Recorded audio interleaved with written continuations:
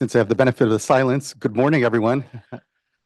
My name is Joaquin Escobar. I'm chair here at the State Water Resources Control Board. Today is Wednesday, September 17th. It is 9:06 a.m., and I'd like to call this meeting to order. I'm joined this morning by Vice Chair Doreen Diadamo, Board Member Nicole Morgan. We'll be joined shortly by Board Member Sean McGuire, and we're joined here this morning as well with Board Member Laurel Firestone. Our executive director is with us, Eric Oppenheimer. Our two chief deputies, Karen Mogus and Eric Ekdahl. Our chief counsel is Michael Loffer, and our clerk of the board is Courtney Tyler. And assisting her this morning is Margie Argel, Biba Malatek, and a whole host of folks from the water boards. And shout out to our translators as well for being here and helping to make this meeting accessible. We are here today, starting item number 6, which is our continuation of the probationary hearing for the Kern County Groundwater Sustainable Subbasin under the Sustainable Groundwater Management Act, or SGMA. The hearing is being held in accordance with the board's notice dated July 25th, 2024, and resolution number 2025-7, which continued the February 20th, 2025 hearing to today. We are providing Spanish and Punjabi language interpretation services for the item, including the simultaneous broadcasting of this meeting in Spanish and Punjabi. For in-person participants here, if you are present in the meeting room and require Spanish or Punjabi interpretation services, headsets are available at the table just outside the room.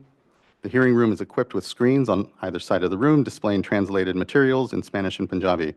For Zoom participants, to listen or comment in English, Spanish, or Punjabi, select the language interpretations channel by clicking on the globe icon in the meeting controls at the bottom of your screen. Choose English, Spanish, or Punjabi as your language and mute the original audio. For Zoom participants as well, to see the presentation in English, Spanish, or Punjabi, at the top of the screen, you will see buttons you can click to switch between presentations.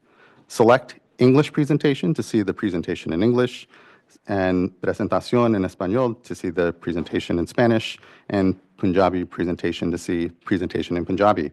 I will now invite our interpreters to share these instructions in Spanish and Punjabi to help everyone get set up. And good morning. Good to see you again. Let's see. Testing. Is this microphone on? Yes, thank you. Yes, we'll relay those same instructions for the benefit of our Spanish-speaking and Punjabi-speaking audience in just a moment here. Muy buenos días a todos que nos acompañan para la reunión de hoy. Queremos dejarles saber que tenemos interpretación al vivo disponible para poder escucharlo. Si usted se encuentra aquí en la sala presencialmente, puede pedirle a un funcionario de la Junta que le dé un auricular para poder escuchar. Si se encuentra por medio de la plataforma Zoom, por favor busque el icono de un globo terráqueo en la parte inferior de su pantalla que dice Interpretation o Interpretación. Selecciónelo y de ahí seleccione Spanish o español para escuchar el programa en su idioma. Y sepa también que la presentación está disponible en español. Puede encontrar un botón en la parte superior de su pantalla y buscar presentación en español. Y así podrá acceder a las diapositivas en su idioma. Thank you. We'll now hear these instructions for the benefit of our Punjabi listening audience. Punjabi ਸੁਣਨ ਵਾਲਿਆਂ ਨੂੰ ਜੀ ਆਇਆਂ ਨੂੰ। ਜੇ ਤੁਸੀਂ ਪੰਜਾਬੀ ਜ਼ੁਬਾਨ ਦੇ ਵਿੱਚ ਕਿਸੇ ਕਿਸਮ ਦੀ ਡਿਫਿਕਲਟੀ ਕੋਈ ਮਸਲਾ ਪੇਸ਼ ਆ ਰਿਹਾ ਹੋਵੇ ਤੁਹਾਨੂੰ ਤਕਨੀਕੀ, ਤੇ ਤੁਸੀਂ ਬਾਹਰ ਲੱਗੀ ਹੋਈ ਟੇਬਲ ਦੇ ਉੱਤੇ ਜਾ ਕੇ ਪੁੱਛ ਸਕਦੇ ਹੋ, ਜਾਂ ਅਗਰ ਤੁਹਾਨੂੰ ਹੈਡਸੈਟ ਚਾਹੀਦਾ ਹੋਵੇ ਤਾਂ ਤੁਸੀਂ ਉਸ ਜਗ੍ਹਾ 'ਤੇ ਜਾ ਕੇ ਉੱਥੇ ਹੈਡਸੈਟ ਬਾਰੇ ਪੁੱਛ ਸਕਦੇ ਹੋ, ਤੁਹਾਨੂੰ ਮਿਲ ਸਕਦਾ ਹੈਡਸੈਟ। ਅਤੇ ਤੁਸੀਂ ਬਾਹਰ ਜਿਹੜਾ ਰੂਮ ਟੇਬਲ ਲੱਗੀ ਹੋਈ ਹੈ ਉੱਤੇ ਜਾ ਕੇ ਤੁਸੀਂ ਦੇਖ ਸਕਦੇ ਹੋ। ਉਸ ਤੋਂ ਇਲਾਵਾ ਇਹ ਹੈ ਕਿ ਜਿਹੜਾ ਆਈਕਨ ਬਣਿਆ ਹੋਇਆ ਇੰਟਰਪ੍ਰੀਟੇਸ਼ਨ ਦਾ, ਉਹਦੇ ਉੱਤੇ ਤੁਸੀਂ ਜਾ ਕੇ ਕਲਿੱਕ ਕਰੋਗੇ ਤਾਂ ਤੁਹਾਨੂੰ ਉੱਥੇ ਪੰਜਾਬੀ ਜ਼ੁਬਾਨ ਦਾ ਇੱਕ ਟੈਬ ਜਿਹੜੀ ਹੈ ਉਹ ਨਜ਼ਰ ਆ ਰਹੀ ਹੋਏਗੀ। ਉਹਨੂੰ ਪ੍ਰੈਸ ਕਰੋ ਤਾਂ ਤੁਹਾਨੂੰ ਪੰਜਾਬੀ ਜ਼ੁਬਾਨ ਦੇ ਵਿੱਚ ਕਮੈਂਟਰੀ ਜਿਹੜੀ ਹੈ ਉਹ ਸੁਣਨ ਨੂੰ ਮਿਲੇਗੀ। ਤਾਂ ਜਿਹੜੀ ਓਰੀਜਨਲ ਆਡੀਓ ਹੈ ਉਹਨੂੰ ਤੁਸੀਂ ਮਿਊਟ ਕਰ ਦਿਓ, ਯਾਨੀ ਬੰਦ ਕਰ ਦਿਓ, ਤਾਂ ਕਿ ਤੁਹਾਨੂੰ ਪੰਜਾਬੀ ਜ਼ੁਬਾਨ ਜਿਹੜੀ ਹੈ ਉਹਦੇ ਵਿੱਚ ਕਮੈਂਟਰੀ ਜਿਹੜੀ ਹੈ ਸੁਣਨ ਨੂੰ ਮਿਲ ਸਕੇ।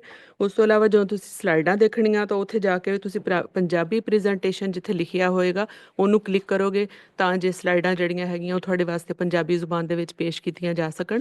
ਸਕਰੀਨ ਦੇ ਉੱਤੇ ਟਾਪ ਦੇ ਉੱਤੇ ਤੁਹਾਨੂੰ ਪੰਜਾਬੀ ਪ੍ਰੈਜੈਂਟੇਸ਼ਨ ਦਾ ਆਈਕਨ ਬਣਿਆ ਹੋਇਆ ਲਿਖਿਆ ਹੋਇਆ ਨਜ਼ਰ ਆ ਰਿਹਾ ਹੈ, ਉਹਨੂੰ ਤੁਸੀਂ ਪ੍ਰੈਸ ਕਰਨਾ ਤਾਂ ਕਿ ਸਲਾਈਡਾਂ ਜਿਹੜੀਆਂ ਇੱਕ ਤੋਂ ਬਾਅਦ ਦੂਸਰੀ ਤੁਹਾਡੇ ਵਾਸਤੇ ਪੰਜਾਬੀ ਜ਼ੁਬਾਨ ਦੇ ਵਿੱਚ ਤੁਹਾਨੂੰ ਪੇਸ਼ ਕੀਤੀਆਂ ਜਾ ਸਕਣ। ਸ਼ੁਕਰੀਆ।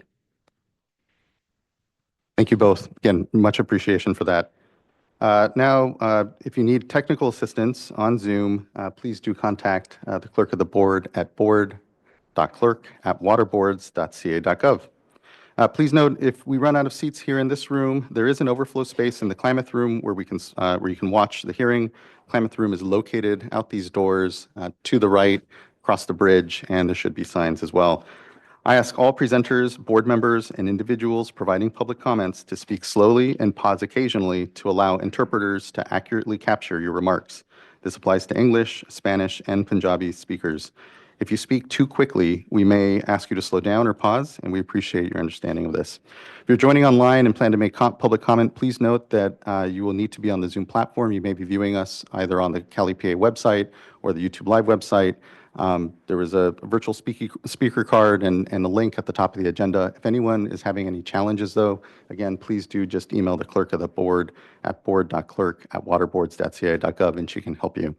This hearing is being recorded and will be made available online. There's a draft resolution for this item linked in the agenda for this board meeting.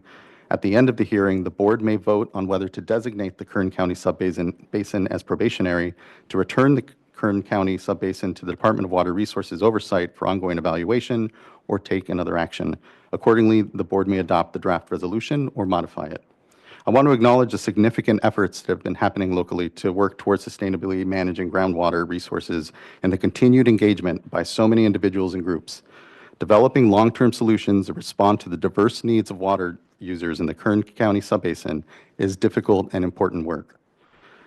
At our hearing in February, we acknowledged the ongoing efforts by groundwater sustainability agencies to improve their plans and opted to give them more time to fix remaining issues. I want to recognize the efforts by the subbasin to make significant changes within a short period of time and to work closely with board staff to resolve important plan deficiencies. Those include community engagement and ultimately, I know, the development of a community outreach and engagement strategy, which was submitted. Whatever the board decides today, ongoing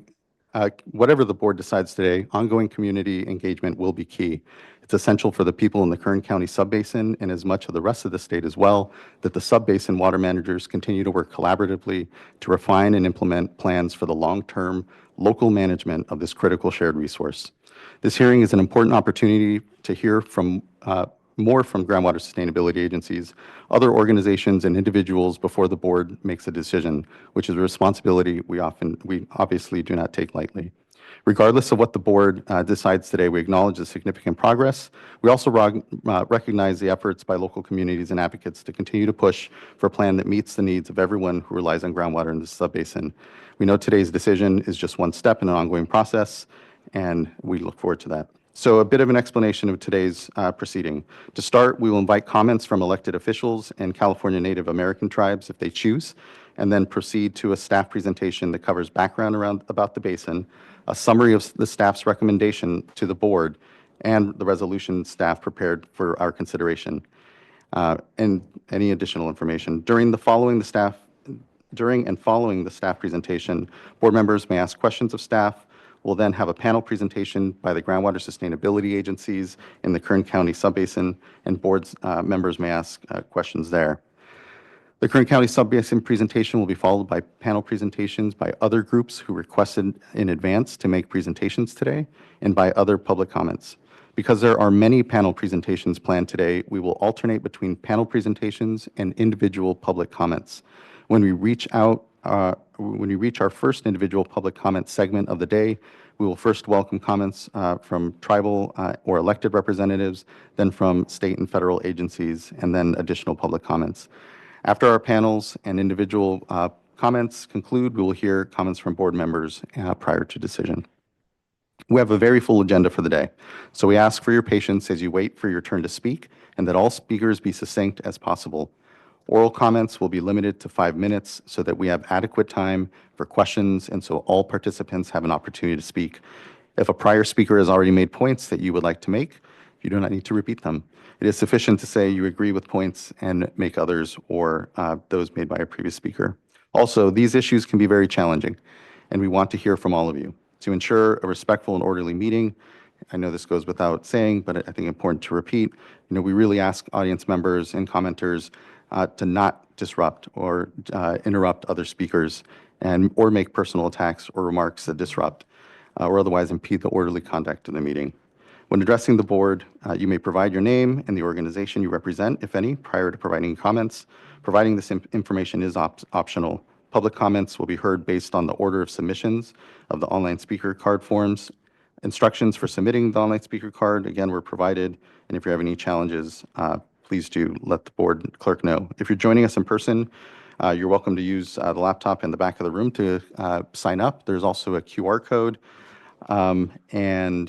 Finally, just again, want to acknowledge today's decision and groundwater management generally directly impact farms, communities, growers, individuals, including many of you joining us today in person or online. We recognize that while we may agree on the profound value of groundwater as a resource, there are different perspectives on how to approach the challenges we face in managing a limited resource and achieving Sigma's goals.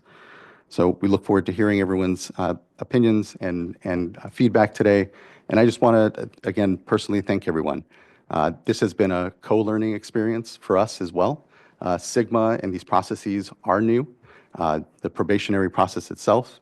And so your grace in providing us the opportunity to work with you all, to have significant conversations and see the progress that we have is because of your leadership and the way you've decided to approach this board and this work. And so just thank you here at the top as we have this discussion.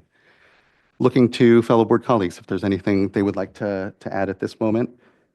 And seeing none, we can first hear, are there any tribal leaders here, any elected officials that would like to make any statements or comments? That goes for in-person and online. If you're online, please do just raise your hand. I'm not on the platform yet, but we will be able to call on you. I'll just give a moment for that. Okay, we have one tribal member leader here on Zoom. Please do introduce yourself. And apologies, I had not yet made it onto the platform. Good morning. Hi, good morning. Can you hear me? We can, thank you.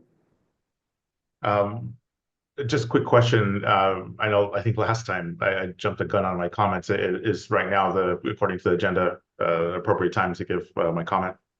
I'm providing this time now for elected tribal leaders and elected officials out of courtesy because I know their schedules can be very impactful. So if you are, I don't mean to diminish at all, but if you're a tribal member, would ask that maybe we just reserve you for the public comment, the first public comment period. I'm the chairman for the tribe. Oh, you are. Apologies, and Chairman. I'm sorry. I apologize. It's Again, okay. I don't have my notes in front of me. Then by all means, Chairman, please. Yes. Good morning. Well, okay. Good morning, Chairman Escobedo and members of the board. I'm Chairman Octavio Escobedo, and I'm here to provide comments on behalf of the Tejon Indian tribe. When I appeared before you in February, I shared some of the tribe's history in Kern County, described our agreement with Arvin Edison for water supplies to support the tribe's needs, and stated our support for the subbasins plan, noting that we viewed probation as unnecessary and harmful. Our position has not changed since then. If anything, the importance of ensuring reliable water supplies for the tribe has only grown. Our agreement with Arvin Edison continues to work as intended. It gives us the reliability we need to serve our members and to move forward with projects like the Hard Rock Hotel and Casino Tejon, which will bring critical jobs, services, and other benefits to not only our tribal community, but the broader region as a whole. Our collaborative relationship with Arvin has been central to the progress we have made in recent years, and we're concerned that the probation would jeopardize future progress. The tribe shares Sigma's goals of groundwater sustainability. We believe the 2025 plan, further strengthened since February, is the right path forward for achieving that goal in the Kern subbasin. Arvin GSA and the other Kern GSAs have the local knowledge and experience to manage groundwater sustainability, and the tribe supports them in that effort. For these reasons, we request that the board return the Kern subbasin to DWR for continued oversight and technical support and not designate the subbasin as probationary. Thank you for your time and consideration. Thank you for yours, Chairman. Really appreciate those comments, and thank you for engaging here within the process and your leadership in all of this, and just much appreciation. And sorry we didn't flag you here early on in your attendance, so much appreciation. Thank you. Right. Thank you. All right, looking to the clerk if there was anyone further, and not seeing anyone here in the room, we can move on to the staff presentation. So I'll kick things over to Jeevan, Natalie, and folks. Good to see you this morning. Good morning, Chair, Vice Chair, and members of the board. I'm Natalie Stork, Director of the Office of Sustainable Groundwater Management. I'm joined today by Jeevan Jayakody, Austin Ponsole, and Alexa Evans, also with the Office of Sustainable Groundwater Management. We also have Tina Cannon-Leahy and David Rose with the Office of Chief Counsel. Today, we're continuing the previous hearing held on February 20th of this year to consider whether to adopt a probationary basin determination for the Kern County subbasin. And now I'll hand it over to Jeevan to begin our staff presentation.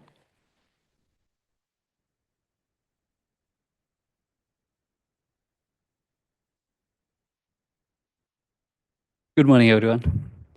Here's our staff presentation agenda. Austin, Alexa, and I will present the following.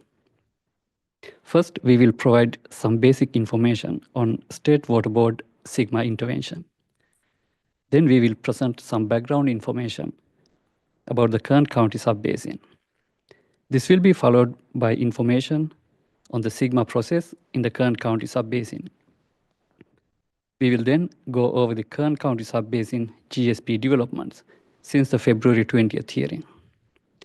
After that, we will discuss improvements and remaining deficiencies that staff identified in the 2025 draft GSPs and public comments the board received regarding the draft GSPs.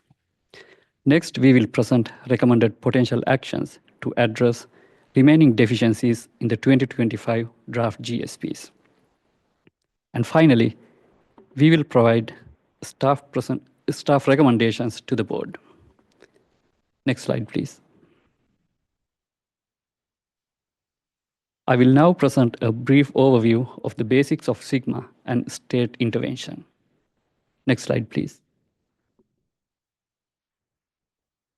Sustainable Groundwater Management Act, also called Sigma, enables and requires local groundwater sustainability agencies, or GSAs, to address or avoid the overconsumption of groundwater in medium priority and high priority basins and prioritized critically overdrafted basins. To achieve this, GSAs create groundwater sustainability plans, or GSPs, and clearly define key groundwater issues in the basin and strategies to correct them. GSAs must also submit annual reports that demonstrate their progress towards achieving sustainability goals.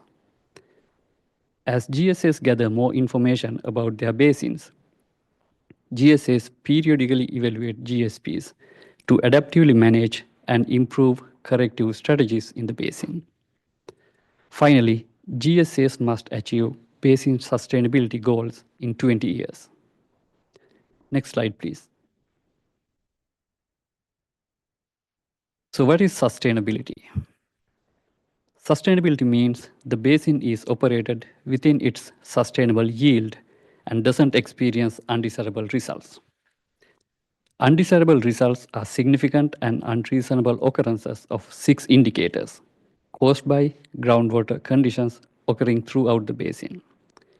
They are declining groundwater levels, loss of groundwater storage, seawater intrusion, degraded groundwater quality, land subsidence, and depletion of interconnected surface water. What's important is that Sigma tasks local agencies working at local level to define what is significant and unreasonable in their GSPs. Note that agencies don't have to address undesirable results already occurring before 2015. Sigma focuses on conditions from 2015 forward. Next slide, please. Sigma prioritizes local groundwater management. However, if GSAs are unable to sustainably manage groundwater in their basin, the board may step in through a process called state intervention. Both the Department of Water Resources, or DWR, and the State Water Board have roles in state intervention. DWR conducts the initial review of GSPs and make determinations that may initiate state intervention. Also, DWR may provide technical inputs at the board's request.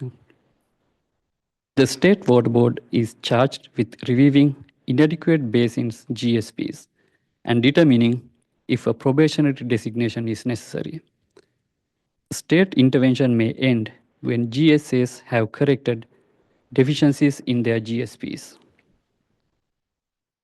If the board designates a basin as probationary, SIGMA requires that the board collects groundwater extraction information and fees from pumpers in the basin.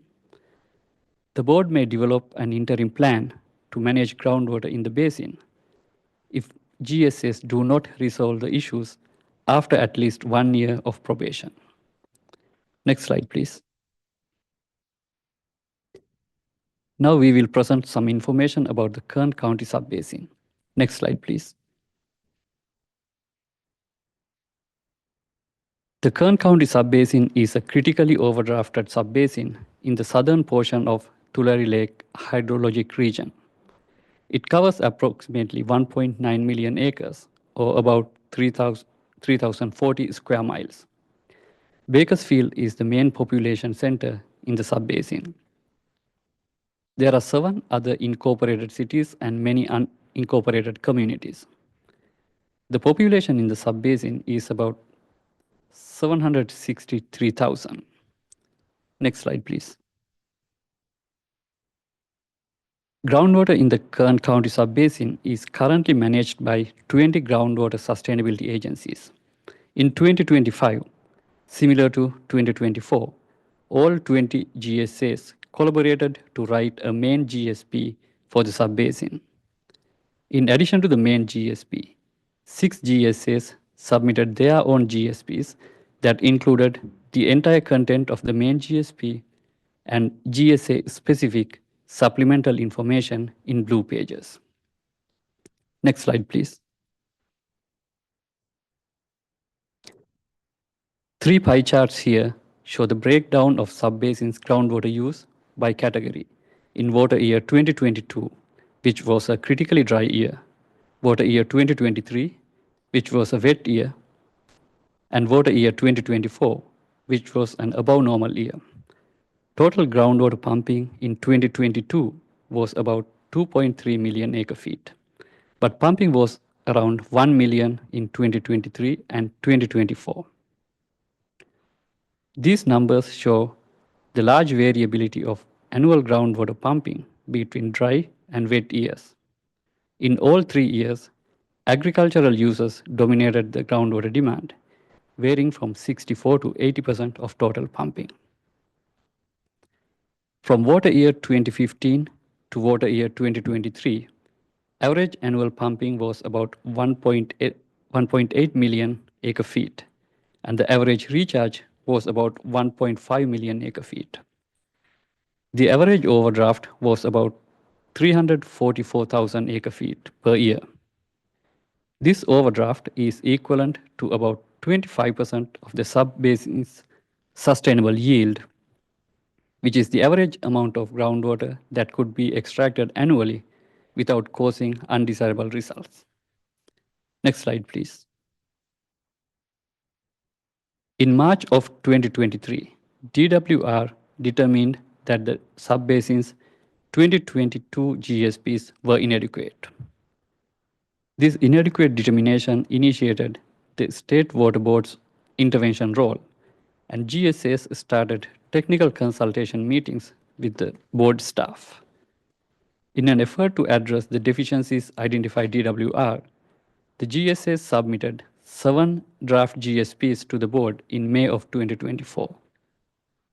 In July of 2024, the board staff released the draft Kern County Subbasin staff report based on their review of the subbasin's 2022 GSPs and draft 2024 GSPs.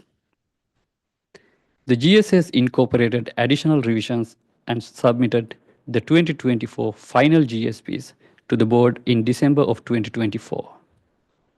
In January of this year, board staff released the Kern County Subbasin final staff report after reviewing the 2024 final GSPs. The report recommended that the board designate the subbasin as probationary. On February 20th of this year, the State Board opened a hearing to determine whether to place the Kern County Subbasin on probation and continued it for today, September 17th. As directed by the board's resolution, the GSA submitted a community outreach and engagement strategy to the board on March 20th and revised draft GSPs on June 20th.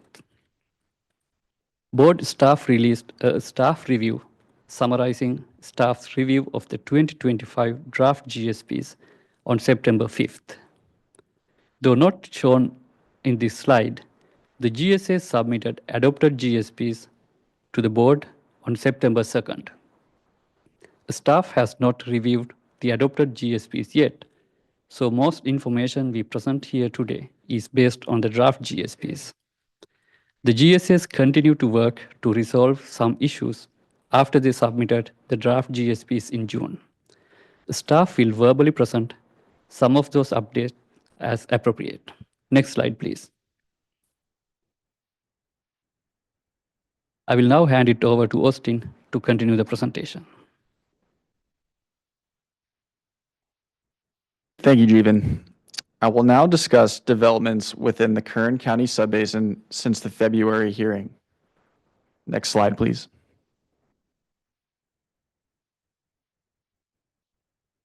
At the direction of the board and the February 20th resolution, the Kern County GSAs submitted their community outreach and engagement strategy to the board on March 20th of this year. The GSA's community engagement strategy includes in-person workshops, improved language services, and commitments to coordinate and build relationships and coordinate with community members. Board staff reviewed the community outreach and engagement strategy and attended in-person workshops held by the GSAs. Next slide, please. Board staff were given the opportunity to provide comments on the community outreach and engagement strategy, and staff submitted comments to the GSAs on June 6th of this year. Staff generally agreed with the approach set forth by the GSAs for community outreach and engagement. However, staff noted that the GSAs should continue to focus on engagement past the adoption of the GSPs and ensure GSAs verify local linguistic needs with community partners and make good faith efforts to provide language services to meet those needs. Next slide, please. Board staff has been in coordination with the GSAs to improve their sustainability plans since the February hearing through a series of technical consultation and coordination meetings. These meetings covered essential topics related to addressing gaps in groundwater level and groundwater quality monitoring networks, ensuring sustainable management criteria were adequately protective of beneficial uses and users, and accounting for local variations in the subbasin's hydrogeology when establishing monitoring networks and sustainable management criteria. Mitigation plans to address impacts of declining water levels, groundwater quality degradation, and subsidence were also frequent discussion topics. Next slide, please. We will now go over how the 2025 draft GSPs address previously identified deficiencies and deficiencies that are not completely resolved in the 2025 draft GSPs. In the following slides, we will use a green check mark to indicate a deficiency that appears to be adequately addressed in the 2025 draft plans. An orange exclamation point is used to indicate a deficiency that appears to be partially addressed in the 2025 draft plans.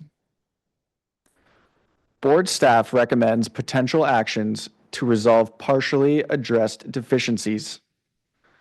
First, we will discuss a high-level review of coordination among the subbasin GSAs in the 2025 draft plans. Next slide, please. Upon review of the 2025 plans and its respective coordination agreement, staff determined that the subbasin fixed the coordination deficiencies among the GSAs. In the 2024 GSPs, most coordination issues were related to sustainable management criteria and undesirable results that were defined based on 5 hydrogeological conceptual model areas in the basin. In the 2025 plans, GSAs use consistent methods to define undesirable results and sustainable management criteria across the basin. GSAs also developed a basin-wide minimum threshold exceedance policy for water levels, groundwater quality, and subsidence. A qualified professional will conduct an investigation anytime a minimum threshold for any sustainability indicator is exceeded. Investigation reports will be included in the GSP annual reports. During the review of the 2025 plans, staff identified an issue regarding the stability of the Kern Non-Districted Land Authority, GSA. The Kern Non-Districted Land Authority covers non-districted areas in the entire subbasin. Staff noticed that the joint exercise of powers agreement among the Kern County Water Agency and member agencies of the Kern Non-Districted Land Authority would terminate in May 2026. This could result in certain areas in the subbasin becoming unmanaged, which is a potential basis for state intervention. The GSA's fourth amended joint exercise of powers agreement, which we received with adopted GSPs, does not have a specific termination. Therefore, this deficiency appears to be resolved now. Next slide, please. We'll now discuss staff's review of groundwater level sustainability in the 2025 draft plans. Next slide, please. GSAs made significant improvements related to the groundwater level sustainability indicator. First, GSAs identified gaps in the groundwater level monitoring network. It now incorporates 187 representative monitoring wells. Most gaps in the monitoring network are a result of some existing monitoring wells not representing local hydrogeologic conditions, such as confining and semi-confining aquifer conditions. To evaluate the effectiveness of the monitoring network, the GSAs divided the basin into 111 hexagons and evaluated if domestic, public supply, and agricultural wells within each hexagon are adequately represented by existing representative monitoring wells. GSAs identified 3 hexagons as confirmed data gaps and 7 other hexagons as potential data gaps. They plan to fill the 3 confirmed gaps by the end of this year and the 7 potential data gaps by the end of next year. Next slide, please. Another major improvement to the 2025 draft GSP includes raising water level minimum thresholds to be more protective of beneficial uses and users. Compared to the minimum thresholds in the 2024 GSPs, the GSAs raised some minimum thresholds to ensure they don't fall within the Corcoran clay, reducing the risk of subsidence. Additionally, individual GSAs raised minimum thresholds where local conditions warranted. GSAs also improved their undesirable result definition for water levels. GSAs consider the occurrence of one of three conditions as an undesirable result. The first condition is 25% of representative monitoring wells in the basin reaching their minimum thresholds within a single year. The second condition is 15 drinking water wells in the subbasin going dry in any given year with a cumulative maximum of 255 wells going dry through 2040. The third condition is a GSA being unable to meet well mitigation needs. Overall, the updated sustainable management criteria and the undesirable result definitions are collectively more protective of groundwater uses and users in the basin. Next slide, please. As of February of this year, the subbasin's well inventory included about 2,300 domestic wells, 300 public and small community supply wells, and 4,200 agricultural wells. Using this well inventory, the GSAs conducted a well impact analysis to assess the effectiveness of the minimum thresholds and the feasibility of their proposed well impact mitigation plan. GSAs found that if all representative monitoring wells reach their minimum thresholds, about 185 drinking water wells may go dry. That is about 8% of domestic wells in the basin. This is a significant decrease compared to 260 wells that could be impacted with minimum thresholds set in the 2024 final plans. If 25% of monitoring wells reach their minimum thresholds, which is the first condition that defines an undesirable result, up to 165 domestic wells may go dry. This is a decrease from 220 wells that could be impacted with thresholds in the 2024 final plans.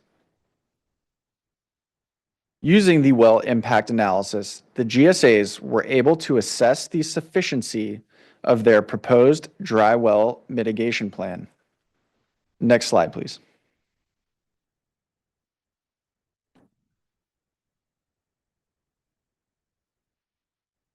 Board staff is encouraged by the 2025 draft plan's significant improvements made for groundwater level sustainability management criteria and the strides made in implementing their dry well mitigation program. The GSA's dry well mitigation program operates on 2 tracks for assistance, and GSAs will collaborate with self-help enterprises to run the mitigation program. The first track is the mitigation track and applies to domestic wells with less than 5 service connections. This track offers up to $90,000 per well for mitigation, including well replacement. Impacted well users will also get emergency water supplies. The second track is the technical assistance track and applies to public supply wells. This track offers up to $50,000 per well for grant development, feasibility planning, or other mechanisms to address impacts. However, board staff is still concerned about mitigation of state small water systems, which include wells with more than 4 service connections, currently categorized as domestic wells in the GSA's well inventory. According to the current plan, these wells qualify for the technical assistance track, which only offers up to $50,000 per well. Staff understands that the GSAs are currently developing a new funding assistance track for state small water system wells to fund up to $100,000 per well and provide emergency drinking water to impacted users. Next slide, please. Staff also has concerns about some revised minimum thresholds in the 2025 draft plans. After the GSAs set minimum thresholds based on a basin-wide method, including the local adjustments that were previously discussed, staff noticed some minimum thresholds needed further adjustments considering historical water level trends and the basin's future water demand.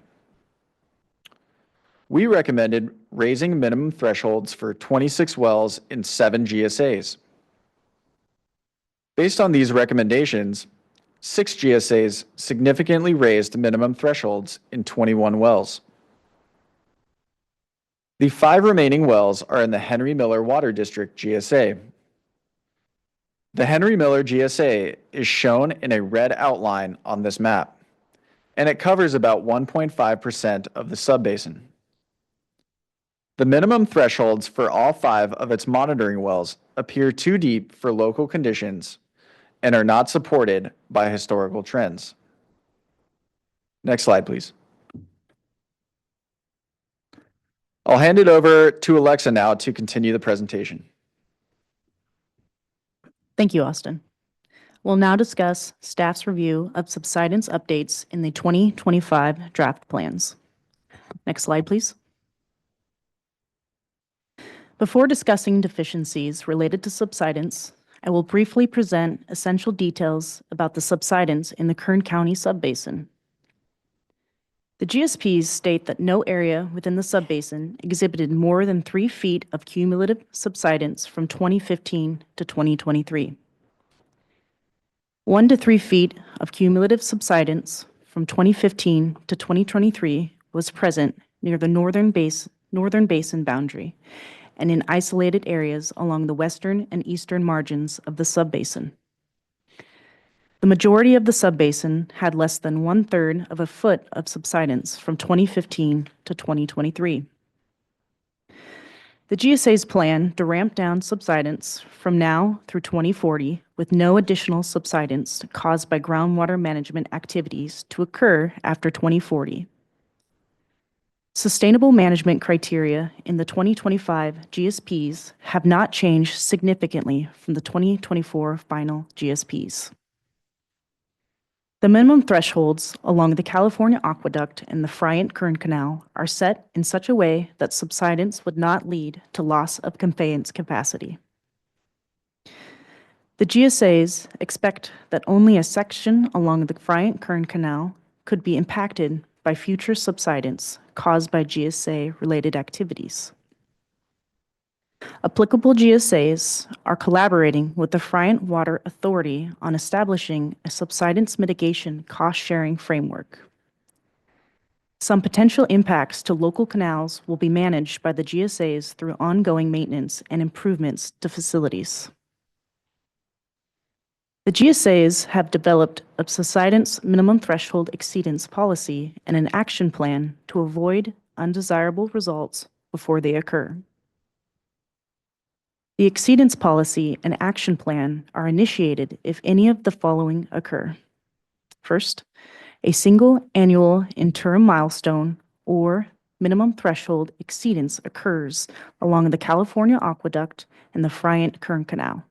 Or, second, 6 quarterly consecutive measurements exceed interim milestones or minimum thresholds in other areas of the subbasin. Under the action plan, a qualified professional will conduct an investigation to evaluate potential root causes for the exceedance. If the cause of the exceedance is related to GSA's activities, the GSA will evaluate the need for targeted projects and management actions. We would like to highlight that the Westside District Water Authority, GSA, is currently implementing a moratorium on groundwater extraction and drilling new or replacement wells within 2.5 miles of the California Aqueduct between milepost 195 to 215 to minimize their contribution to subsidence in the vicinity of the California Aqueduct. Next slide, please.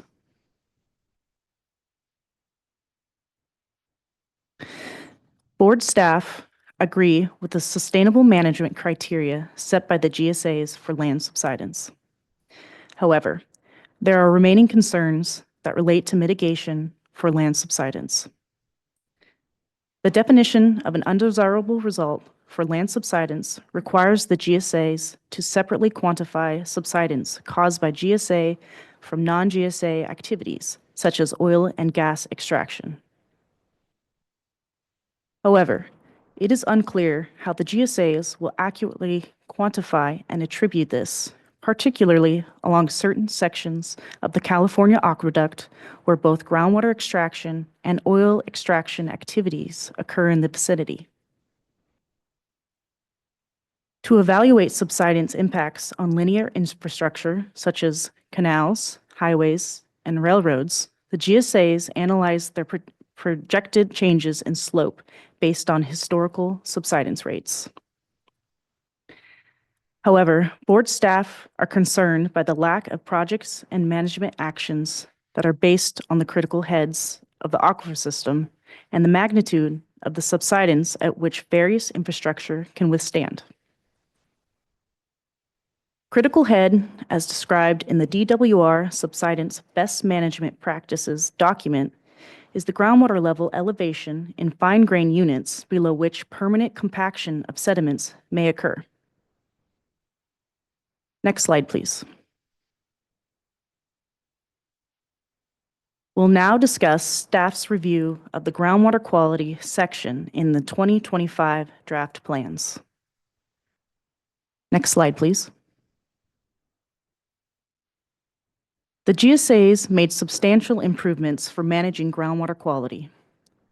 The 2025 draft plans establish minimum thresholds and quantitative definitions of an undesirable result that protects groundwater quality from impacting beneficial uses and users and prevents further degradation of groundwater quality beyond January 1st, 2015 conditions due to groundwater management activities. This is achieved by the following. First, GSAs identified 6 constituents of concern in the subbasin. They are arsenic, nitrate, nitrite, uranium, 1,2,3-trichloropropane, abbreviated as 1,2,3-TCP, and total dissolved solids. Of the 330 individual minimum thresholds set at 55 represented monitoring wells, 308, or 93% of minimum thresholds, are set at the drinking water standards. GSAs consider any of the following occurrences as an undesirable result. First, 15% of representative monitoring wells exceed the minimum threshold for any constituent of concern due to groundwater management actions. Or, second, 5% of domestic wells in the subbasin annually, or 15% cumulatively through 2040, are estimated to have a minimum threshold exceedance. Or, 3, a GSA is unable to meet well mitigation needs. Next slide, please.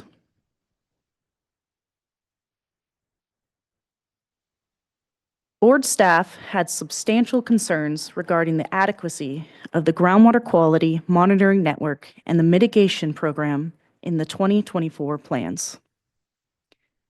However, through the GSA's continued technical efforts and engagement with board staff, most of these concerns have been resolved.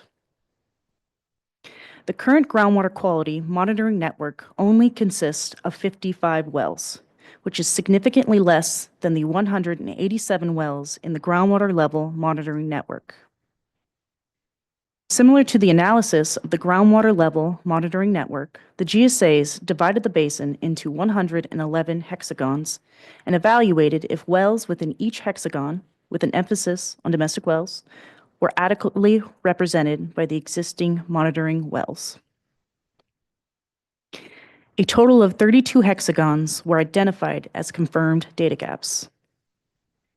GSAs plan to fill these data gaps using existing wells and plan to install new monitoring wells if needed by the end of 2026. Additionally, GSAs improved their groundwater quality minimum threshold action plan and exceedance investigation methodology. The action plan outlines when and how GSAs will notify drinking water well owners of an exceedance at a nearby monitoring well. The action plan also describes who will conduct the exceedance investigation, which tasks will be completed during the investigation, and which factors will be evaluated, including potential driving mechanisms that can lead to groundwater quality degradation. Next slide, please.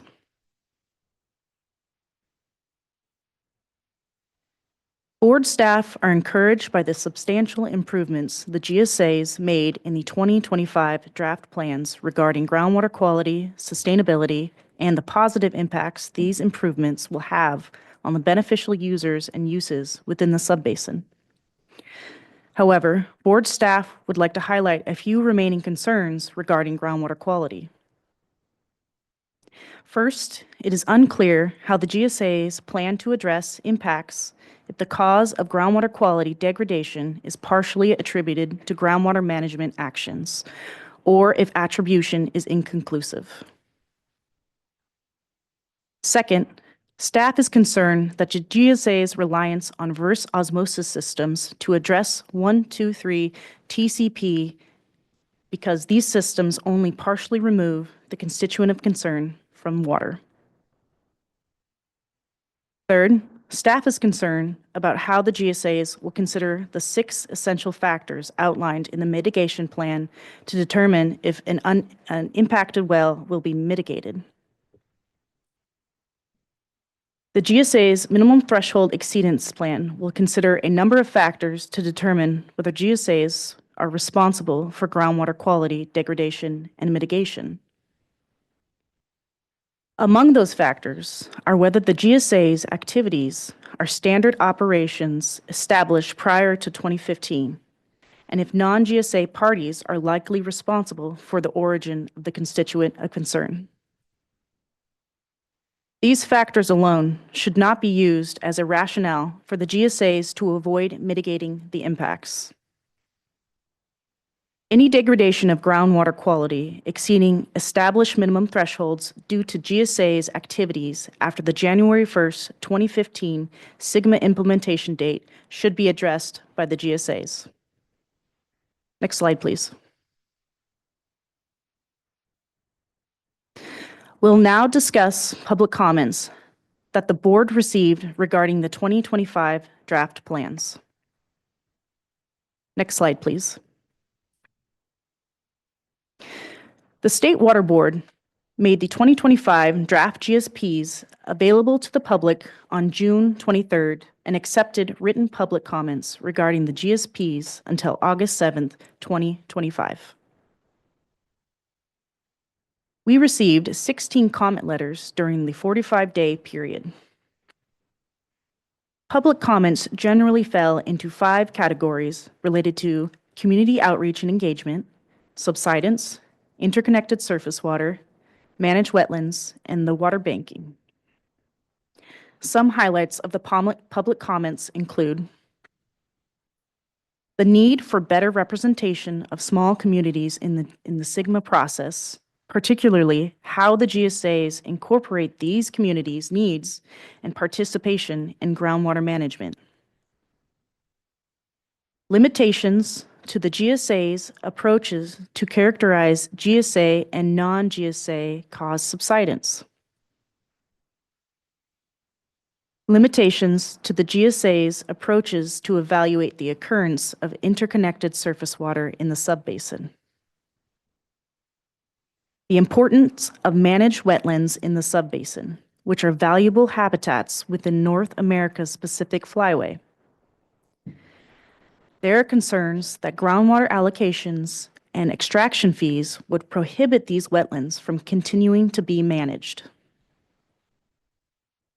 The importance of water banks in the subbasin, highlighting the benefits they provide to the subbasin, as well as to the external entities that bank water in the subbasin. Board staff appreciates all of the public comments. These comments provide meaningful insight from interested parties and beneficial users in the subbasin and are considered within the staff review. Next slide, please. I will now hand it back to Austin. We'll now discuss staff's recommended potential actions to the GSAs to address remaining issues in the 2025 plans. Next slide, please. For groundwater levels, board staff recommends the following potential actions. First, state small water system wells should be placed on the mitigation track, and the GSAs should consider funding for consolidation of impacted users with existing public water systems where feasible. Second, GSAs should fill all identified monitoring gaps and prioritize more vulnerable areas in that effort. Last, Henry Miller GSA should consider raising minimum thresholds for all 5 of their monitoring wells to reflect historical trends and projected water use. Next slide, please. For land subsidence, board staff recommends the following potential actions. First, GSAs should improve the methodology to characterize GSA and non-GSA causes of subsidence. Second, GSAs should aim to improve coordination with government agencies like DWR's California Aqueduct Subsidence Program and California Geologic Energy Management Division, as well as oil and gas extraction companies that have operations in the subbasin to ensure accurate assessment of GSA and non-GSA contributions to subsidence. Next, GSAs should improve their understanding of critical heads and subsidence thresholds for different infrastructure to inform effective management of impacts, particularly in isolated areas that experience relatively higher subsidence. And last, the GSAs should develop targeted projects and management actions and mitigation plans to address the impacts of subsidence. Next slide, please. For groundwater quality, board staff recommends the following potential actions. First, GSAs should clarify how they plan to address impacts if the cause of groundwater quality degradation is partially attributed to groundwater management actions or attribution is inconclusive.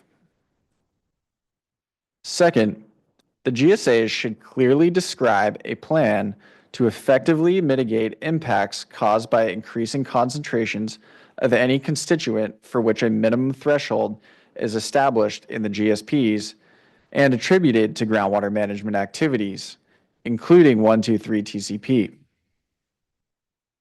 Additionally, the GSAs should ensure their groundwater management activities do not exacerbate groundwater quality issues by moving contaminants that exist in some portions of the aquifer system to areas that are unimpacted. Next slide, please. We will now present staff recommendations for you, the board, regarding a potential probationary determination for the Kern County subbasin. Next slide, please. Previously, staff concluded that the 2025 draft plans appear to address many deficiencies, and staff notes that groundwater sustainability agencies have continued constructive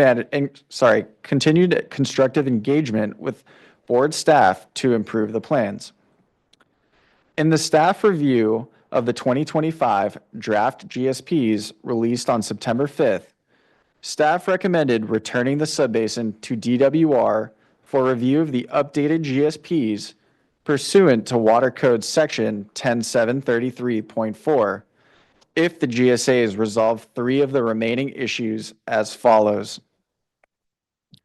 First, GSAs should provide an adequate mitigation program for drinking water wells impacted by any constituent for which a minimum threshold is established in the GSPs, including 123 TCP, where groundwater management activities cause concentrations to exceed those minimum thresholds. Second, GSAs should provide an adequate mitigation program for state small water system wells or domestic wells with more than 4 service connections that are impacted by groundwater management activities. Finally, the current non-districted land authority GSA should eliminate the May 2026 sunset provision in its joint exercise of power agreement with the Kern County Water Agency. The GSAs have advised staff that the remaining priority deficiencies are addressed as follows. The GSAs clarified that they would mitigate for domestic wells impacted by any constituent for which a minimum threshold is established in the GSPs, including 123 TCP, where groundwater management activities cause concentrations to exceed those minimum thresholds. The GSAs plan to install point of use or point of entry treatment systems depending on the level and presence of primary MCLs in impacted wells. The GSAs are currently planning a funding assistance track for state small water system wells impacted by groundwater management activities.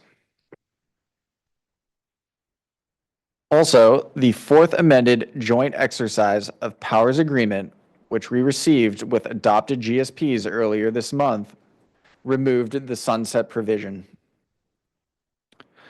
Since the 3 priority issues appear resolved, staff recommends returning the subbasin to DWR's oversight with one caveat.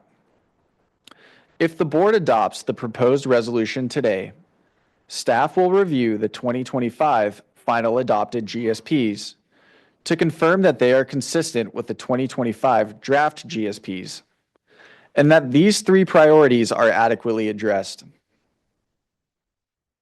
Assuming these conditions are met, staff will proceed with sending a letter to DWR to formally return the Kern County subbasin to their oversight for ongoing evaluation. Thank you. This concludes the staff presentation. Thank you, Austin, and Jeevan and Natalie and Alexa. Much appreciated for the presentation. All right. Looking to fellow board colleagues if they had any questions or comments here on the staff presentation. We need to take breaks in between panels because each time we reset our presentations, we have to go back through the Zoom settings. So there's technical work that needs to be done between panels. So we'll be taking breaks between panels. We'll take our first break now then, here mid-morning. Let's go ahead and take a 10-minute break. And what we'll do is continue on then to the Kern County Subbasin Groundwater Sustainability Agency's presentation.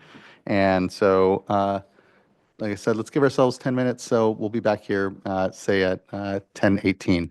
All right. Thank you, everyone. Appreciate it.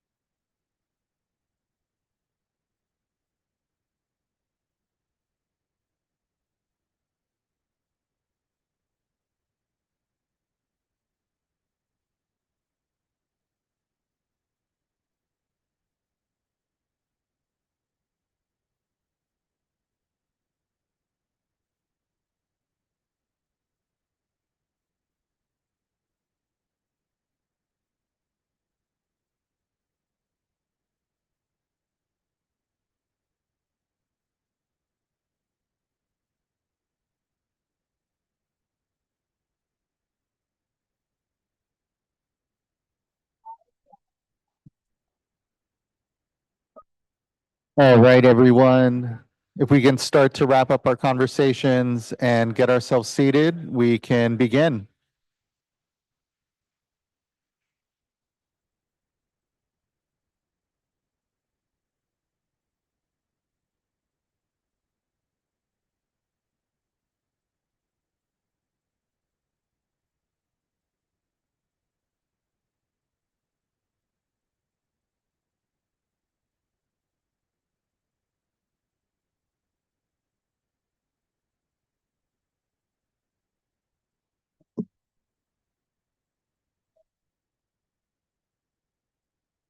All right, folks, if we can start to wrap our conversations and have a seat, we can get ourselves started here. I know the best part is actually the conversations between the presentations here, so, and glad that folks are actually here gathered. So now we are moving on to our panel from the groundwater sustainability agencies within the Kern County Subbasin. And just at the top, just again, a note of thanks. I know there's been a lot of engagement with the board members, being able to get out into the basin, a lot of discussions that have been happening. And so just really, again, appreciate the leadership, the tenor, the open communication. What I do appreciate, I think for folks that track the board's work, there are a number of things out there that we have ex parte bans on communication. We can't talk about those items beyond the proceeding we have. On this work on Sigma, thankfully, there's not that. And it feels different, and it's nice to be able to have that relationship. So appreciate it. And kick things over to you, Derek. Good to see you, Mr. Urosik. Thank you very much. And you can call me by Derek, no problem at all. I will address you properly, though. Good morning, Chair Escovel and members of the board. My name is Derek Urosik, and I serve as the chair of the Kern County Subbasin Coordination Committee.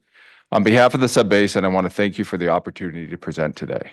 Before I continue, I'd like to briefly invite my colleagues who are here today with me to introduce themselves.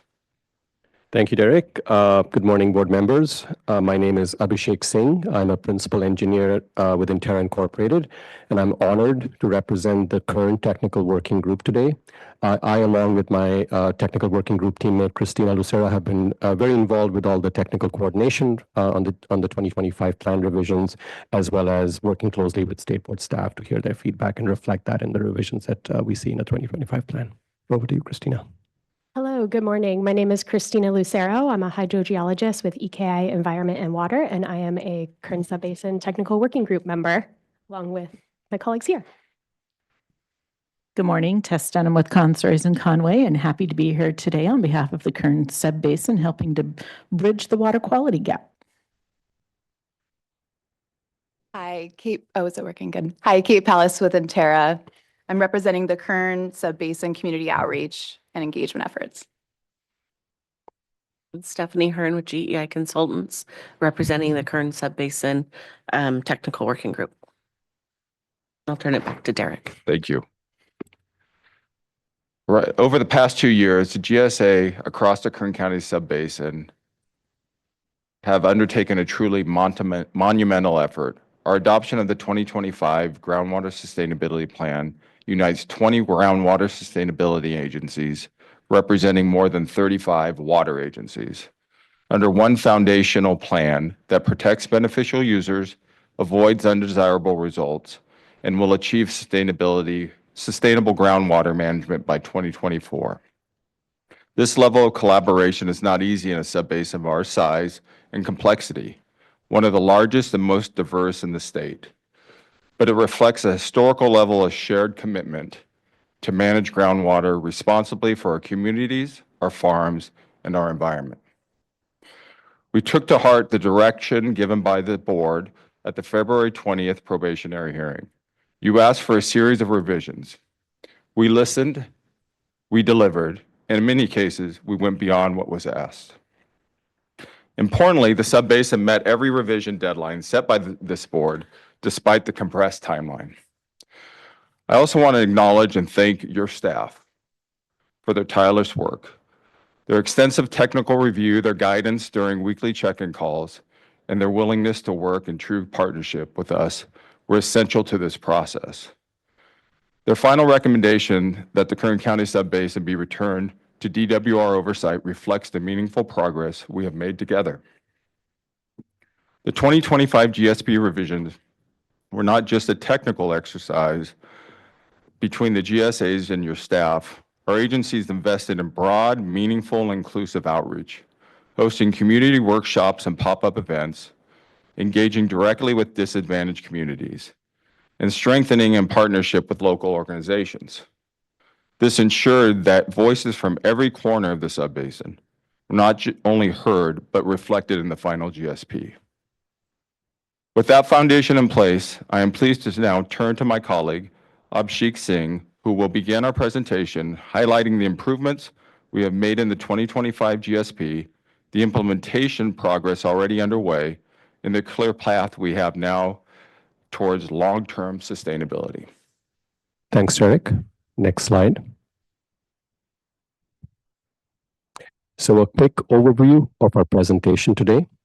Since this is a continued hearing, we're going to keep the background to a very high level and not go back to the changes made in the 2024 plan, which we have obviously presented in February. We will highlight the collaborative process that Kern and the State Board staff team have been on over the last 8 months, which has resulted in the revised 2025 plan. We will discuss key revisions made to the 2025 plan and how these have resolved remaining State Board staff concerns, and wrap things up by highlighting the tremendous progress Kern continues to make on stakeholder outreach and implementation as we move the Kern subbasin towards groundwater sustainability. I and my fellow technical working group team members will be stepping through each of these sections through this presentation. Before diving into the presentation, I just want to second Derek's word of appreciation. Just want to take a moment to sincerely thank the State Board staff team for their thoughtful and very thorough review of our plan and the feedback process. Back in February, both the State Board and the Kern subbasin teams set a very ambitious goal to collaborate closely and finalize the draft plan by June 2025. Achieving this milestone would not have been possible without the dedication, time, and expertise of everyone involved, both on the review and feedback process, as well as the response and revision made by Kern. We extend our heartfelt gratitude to the State Board staff team, the Kern subbasin team, and the families who supported them through this rather arduous process. The time, care, and commitment they have given to the 2025 plan have made it stronger, more resilient, and better positioned to guide the Kern subbasin towards long-term groundwater sustainability. I also want to highlight that a lot of the material that we have in our slides was already covered by Jeevan, Austin, and Alexa. So we will try our best not to repeat that material, but again, happy to answer any questions that board members have. All right, next slide. Yes, and this is an example of a slide that Jeevan already covered. So don't want to, again, belabor the point. We're moving on. I think one aspect I do want to highlight on the previous slide is the scale and the complexity of the current subbasin, and how despite that scale and complexity, the subbasin has come together to develop one unified, coordinated plan, and worked with State Board staff and stakeholders and community members to make consistent revisions through the 2025 plan. Next slide. Again, this is a familiar slide sharing our sustainability goal, which is the North Star that guides us towards eliminating undesirable results due to overdraft while building on the foundation of stakeholder engagement, conjunctive use, demand management, and comprehensive data collection and monitoring of groundwater conditions and beneficial use and users. I will now briefly touch on how the 2025 plan supports our sustainability goal, moving the current subbasin closer to sustainability.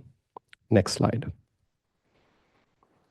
The 2025 plan steers Kern towards our sustainability goal. Given the size and the complexity of the Kern subbasin, coordination and consistency has been and will be of utmost importance now and moving forward. Recall that coordination was a key deficiency that DWR found in our 2022 plan, which put us on the State Board intervention path. Through the past 2 years, working through the State Board intervention process, the subbasin's 20 GSAs have worked in solidarity to develop both the 2024 and the 2025 plans. We have one plan with one foundational GSP and 6 GSPs with supplemental GSA-specific information that are built on that foundational subbasin GSP. We refer to these as our blue pages. We jokingly refer to our one plan as the one ring that binds us all. Note that each of the blue page supplements have been reviewed by and coordinated across all 20 GSAs. This framework maintains the strong foundation of coordination and regional consistency in the data sets, methodology, and management frameworks, while allowing for sufficient flexibility and local control for GSAs to address and manage issues on the ground. As we worked on revising the 2025 plan, we also revised the coordination agreement to be consistent with the revised plan. We have also revised the Kern Non-Restricted Land Authority, or KNDLA, Joint Powers Agreement, which provides GSA coverage for the wetland areas within the Kern Subbasin. Based on staff and legal feedback, the KNDLA JPA has been revised to remove its prior 2-year termination to have the JPA continue without a set term, ensuring that the wetland areas have continued groundwater management coverage in the future. As staff highlighted, this revision addresses one of the 3 remaining deficiencies or issues that were identified based on the review of the draft 2025 plan. Next slide. As mentioned before, the quality of a plan is in its ability to drive implementation. As such, the 2025 plan further enhances implementation by going above and beyond a typical plan. The 2025 plan now provides a lot more detail related to implementation, making our path to sustainability more real, more tangible. This slide lists all the comprehensive refinements and implementation details that we have added to the 2025 plan. I will not step through each one of these, but my co-panelists today will highlight these in their respective sections later on in the presentation. Next slide. Before we get into the details of the 2025 plan, I do want to take a moment to highlight Kern's accomplishments in terms of implementing projects and management actions, reducing overdraft, and moving the basin closer to sustainability. To date, almost half, 47% of our projects and management actions have been implemented. The accrued benefits through water year 2024 proves that we're on track, in fact, ahead of schedule with achieving our sustainability goal. As reported in the water year 2024 annual report, accrued benefits from the implemented projects and management actions have resulted in an estimated 440,000 acre-feet reduced dependence on groundwater supplies. This is approximately 68,000 acre-feet more than our target deficit reduction for 2024. The subbasin's successful implementation measures have meant that the basin was able to leverage the recent wet years with a significant storage increase of approximately 2.75 million acre-feet in 2023 and 2024.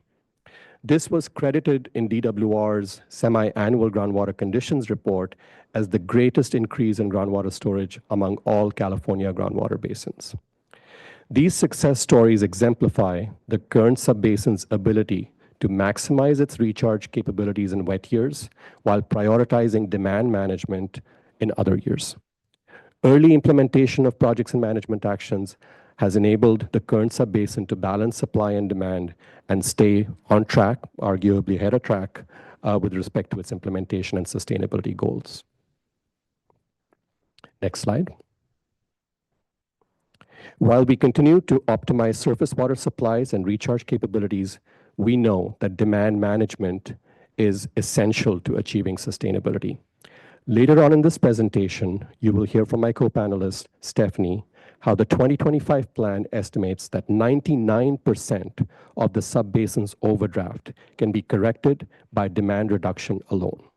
And the subbasin will be in balance if only half of the expected benefits are realized.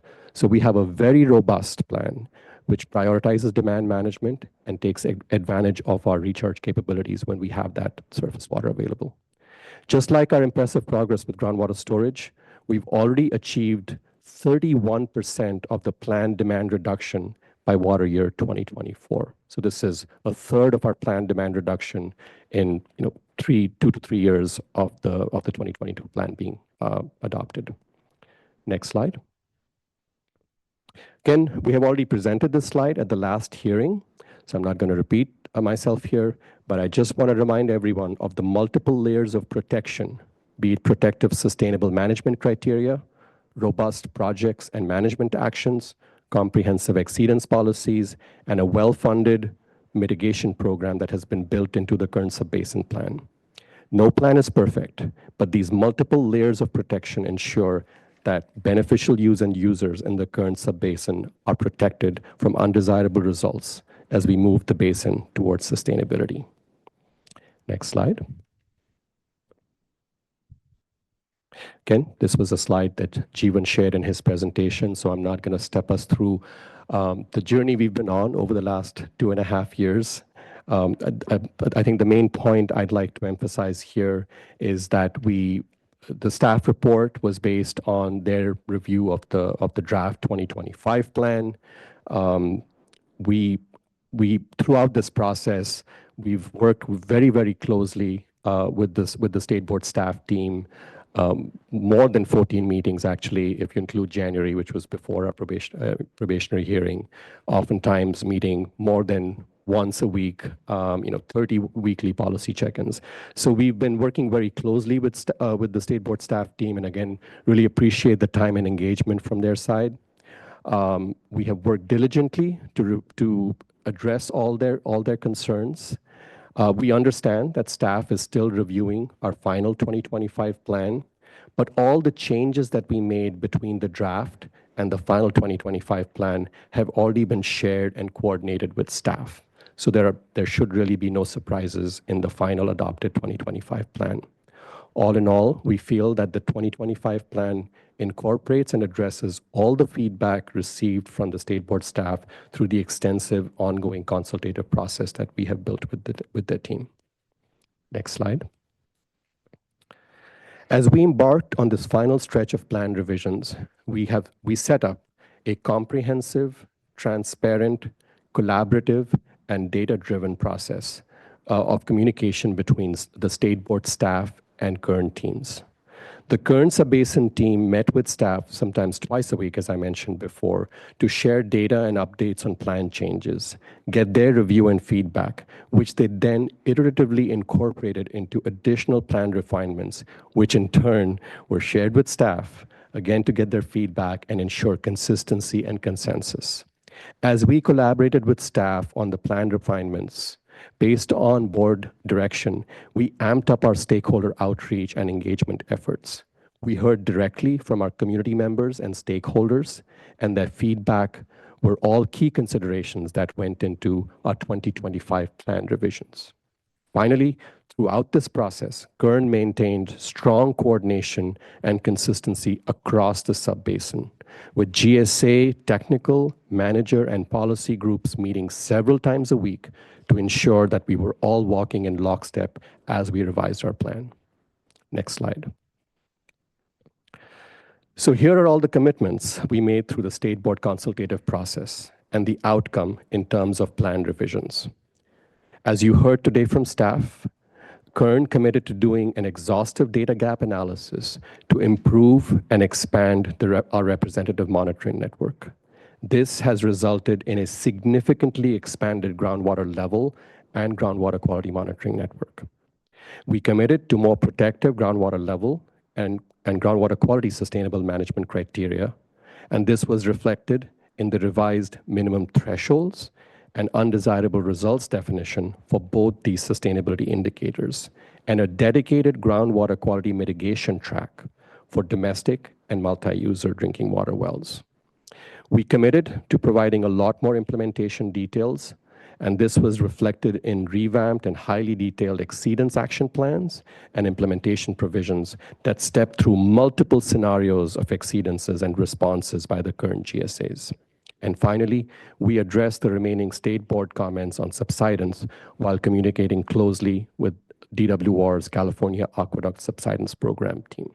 My co-panelists will be stepping through these revisions in their respective parts of the presentation. Next slide. All these revisions were acknowledged by staff in their September staff report, which states that the 2025 plan has made substantial improvements with most state board deficiencies resolved. We appreciate the detailed review, and we also appreciate the additional potential actions recommended by staff, which will be key considerations as we move into implementation and future plan revisions. Based on their review of the draft 2025 plan, staff did identify 3 remaining issues related to 123 TCP exceedance investigations and mitigation of dry state small wells, and the KINLA JPA term limits. As you've already heard from us and the staff, since the draft 2025 plan, we firmly believe that with our adopted plans and the subsequent discussions we have had with the state board team, each of these 3 remaining issues has been addressed to staff satisfaction.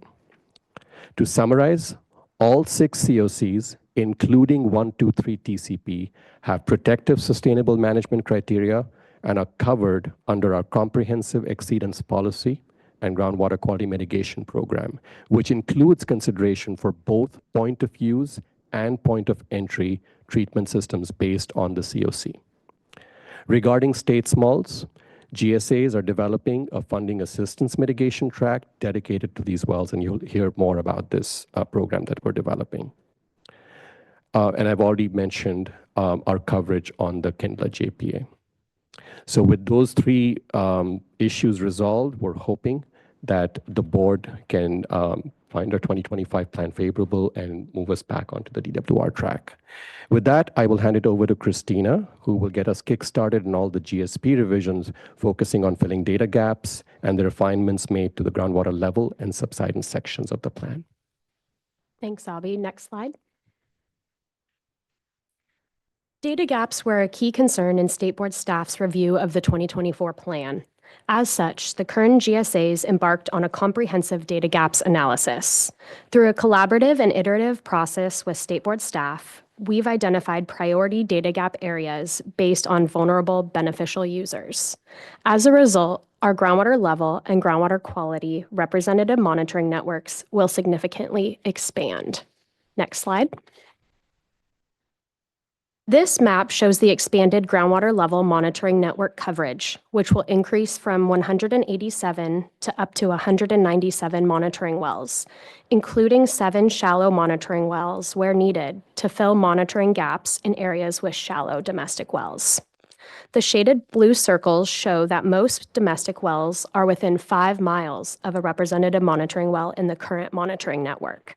But once the data gaps, which are shown in green and purple, are filled, more than 99% of the domestic wells in the subbasin will be represented, ensuring both spatial and vertical monitoring coverage. Next slide. This map shows the expanded groundwater quality monitoring network coverage.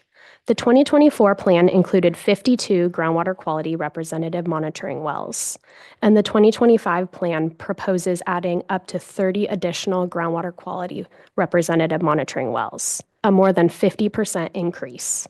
I am happy to report that the GSAs have already been able to fill 3 of these. Similar to the last slide, the shaded blue circles on the map show coverage within 3 miles of the 2024 plan network. And once the data gaps, which are shown in green, are filled, 95% of the domestic wells in the subbasin will fall within a monitored area, ensuring broad and representative water quality monitoring coverage. Next slide.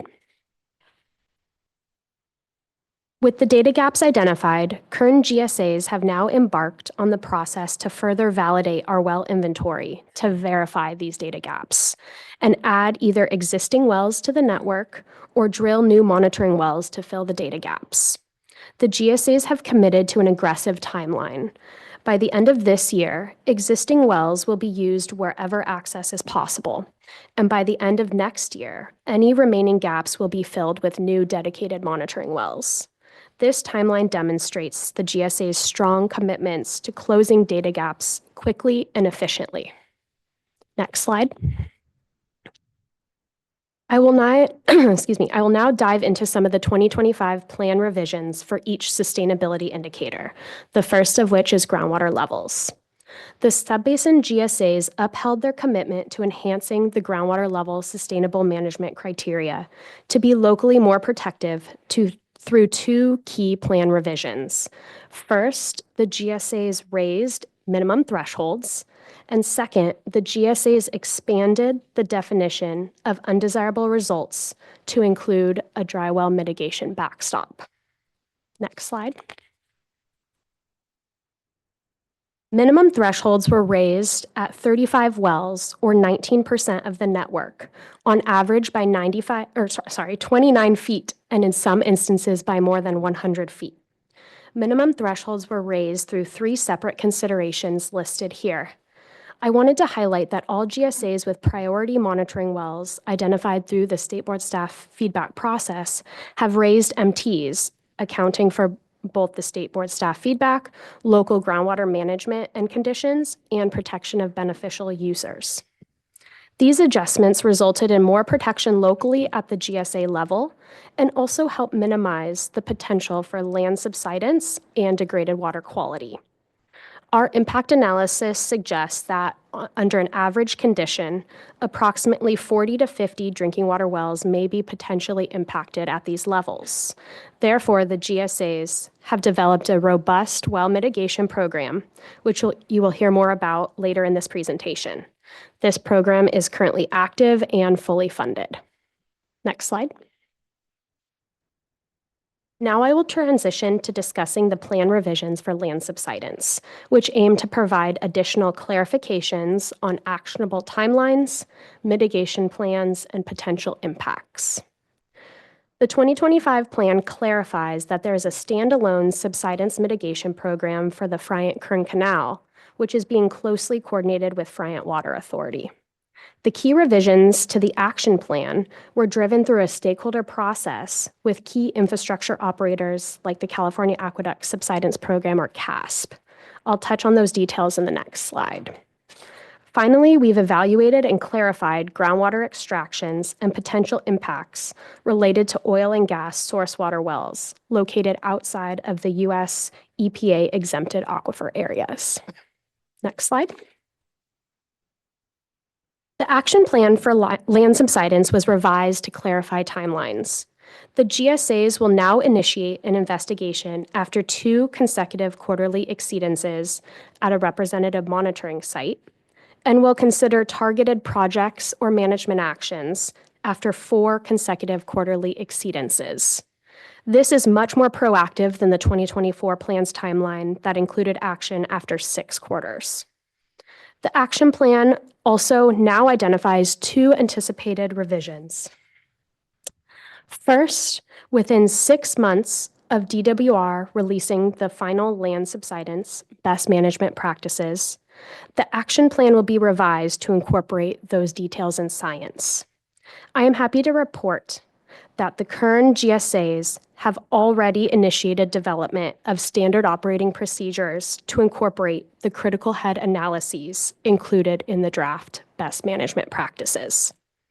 Second, once CASP finalizes their long-term rehabilitation program, the California Aqueduct, for the California Aqueduct, the Kern GSAs will update the targeted projects and management actions, including a mitigation alternative as applicable. Kern GSAs have already committed to close coordination with CASP, and we already have meetings on the calendar moving forward. Next slide. All these refinements have led to a more robust plan to address land subsidence moving forward. GSAs proximate to the regional critical infrastructure have already initiated management actions to reduce groundwater use. Kern GSAs also continue to uphold their prior commitments to extensive data collection and monitoring and improvements to the regional model to better characterize and understand the relationship between groundwater levels and land subsidence across the subbasin at large. Some examples of GSA-specific actions are listed here on this slide and include pumping moratoriums, pumping surcharges, and demand management. Now I will pass the presentation to Tess, who will talk about the plan revisions related to groundwater quality. Good morning. Next slide, please. So I appreciate your staff has touched already on a number of these plan revisions, so I will endeavor not to to duplicate and repeat what has already been said. But just to highlight, we have made significant revisions with respect to groundwater quality. Those, of course, include the revisions to minimum thresholds, the definition of degraded water quality for undesirable results, a revised exceedance action plan, revised mitigation program, and something unique to, I believe, the Kern Subbasin is we also prepared a standalone appendix that brought all the water quality components and implementation procedures together into one appendix because they're so disparate throughout. And we wanted to make it easier for somebody to go to one appendix and read and understand it without having to flip through 10 different appendixes as well as the primary GSP. Next slide, please. I won't repeat a lot of what has already been said with respect to our revisions to the minimum thresholds that your staff conveyed earlier, other than just to highlight that we do have minimum thresholds for the 6 COCs as identified. They've all been set as close to the water quality objectives as possible. When you consider our 55 representative monitoring wells, that means we have 330 minimum thresholds across the basin, and that will increase as additional wells are added. As noted by staff, 93% of these minimum thresholds are set at the water quality objective. Also here, we did chemographs for all 330 to look at all data as compared to the minimum thresholds that are, and all 330 chemographs are part of the basin, or the basin plan. Boy, I've been doing this too long, haven't I? It is a basin plan. It's just not a water quality control plan. Next slide, please. With respect to the undesirable results definition, your staff has already covered this, so I won't repeat them here. But just to note that our undesirable result definition for groundwater quality is highly conservative and protective of the beneficial uses and users within the Kern Subbasin. Next slide, please. Okay, this will take me a little bit to get through, but I promise I don't expect you to read all that, nor will I read it all. So that's the good news. But I do want to highlight that one of the big changes that we have made, and I really think this also goes to resolving one of the remaining issues, is the changes we have made to our minimum threshold exceedance policy and action plan for degraded water quality. We have within that a specific action plan for degraded water quality. That plan ties together our notification procedures, our exceedance investigations to determine if water quality exceedances are due to GSA management activities, the mitigation and the mitigation program track for degraded water quality. So this is where the three coalesce together and is a really important step. Again, while there are multiple steps here, I'm only going to highlight steps 2, 3, and 4 today, which are the most critical and I think of issue and concern for you all. Steps 2 and 4 are our notification procedures, and it talks about how our notification will occur when a monitoring well exceeds a water quality objective. Step 2 is specific to nitrate because of our coordination with the Kern Water Collaborative as the management zone for the area, whereas step 4 applies to the non-nitrate COCs. And I'll talk about this a little bit more in our next slide. What I really want to focus on here is our step 3. This is the critical step, which is the exceedance investigation for minimum thresholds. It outlines within it all the factors for consideration to determine if GSA management activities have caused an exceedance of a water quality in a water quality monitoring well. Step 3 is to be performed by the GSAs for all 6 COCs. It is addressed and applied the same for all 6 when there is an exceedance. Key elements of this investigation are: 1, it is performed by an independent qualified professional that must document their conclusions. There are 14 different factors that the qualified professional must consider as part of their investigation, including evaluating land use, operations, all available data and information, hydrology, you name it, all of those. The professional must document their conclusions, and it must be completed with a 60-day period and be reported to the coordinating committee.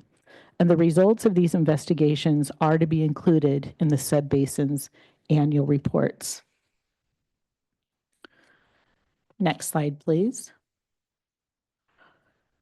Connected to the exceedance investigation process, of course, is our notification.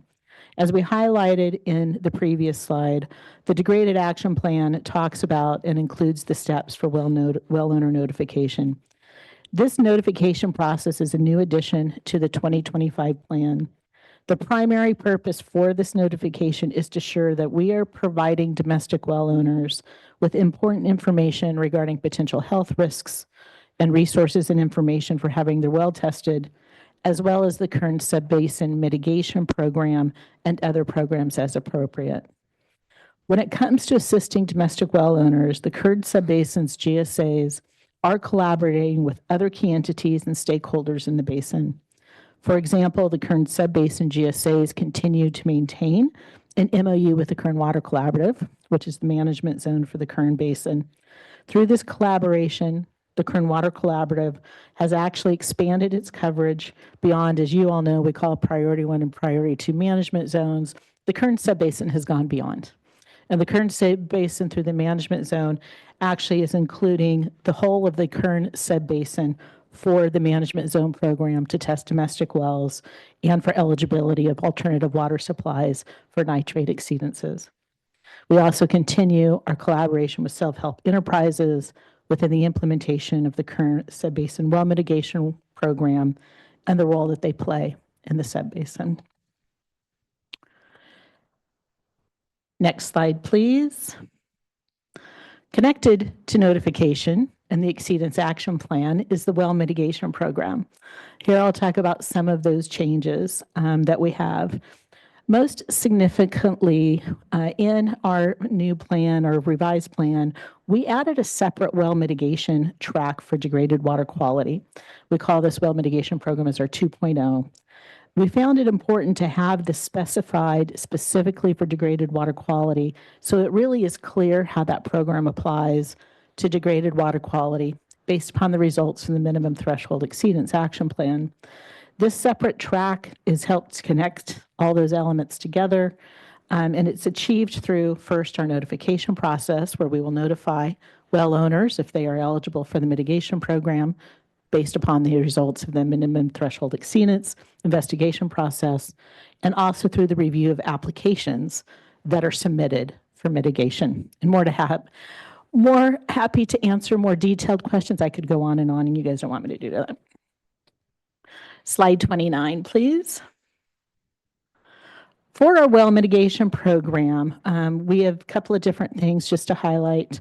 We did revise terms and references to the types of water systems under our various tracks to make sure that the terminology is consistent with that as used in the Health and Safety Code. It's based upon comments we received from the public comment process. The systems addressed in the program or in the document are those identified as being at high risk to GSA management program activities.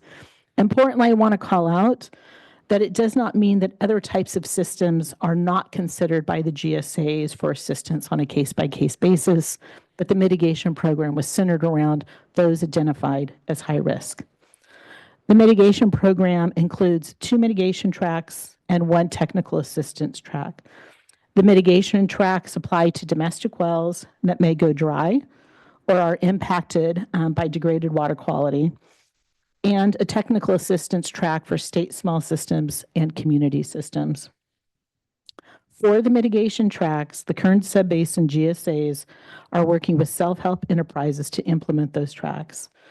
This means that applications for mitigation would be submitted to self-help, who would then review and process the application through their normal course of evaluation, which includes well testing, a field inspection, and identifying the appropriate type of mitigation for that well, depending upon the constituents that may exceed relevant drinking water standards. We apply this process and will be applied as the same for all COCs. It is not applied differently for any. In summary, the Exceedance Action Plan, as we talked about, and the Degraded Water Quality Mitigation Program, we believe collectively addresses the State Board staff's remaining issue number 1 with respect to 123 TCP as identified in the September 5th, 2025 staff report. Next slide, please. Next, I just want to talk about state small water systems, as it was one of the issues identified by your staff. We have been, currently they are part of the technical assistance program track, have been. We are in the process of developing a financial assistance framework for state small water systems that may encounter a dry well due to GSA management activities. The current subbasin GSAs, we are committed to developing and implementing this program for state small systems due to such activities. The program will include assistance up to $100,000 and provisions for emergency drinking water. How the financial assistance is administered will vary based upon the circumstances and will be determined largely on a case-by-case basis. For example, financial assistance might be provided to a third-party contractor, a technical assistance provider, or perhaps a contractor engaged by the GSA. We don't know until we have those situations in front of us because each situation will need to be evaluated to identify the best course of assistance to help the state small system find a long-term solution, and it'll vary from system to system. Our commitment to providing financial assistance to state smalls addresses the State Water Board staff's remaining issue number 2. Now I get to pass it on. Thank you, Tess, and thank you, Board. Now let's transition to community outreach and engagement. We can go to the next slide. Guided by the February resolution, we made community engagement a cornerstone of the 2025 plan's development. And while we embraced the resolution's expectation for more community engagement, we really focused on its intent to create genuine two-way dialogue.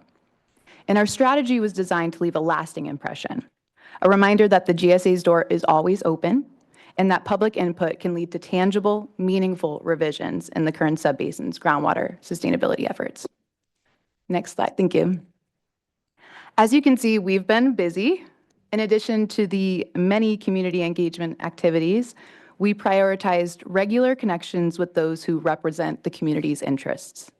We established a structured monthly meeting with key community partners, including NGOs and nonprofits representing drinking water users, disadvantaged communities, and small and underrepresented growers in the Kern Subbasin.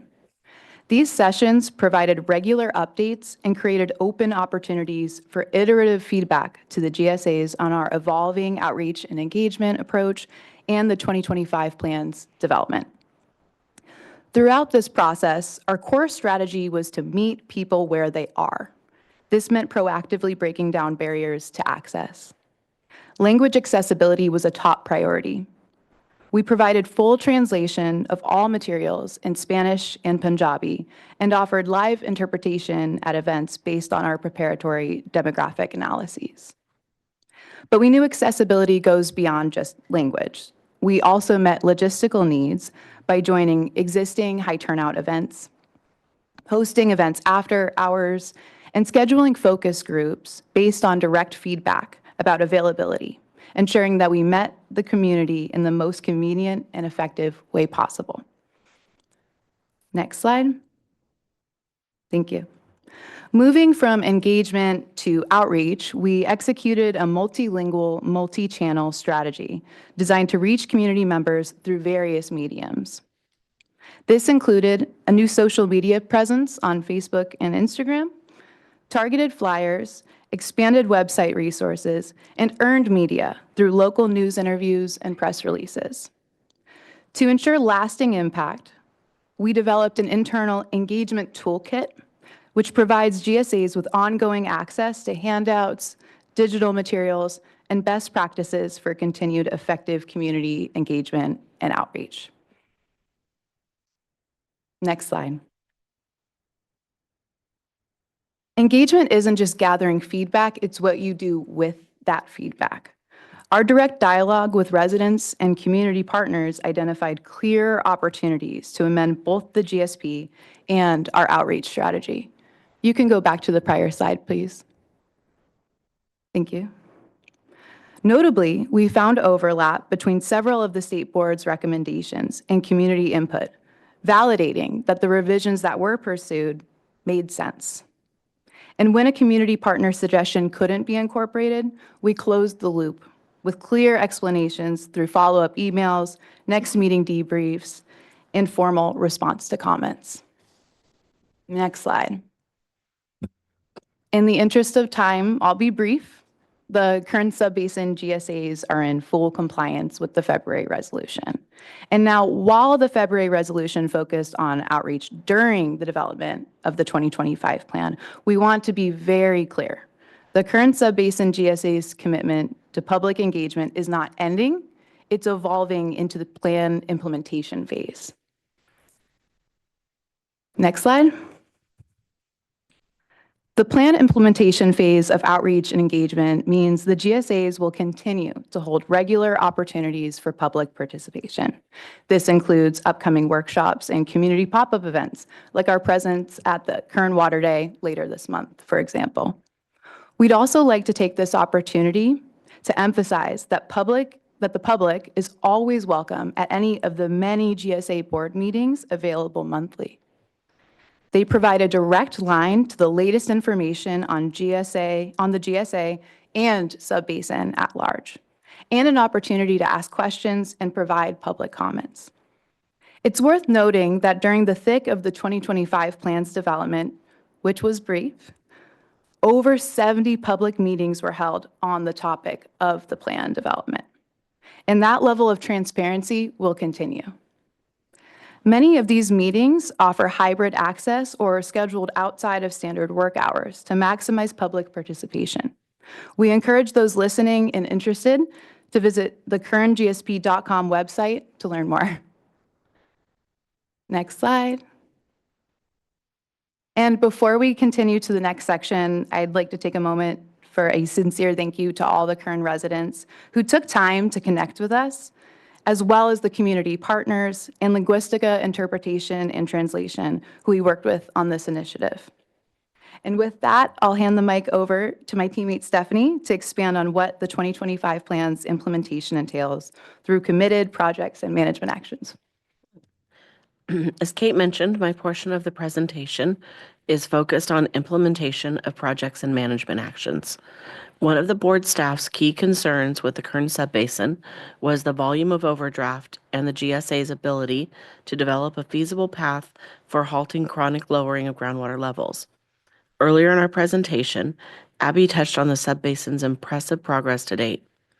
The Kern Subbasin GSAs began implementation in 2020 and will continue along a glide path until the subbasin deficit is corrected. Admittedly, the estimated deficit of 372,120 acre-feet per year under the 2030 climate change scenario is significant. Today, I'm pleased to report the staff's review of the draft 2025 plan documents that this issue appears to be addressed. Next slide, please. The team has already presented on quite a few of the subbasin's projects and management actions. However, to this point, we've mostly focused on management actions associated with avoiding undesirable results and mitigation programs to protect beneficial users that may be impacted through the course of implementation. As Tess mentioned, those management actions are intended to serve as a backstop. The subbasin also has an impressive set of projects and management actions focused on demand reduction and water supply augmentation. Earlier, Abby reported that 47% of projects and management actions have already been implemented and are accruing significant benefits. We've already achieved 31% of the planned demand reduction target by water year 2024, While we're reporting impressive results with supply augmentation, 99% of the overdraft can be corrected by demand reduction. These documented results demonstrate the current subbasin's projects and management actions are realistic and will achieve the sustainability goal.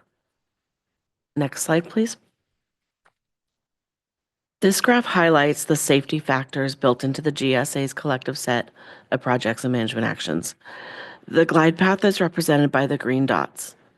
As shown by the series of blue lines, if only half of the proposed projects are implemented, the subbasin will achieve its sustainability goal. As a safety factor, an additional set of as-needed projects and management actions will be triggered in 2030 if the subbasin is not able to maintain the water balance achieved through water year 2024. Next slide, please. We couldn't miss this opportunity to highlight the subbasin's success one more time.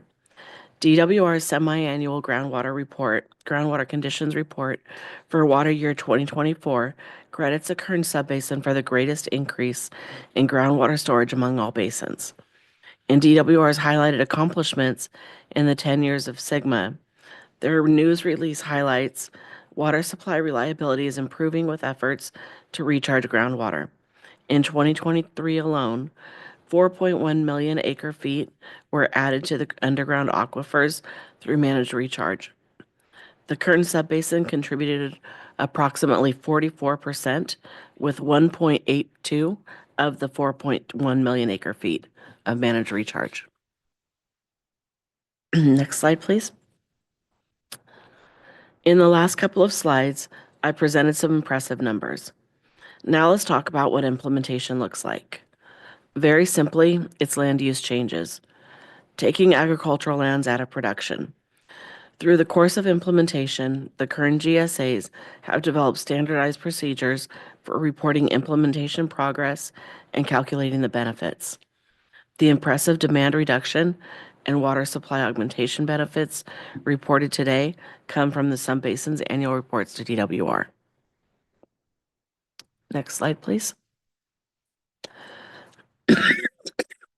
Now I want to talk a little more about the subbasin standardized procedures and how the GSAs are coordinated and their methodology for tracking individual water balances, which roll up to the subbasin balance, and how the GSAs are using standardized values to quantify implementation results and report benefits in the annual reports to DWR.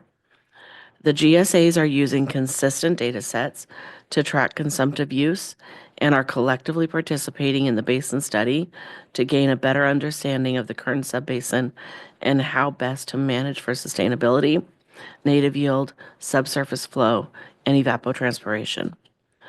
The GSAs are also committed to reporting SGMA-related data to the current data management system for transparency to each other, to stakeholders, and to members of the public. Next slide, please. One of the projects we're particularly proud of is a Kern subbasin's progress towards developing a comprehensive subbasin-wide well inventory that identifies and characterizes current beneficial uses of groundwater wells. Our well inventory was initiated in 2024 in response to DWR's considerations for identifying and addressing drinking water well impacts. The process started with collecting records from multiple data sets, reconciling the records to get a single comprehensive data set, then ground truthing those records. We're anticipating a complete inventory in 2026, which will be maintained in the current DMS and will be used to implement notification procedures outlined in our exceedance action plans and implementation provisions. This concludes my portion of the presentation, and I'd like to direct your attention back to Derek, who will close our presentation today. Thank you, Stephanie. Chair Esquivel and members of the board, as presented today and as acknowledged in your staff's final report, the Kern County Subbasin has produced a unified GSP that foundationally addresses the concerns raised by State Board staff. We are no longer at a crossroad. The subbasin is now firmly on a clear, measurable path towards long-term sustainability. We have built in stronger protections for the most vulnerable beneficial users, including disadvantaged communities. We have expanded our monitoring network to cover nearly every domestic well in our inventory. We have committed to a robust notification and mitigation program, and we have embraced a higher level of transparency and engagement with our communities than ever before. This has not only strengthened our plan, it has strengthened our partnership. Through countless meetings where we worked through one another's positions and concerns, through tours of the subbasin with board and staff members, and through close collaboration with our technical and legal teams, we have built trust and shared understanding. The GSAs of this subbasin are now more coordinated, more aligned, and more united than at any point since Sigma's past. Projects are underway, management actions are in place, and our progress towards sustainability is measurable. We respectfully urge this board to return the Kern County subbasin to DWR's oversight so that we can dedicate our time, funding, and capacity to implementing a GSP that sustainably meets the requirements of Sigma. Should you choose to vote for this transition today, we look forward to working closely with DWR staff to achieve successful implementation. On behalf of the Kern County subbasin, thank you for your time, your guidance, and your continued partnership. We welcome your questions. Thank you so much. Really appreciate the thorough overview of what is substantial and significant changes that have been made. I'm incredibly impressed really on the data exercise side. I feel that you all are here better setting a standard on the monitoring network side, on just the ability to assess ongoing into the future here, the success of actions and what is a very complex basin, we know, hydrologically and socially when it comes to just the number of GSAs we have. So a tremendous amount of commendation truly to continuing to, it feels like there's really a fork in the path when you get a determination that, you're inadequate from DWR, and it's either kind of the fight path or the, well, let's figure this out path. And you all have been exemplary in, again, working with us on that side. I want to call out particularly the work on the water quality components. As we know here at the board, and I think generally, it's some of the more difficult when it comes to the technical complication of different analytes and constituents and their movement and causing contribution amongst it. But all the work that you're doing to evaluate that, to unpack it, to make it real, I can only hope has, and I know has benefit to the water quality programs that the board and Tess, is very familiar with. And so thank you for bridging that, for strengthening it, because as we well know, the quantity issues can what drive a lot of the tension and the writing, but it's the quality issues over the next decades and into the future that can really harm our ability to continue to use our water resources in the basins. And so thank you for beefing that up. Thank you for taking on that task and organizing the appendice ultimately to be able to better articulate how those programs all work together in order to actually improve the quality of lives and the outcomes in our communities. And so that means a lot. So thank you for that across it. I'm looking to fellow board colleagues if they have comments and questions right now. See a nod from Board Member Firestone. Thank you. Echo those remarks. I think I'm going to use this opportunity because the GSA is here, and so I want to sort of cut to the chase while I have you all here to ask questions of. And I think that you all overall there are severe impacts if the basin doesn't change its current, its existing practices because of overdraft. And what you all have done over the past year or so has been remarkable in terms of taking that challenge seriously, doing incredibly hard work, both technically, institutionally, socially, to wrestle with how to navigate that in this incredibly complex basin, and chart a pathway forward that I think everyone has, a realistic basis to believe we'll achieve sustainability in the time frame that we have, and so that Sigma allows, and that's what we could hope for. That's what our job is as a as a backstop, as a regulatory agency, and I think that's showing Sigma working. So I'll just say I very much support continuing to the staff recommendations. I do want to highlight a few things and just recognize where we're at, and particularly some of the drinking water and equity issues that the group has worked hard to address and is committed to going forward.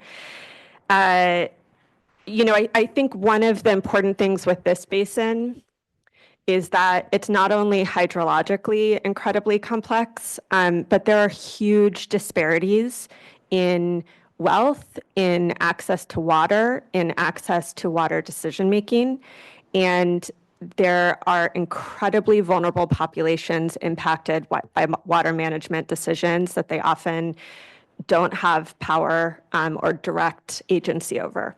And so I think the commitment that I heard and have seen over the course of the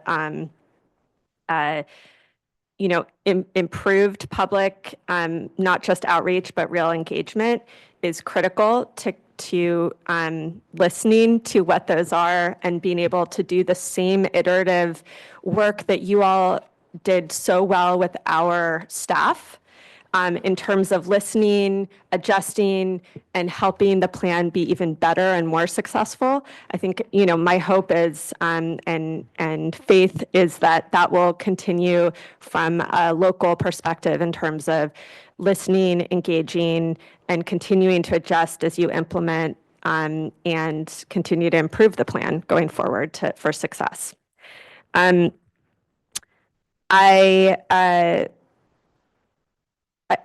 So there's a few issues I want to highlight. One is, and I think this is the easiest one. So first of all, overall, what I heard from the public engagement, and I know we're going to have a panel on that, is that for communities, the top priorities were water quality, affordability, access to safe drinking water. And as the chair mentioned, I think the incredible improvements that you all have done from where we started to where we're at now on water quality are responsive to that in terms of water quality monitoring, in terms of improving thresholds, mitigation programs, and notification. I want to recognize that because I think this is an area that Sigma has evolved in its in GSA understanding, and I also think it's an area that we need to continue to evolve and expand as a state. Even as you go back to DWR, and for others that are still within our process. So in particular, I'll just say, we want to, first of all, of course, prevent contamination.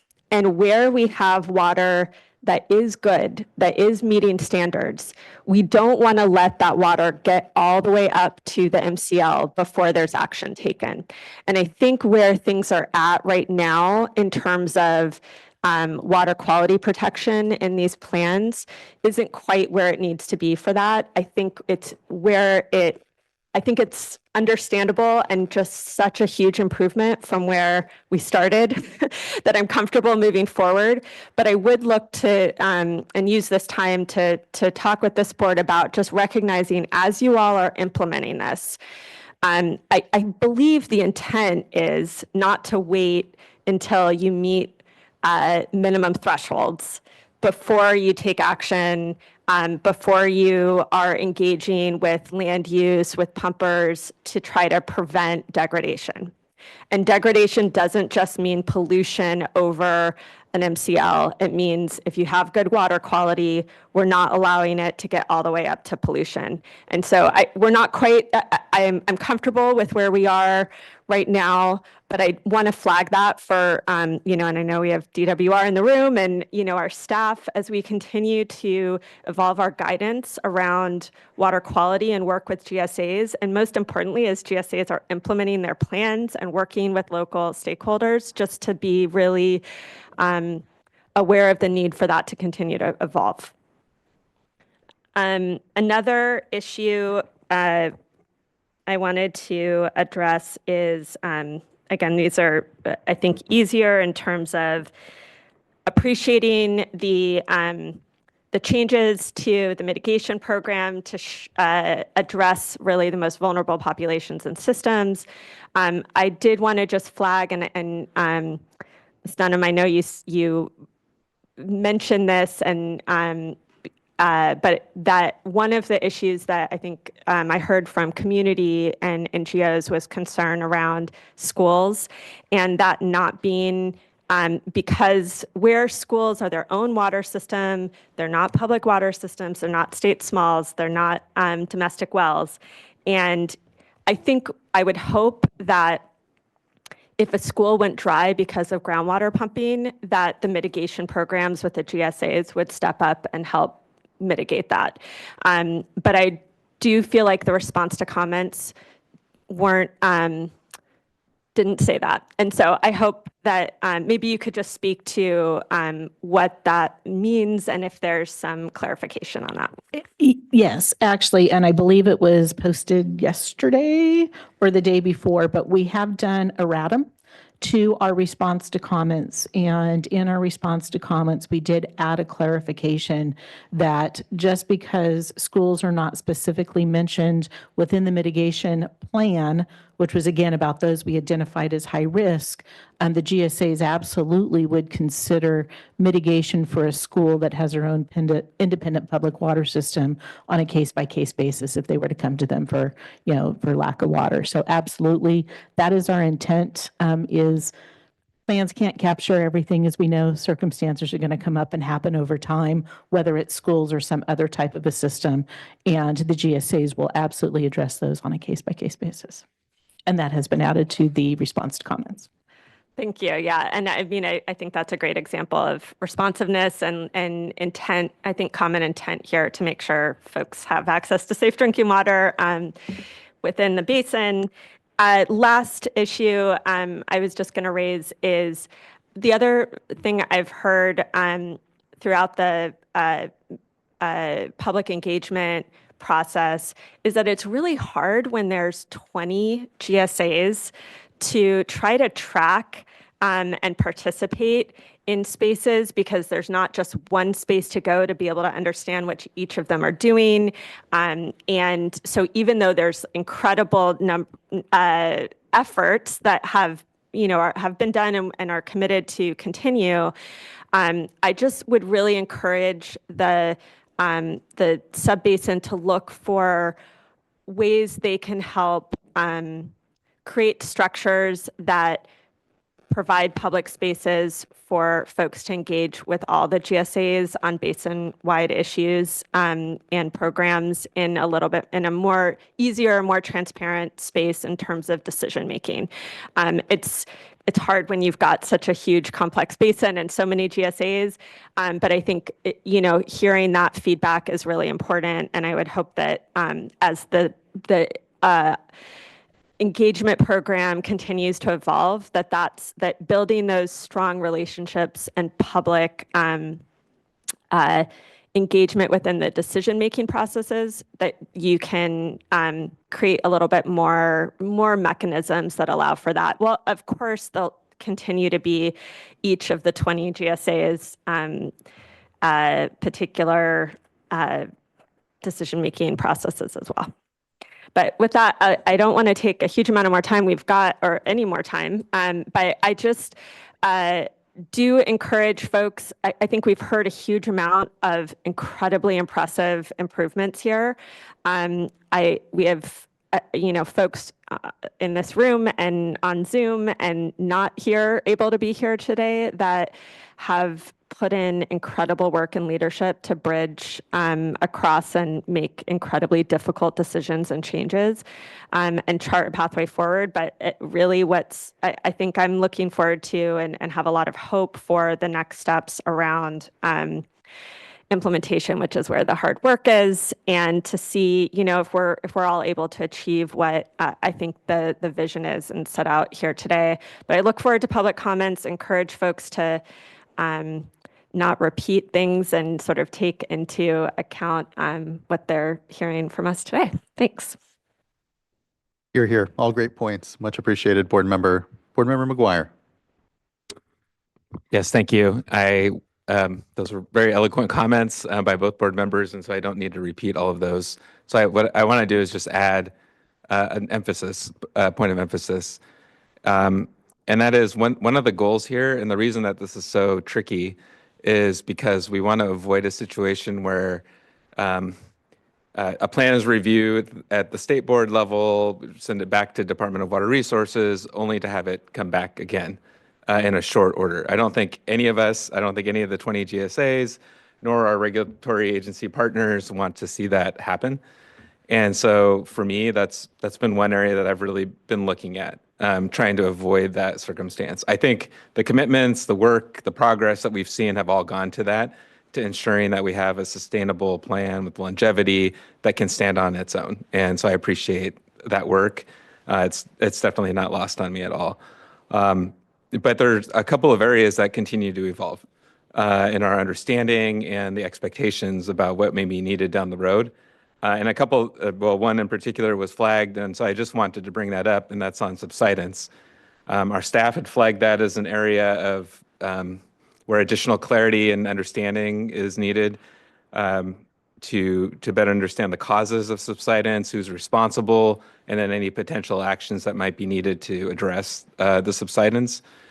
And we know that DWR has released their draft best management practice on that to get a better sense statewide in the basins as to what actions may be needed and measures in place to address that. So I appreciated the acknowledgement that that's out there now. It's not final, but that the basin's already taking steps to understand what that might mean within the basin, and if that translates into any course corrections or adjustments in terms of the approach. I think that's the kind of dynamic, adaptive management spirit that we're all going to have to embrace going forward here.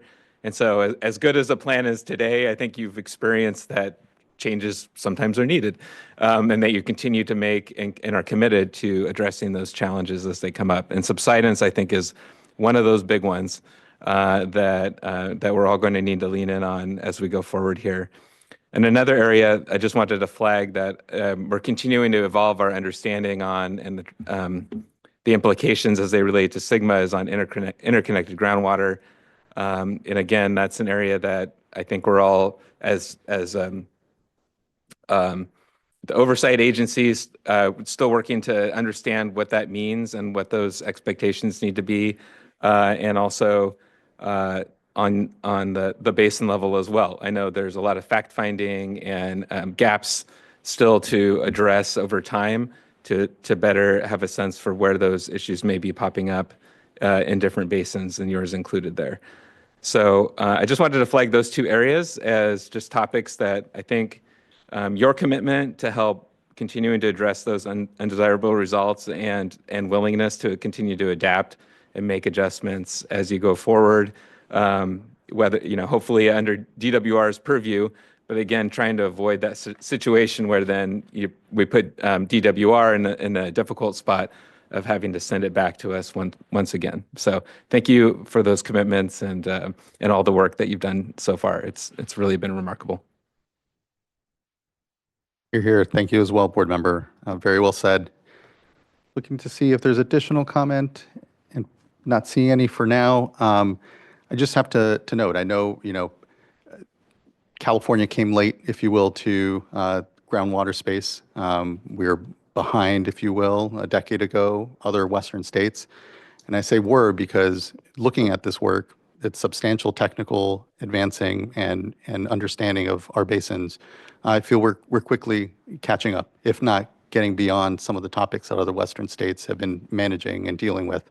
So there's a lot to be proud of here, I guess, is what to be said.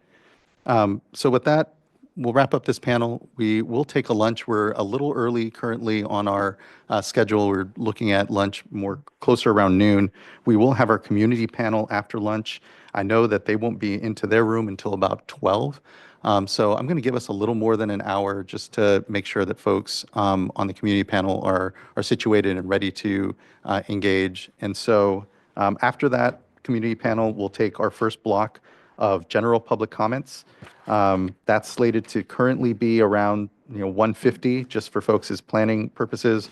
And then after that, we'll get into then the municipalities and urban water purveyors panel. So just a little bit of scheduling for you all as you plan the day here. Let's go ahead and give ourselves then an early lunch. We'll come back at 12:50. And at that point, like I said, we'll continue on to the community panel. Thank you, everyone, for the morning so far. I really appreciate the space and discussion. Have a good lunch. We'll see you all here back at 12:50. Thank you.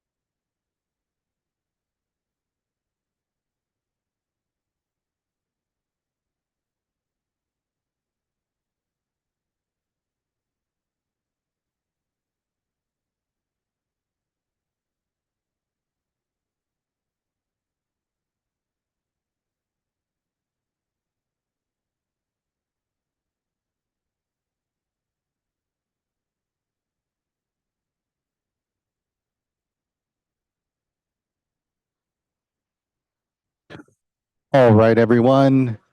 It is 12:50. We can start to wind down our conversations and get seated. We can get started here. Hope everyone had a good lunch. I appreciate the break. I know I had indicated that we would start here with our community panel after lunch. We will get to them here in a moment, but we actually did first want to have a presentation here from Ms. Stork. There were some additional refinements made to the resolution language, and just wanted an opportunity to present those changes now instead of waiting to the very end of presentations. And so kick things over to Ms. Stork. And I'm actually going to hand it to David Rose to go over those changes. Thank you. Thanks, and apologies for not flagging this right at the end of the staff presentation, but thank you for making time for us to shoehorn it back in. So it is the staff proposed amendments to the draft resolution are on the screen. I will read them in so that the record has them. Mr. Rose, where in the resolution is this text, just for folks who are tracking? Sorry. No, you beat me to the punch, which makes it a great question. So what this paragraph on the screen is proposed to be is to be a revision to proposed whereas paragraph 29 in the draft resolution. And for those following along at home, all the changed text is in red, in underline, and strikeout. I'll read it into the record now. So the State Water Board recognizes the challenge 123 TCP poses for GSAs as an anthropogenic contaminant introduced as an impurity in agricultural soil fumigants, and that, now deleted text, questions of, then continuing to text that's still there, is responsibility for introduction and remediation of 123 TCP. The words deleted are currently, and then added in is the word is. The subject of, new text added in would be past and then resuming existing text pending litigation. Deleted text, 3 words, and settlement discussions are being proposed to be removed. Continuing with responsible parties, period. A deletion of the word the and addition of notwithstanding GSAs bearing no responsibility for introduction of 123 TCP, comma, then continuing with existing text, State Water Board recognizes GSA's commitments to take, then the deleted words immediate term, continuing with existing text will be steps to assist well owners impacted by 123 TCP, with the added words of due to GSA management activities. Existing text is while, and then the word pursuing is removed and replaced with the word preserving. And then existing text says recovery from responsible parties. Then the last part of the paragraph is deleted, which had previously said notwithstanding bearing no responsibility for its introduction. That's the staff proposed amendments to paragraph 20, whereas paragraph 29 of the draft resolution. And if you have any questions, be happy to answer them, but we wanted to make sure that we presented that as early on as possible. So thank you. Thank you for that. I appreciate going over those adjustments to the resolution, and appreciate the refinements. I have no questions. Looking to fellow board colleagues in case there is question. Seeing none. Thanks for covering it. Again, I know we wanted to cover it before we got too deep into the day here. So thank you. All right. With that, then we can now move on to our community panel. We will now hear from a group of community members in the Kern County Subbasin who requested an opportunity to make a panel presentation. Presenting will be Mac Glacken and Jesus Alonso of Clean Water Action, Angela Islas of the Central California Environmental Justice Network, along with Saul Ruiz, Annabel Marquez, Anita Irma, Medina, and Jorge Mora, residents of the Kern County Subbasin. We'll give a moment for folks to pop on here on the panel.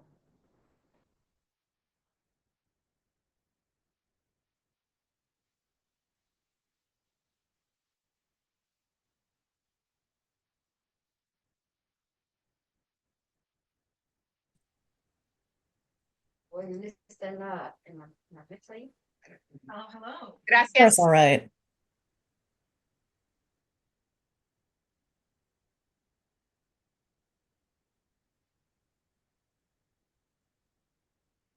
Our community members are broadcasting in from Angela Islas's computer, so Angela does need to be unmuted in order to provide testimony.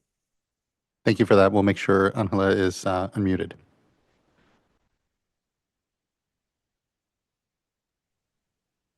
Hola, buenas tardes. Hello, good afternoon. Yes, we are here today, and we are located in Bakersfield for today. So I just want to confirm that we are present and we are ready to begin. Great, thank you. Please do begin. All right, all right. To the board and to all gathered here, hello and good afternoon. We want to start off our community panel by expressing our genuine gratitude for board staff's ongoing compassionate and stalwart coordination with us as NGO advocates, but especially the Kern residents during these fraught and dangerous times. Given the crisis immigrant communities face today, many barriers are set between Kern residents and participating in this hearing safely and with peace of mind. There are numerous Kern residents who did not feel safe participating in today's essential public process. So we must draw to your attention the community-led petition with over 100 signatures, which advocates for probation submitted to the public record for this hearing. It is thanks to board staff's rigorous coordination and the bravery of our residents that their voices can be heard here today. For the duration of this hearing, we ask that you keep in mind those who cannot be heard today. Next slide, please. We will now introduce our community panel speakers, starting off with community members and then advocates. I will pass it over to the Bakersfield office to introduce our community panelists.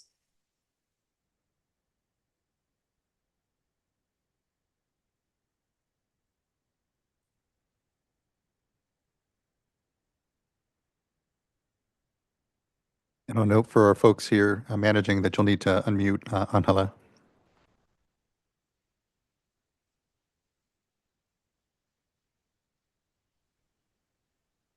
Muchísimas gracias. Thank you so much. Thank you, Mac, for introducing our presentation. Really appreciate that. Yes, I'll continue. And what I'm going to do is introduce our following panelists who are here in our location today so you can hear from them. First, I'd like to introduce myself. My name is Angela Islas. I'm the coordinator, water project coordinator, for Central California Environmental Justice Network. Present also here with me is Jesus Alonso, who is part of Clean Water Action. Also present here with me is Saul Ruiz. He is a member of the Lost Hills community. We have Anabel Marquez from Shafter. We have Irma Medina from community in Lost Hills. And today we're all going to present our testimony in written form. We're going to provide testimony in written form from Miss Eneida, who is a resident of Lost Hills, as well as clarify that Mr. Jorge Mora was not able to join us today. He had previously planned on doing so. He is from Lost Hills and he's not able to join us today. So I'd like to hand the mic over to Mac so that they can continue. Thank you, Angela. Angela already introduced the other advocates on this panel, being Jesus Alonso at Clean Water Action and herself. That just leaves me, Mac Lacken, an associate with Clean Water Action. We will now move on to the viewing and showing of our community panelists' own testimony. Next slide, please. Take it away.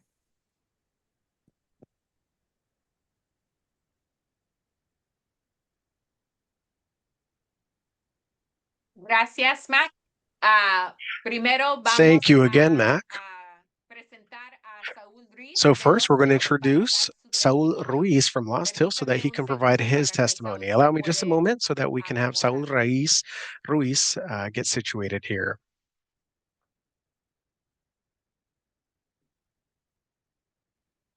Ahora empezamos con Saúl. And so we'll begin now with Saúl Ruiz's testimony. Buenos días o buenas tardes. Good morning, rather good afternoon. nombre es Saúl Ruiz. My name is Saúl Vengo de la Ruiz. comunidad de Los Yos. I come to you from the community of Lost Hills. I've lived in this community for 40 years now. That's where I raised my family. Hemos vivido yo y mi familia en la My comunidad de family Los and I Yos, have lived in Lost Hills de allí nacieron todos mis hijos. A since pasar we've el been together. And of tiempo, course, all of my entre children el were born there as 2008 well. y And as time 2010, went on, I would say between 2008 and 2010, rather before 2008, I would say you could drink the water that came from Lost Hills, and you could drink rather water from your faucet in Lost Hills. But after 2010, we were no longer able to do that. Our water would come out with a brownish color, yellowish color, and we had problems from that point on with our water. But of course, we've been working on this and trying to do something about it. And we've seen, of course, our efforts to no avail. We had not even someone to help us. We've spoken with Sigma. We've had meetings with Sigma regarding, of course, our water quality. But, thank God, Sigma has now been able to help us out. But of course, we do still have the same problem. The problem, I would say, is actually worsening with every passing day. And the problem, of course, as I mentioned, is our water. We have at times water shutoffs or cutbacks, and I'm not in agreement with the water district doing this, right? Cutting back our water. We're a community, and we know that the community is rather the Lost Hills community. For them, water is critical, just as it is to any human being. Water is critical. It's vital. I mean, we can say that our water is contaminated, it's polluted, and we know that. We notice it. In fact, in our communities, many of us have swamp coolers, and what we see is large salt deposits in our swamp coolers. Even the plumbing for the homes that we have in our community, a lot of them are just damaged after only a few short years, 3 or 4 years. In fact, the majority of the homes in our area, we had to change from metal to PVC because the water wastes away at our hardware, at our plumbing. And of course, when we shower, I mean, many in our community suffer from dryness of skin, uh, uh, bumps and dryness on their skin, and there's a lot of illnesses, especially like cancer too. There's many cases like that. In fact, last year we had a child, he was a 5-year-old child, and this is something that really, really hit me. This happened in our community. It was a 5-year-old little boy, and he died of cancer. He was just starting out his life. Not only him, but many others who have lost their lives due to cancer or other illnesses like diabetes. And of course, like I said, dryness in the skin that many are experiencing. There's just so many things and these water cutoffs or these water shutoffs that we're experiencing. I think it's because this water district will sell water to larger companies, right, like Wonder Foods or Chevron and other fuel companies, and then of course our community is cut back or limited or restricted in water, and there's not enough even, for example, for building a house. We have many people who have lots who could build a house, but they're waiting. They're waiting basically to have access to water for the new house.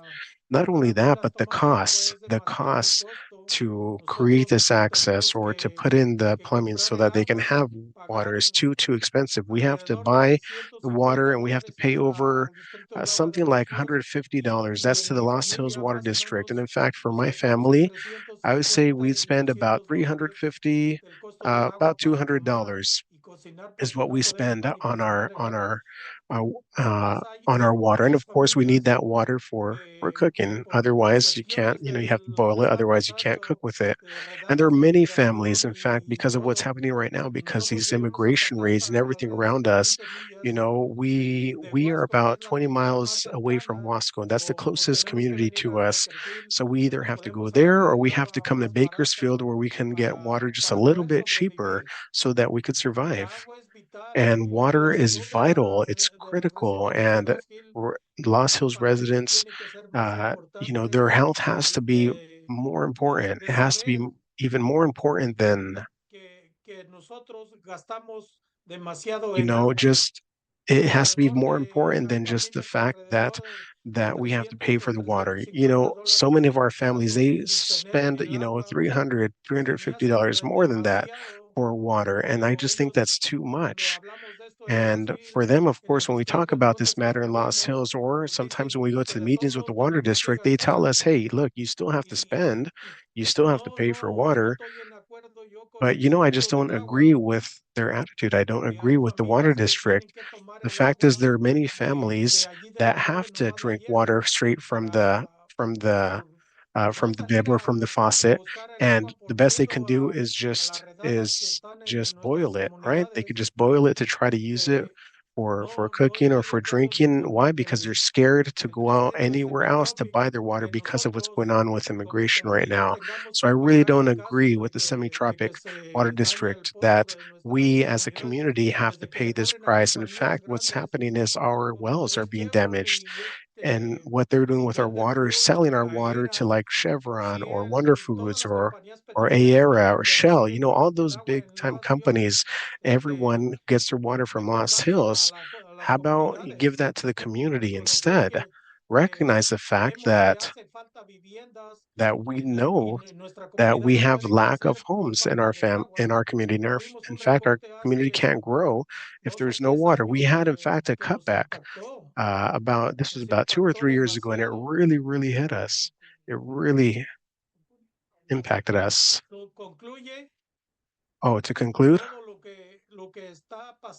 So in conclusion, everything that's happening in our lives, in our families, it's a tremendous impact that we're experiencing. And I'm very, very grateful to Sigma for for for thinking of our communities, and thank them for the help that they're offering us. I really appreciate that. However, we need help.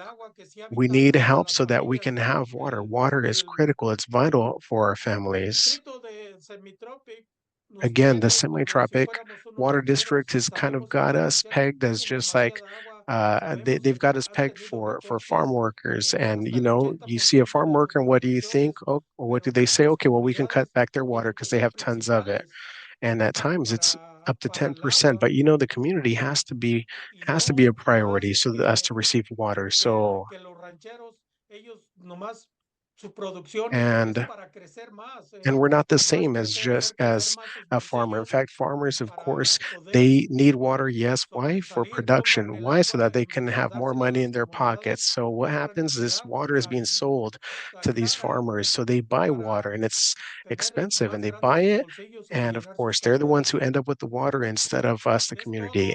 Why? So that they can fill their pockets with more money. So anyways, that's all I have to say. And I just beg you, please, to think about us, all of our communities that are suffering, not just my community. There's thousands of communities, I'm sure. And in fact, there's many communities who get together, and some of us are even considering going there to you in Sacramento just to ask you to hear our pleas. So I just want to say thank you for listening to us today. And I ask God to bless you. I ask God to guide you in what you're doing so that you can help us out. Thank you. Gracias. Voy a darle la palabra ahora a la señora Anabel Márquez. Now is the microphone to Annabelle Marquez. I just want to recognize as well that we have a little bit of time, and we are going to do as much as possible to continue with these testimonies. Okay, ahora le voy a dar la Now, palabra a la señora Anabel Márquez. Miss Anabel Marquez is next. Good afternoon. My name is Anabel Marquez. I am a resident of the city of Shafter. Same that my peer, Rose Hills. We have those needs, the same problems.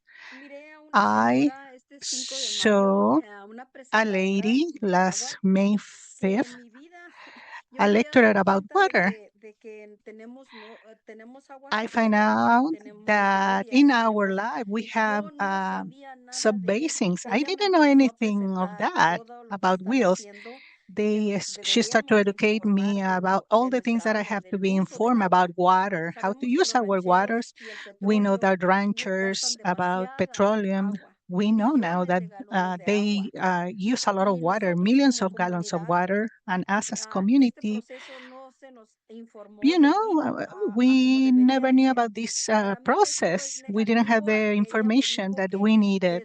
So for me to hear all of this was negative. We learned that all of this is being done for us. But I don't think that was as productive for us in the community. No one ever talked to us about it. We just know about the restrictions of use of water. We just have, and the water is bad. We cannot use it. We cannot brush our teeth. Not even that. Our gums get hurt because the chlorine or whatever they put into the water. I will not like in the body or in the city of Los Hills. I don't want the same happening in my community. And that's what I'm using my voice representing my community in chapter. Water is vital. Water cannot be as expensive as it is. We have the right to use it as human beings. Water is really expensive. Depending on the use, we pay more than $130 a month. And besides that, we have to buy a lot of gallons of water to be able to cook and drink. And this is not good for us. And we see that you always side with the industries, with the companies. We need to ask the ones that check the contamination of pollution of water, that we have all human beings or all beings, we need water to survive. We can live without food, without fruit, but we cannot live without water. That's too much.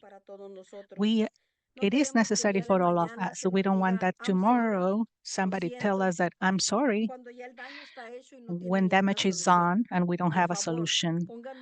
Please emphasize more and more emphasis in all the studies that you do. And don't give too much water to the companies, to the different industries. Think about us, about our parents, our children, our families. We need the water. I used to take care of disabled people at home, and I was not able to cure their injuries because we didn't have clean water, and they were getting infected because the bad water. The water was not even good to go wash your clothes because doesn't matter what kind of product that you use, even for it smell good, doesn't work because the smell is bad. This is not, it is not justice in this. It's not just what they are doing with us. I'm not just requesting.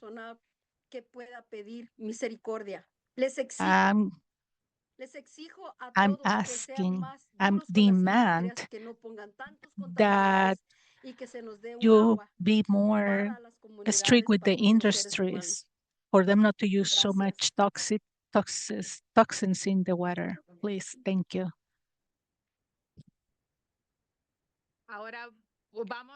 Now we are going to change to respect the timing.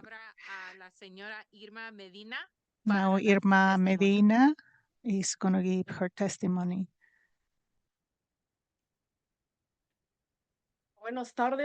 Good afternoon. My name is Irma Medina.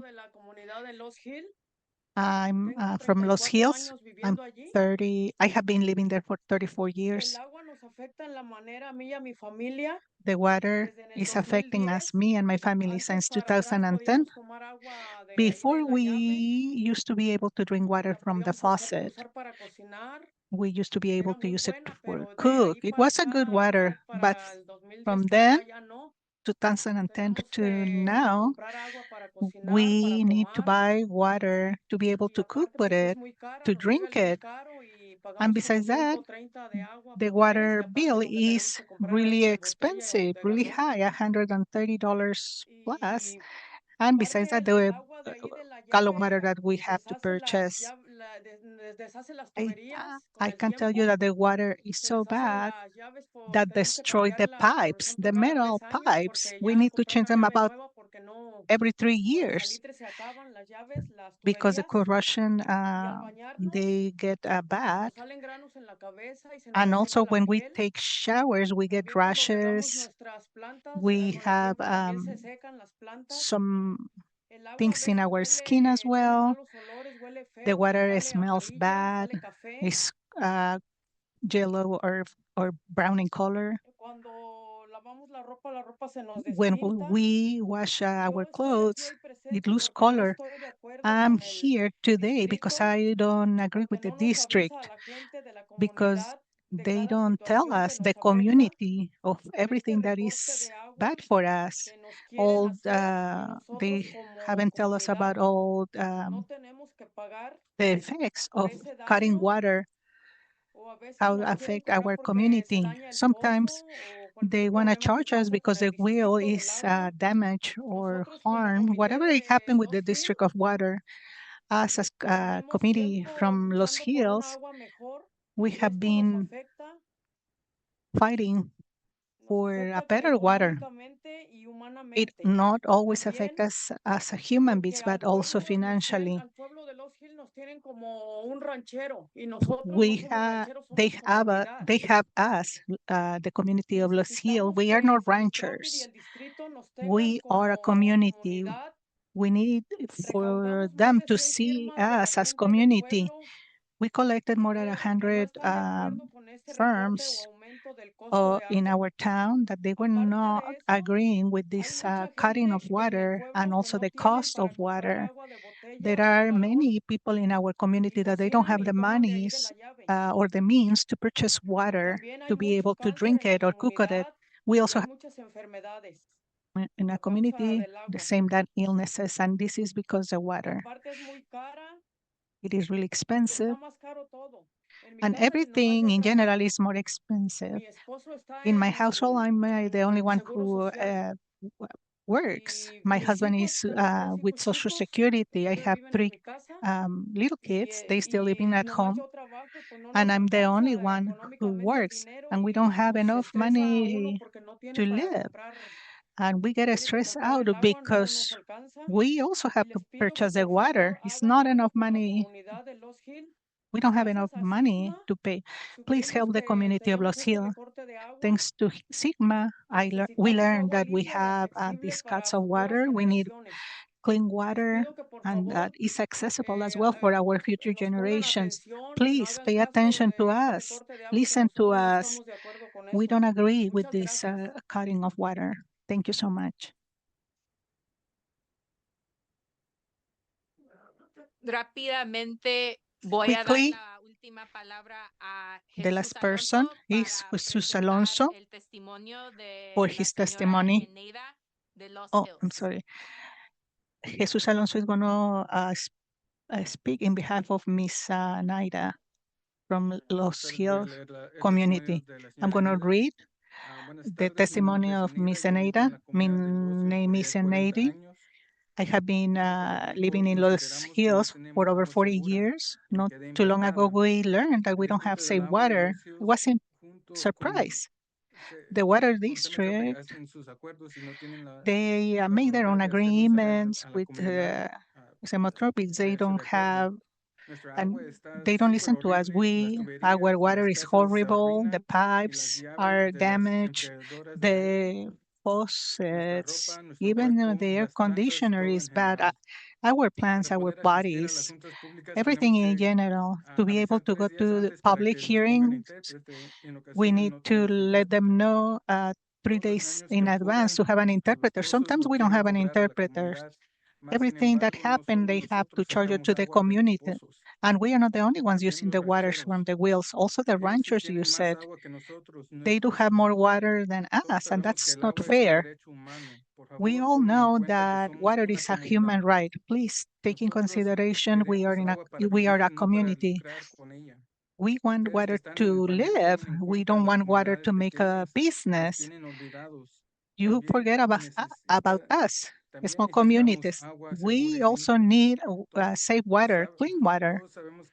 We all know that water has pollutants that can cause cancers, and we are suffering with cancer in our community. Please do something.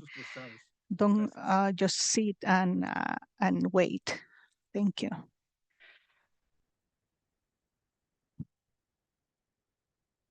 Thank you. We can move on to the next slide now. That concludes the community testimonies. And just out of respect of time, I will just briefly highlight what our revision of the community outreach and engagement in the Kern Subbasin that we've reviewed. We acknowledged most definitely that the Subbasin consultants did work in a great way to meet with us monthly and to be able to provide feedback like pre the pop-up events and also the workshops, so that we were able to effectively provide the opportunities for communities to engage in these different activities. We acknowledge that they had done tremendous work to really get the outreach and engagement for the communities to participate in the GSP revisions. But, you know, I think ultimately seeing the outreach and engagement being coordinated within the 3 to 4 month period, recognizing that there is more work to be done to fill in the gap of 8 years that outreach and engagement had not been coordinated efficiently. So I also want to acknowledge that definitely during the presentation, it is, you know, we recognize that the consultants as well as the agencies were able to incorporate substantially what community had provided feedback during the pop-up events as well as the workshops. Unfortunately, we're not seeing this within the project management actions reflecting community needs. We still see a deficiency where we want to have community feedback really provide the project management actions that will meet the community needs for groundwater access, for groundwater quality protections. But also we're not seeing this within the public participation with GSA board meetings and also public workshop meetings. So there is still more to be done, is, you know, a conclusion that we reached with this. It is still important, it is still vital, but more still needs to be accomplished in order to have community feedback be reflected for plan changes. And then I'm going to pass it to Mac for the next slide. Next slide, please. Thank you, Angela. I will be quick and concise given the time we have left. Our remaining concerns on coordination stem primarily from these key issues. First, there is no consistent, clear policy to ensure small water systems across the subbasin will receive a fair allocation and fee assessments. Under this plan, no community will know its situation until specifically approached by their GSA. Second, changes to the coordination agreement, by our review, we believe do not reflect the needs of small communities in Kern, and most importantly, these communities are not equitably represented in decision-making. Third, we believe the Subbasin Coordination Committee is in violation of the Brown Act, which aims to increase access, transparency, and accountability by requiring meetings of legislative bodies be conducted in a manner that is open and public. Finally, Angela already got into this, but I will reiterate for clarity, community outreach and engagement were the conditions that needed to be satisfied for the continuance of these proceedings. Effective and equitable stakeholder outreach and engagement is contingent upon stable, sustainable, and robust coordination in the subbasin. We do not believe the current GSAs have effectively applied the feedback gathered from current communities since February to satisfy the conditions placed by the board on their resolution. Next slide, please. We still have remaining concerns about the well mitigation plan that the current subbasin puts forth, but we recognize that many improvements have been made. Particularly, we take issue with the application criteria for mitigation laid out in the subbasin's proposed plan for degraded water quality, which states a well that was already degraded for the constituent of concern prior to January 1st, 2015 will not qualify for mitigation. We believe that the GSP is using the term degradation when they actually mean contamination. We agree that wells that exceed a water quality objective as of January 1st, 2015 do not qualify for mitigation funding. However, wells that show evidence of degraded quality on January 1st and beyond should be eligible when water quality objectives are exceeded.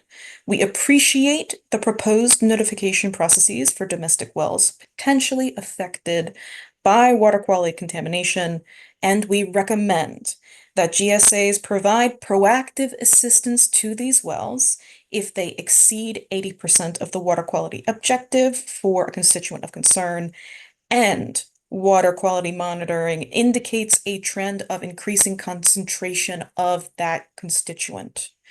We agree with Board Member Firestone that we need to be more proactive in preventing degradation that might trigger these actions.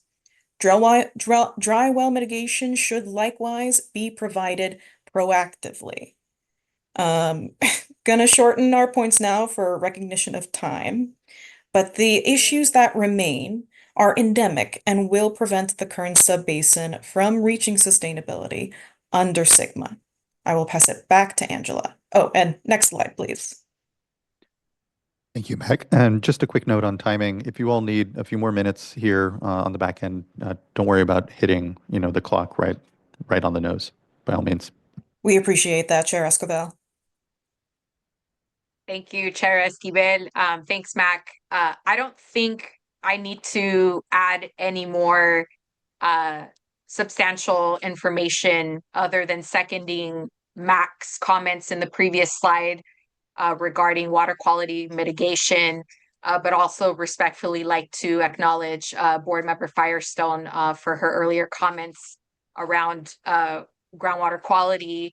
I definitely do want to highlight in this particular slide that within our revisions of the pop-up event surveys, and definitely our communications with the agency staff as well as the consultants, it was determined that groundwater quality was the number one concern that Kern residents expressed within the community engagement process.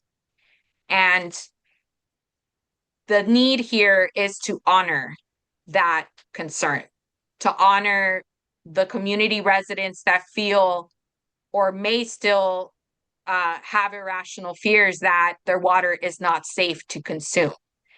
And so, expressing that we don't want this to occur at a point where, we're still trying to figure out what the costs will ultimately be to mitigate if, one's well is automatically impacted by poor water quality.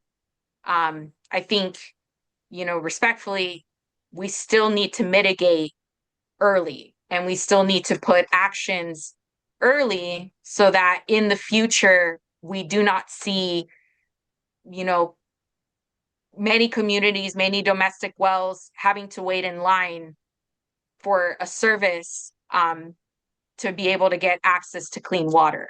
So just wanted to express that with the slide. And so I will hand the mic over to Mac to be Thank able you, to. Angela. And if I may add, if we have a little more wiggle room for our testimony, we know from the last drought that when water levels drop, the rush to drill new wells can mean waits for months or years for the folks that need water.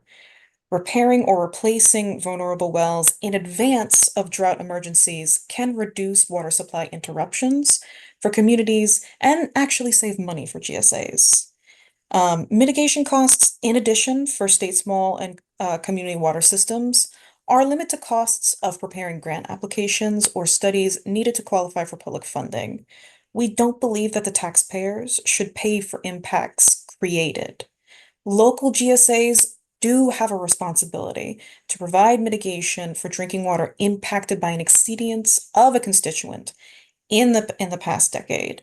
We do agree with the board staff's assessment that state small water system wells should receive full mitigation rather than technical assistance. Next slide, please. In conclusion, probation is necessary. Probation is an essential step to achieving sustainability under SWRCB and necessary for the Kern County subbasin to build and maintain healthy management across the subbasin. It is imperative to uphold the human right to water in groundwater management. If we're late to the party, we gotta be proactive. Otherwise, there will be no real sustainability under SWRCB. Next slide, please. To our esteemed board members, we thank you for your time. Thank you all. Just really a tremendous amount of appreciation, both for the policy notes and recommendations and the testimonial from residents. As you noted, Mac, and I have to just reemphasize, it is an incredibly difficult time right now in our communities and Latino communities. And the voices of folks in those communities are incredibly important to the decision-making of this board. So all the coordination that went on to be able to ensure that we had those voices here, even given these difficult circumstances, is just really appreciated. And so thank you for that leadership. And as we've heard, there are a number of issues that communities that have experienced historic inequities here have concerns around. And I feel that this process, the Sustainable Groundwater Management Act, the work that you all have been doing here, is that opportunity to start to ultimately do well by what is a lot of work before us when it comes to undoing those inequities in our communities. And so I appreciate the notes ultimately around the improvement on the engagement. And I think we can all agree that it is somewhat of a start. And that this is going to be an ongoing process, and that we can all acknowledge that collectively we have a lot that we're coming from behind on in SWRCB generally, but again on these really difficult issues in our communities more broadly as well. And so I just really again appreciate the voices. Again, it is going to be important that this work be a first step when it comes to the improved engagement, and it's really about as folks have flagged, the responsiveness to that engagement then as well. Looking to fellow board colleagues for questions and comments further. Board Member Firestone. Thanks. I'll add and I don't know if it's appropriate, but my understanding from all of the documents and analysis is that the mitigation, that degradation in the context of the mitigation programs means pollution basically over the MCL. So not just degraded water quality over baseline. And I would just encourage somebody from the GSA to come up if that is not the case.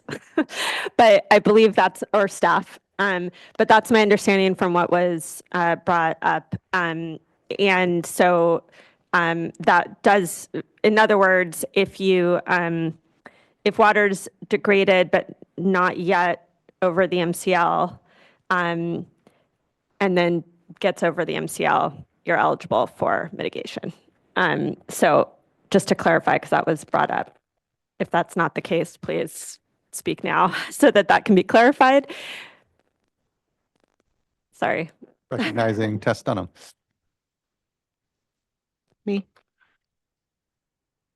Mike is live. Okay, so just to clarify that under the mitigation program and the exceedance action plan, if the degradation over the MCL is due to GSA activities, then they go into the mitigation track. That is correct. Right. Okay. So it's not right.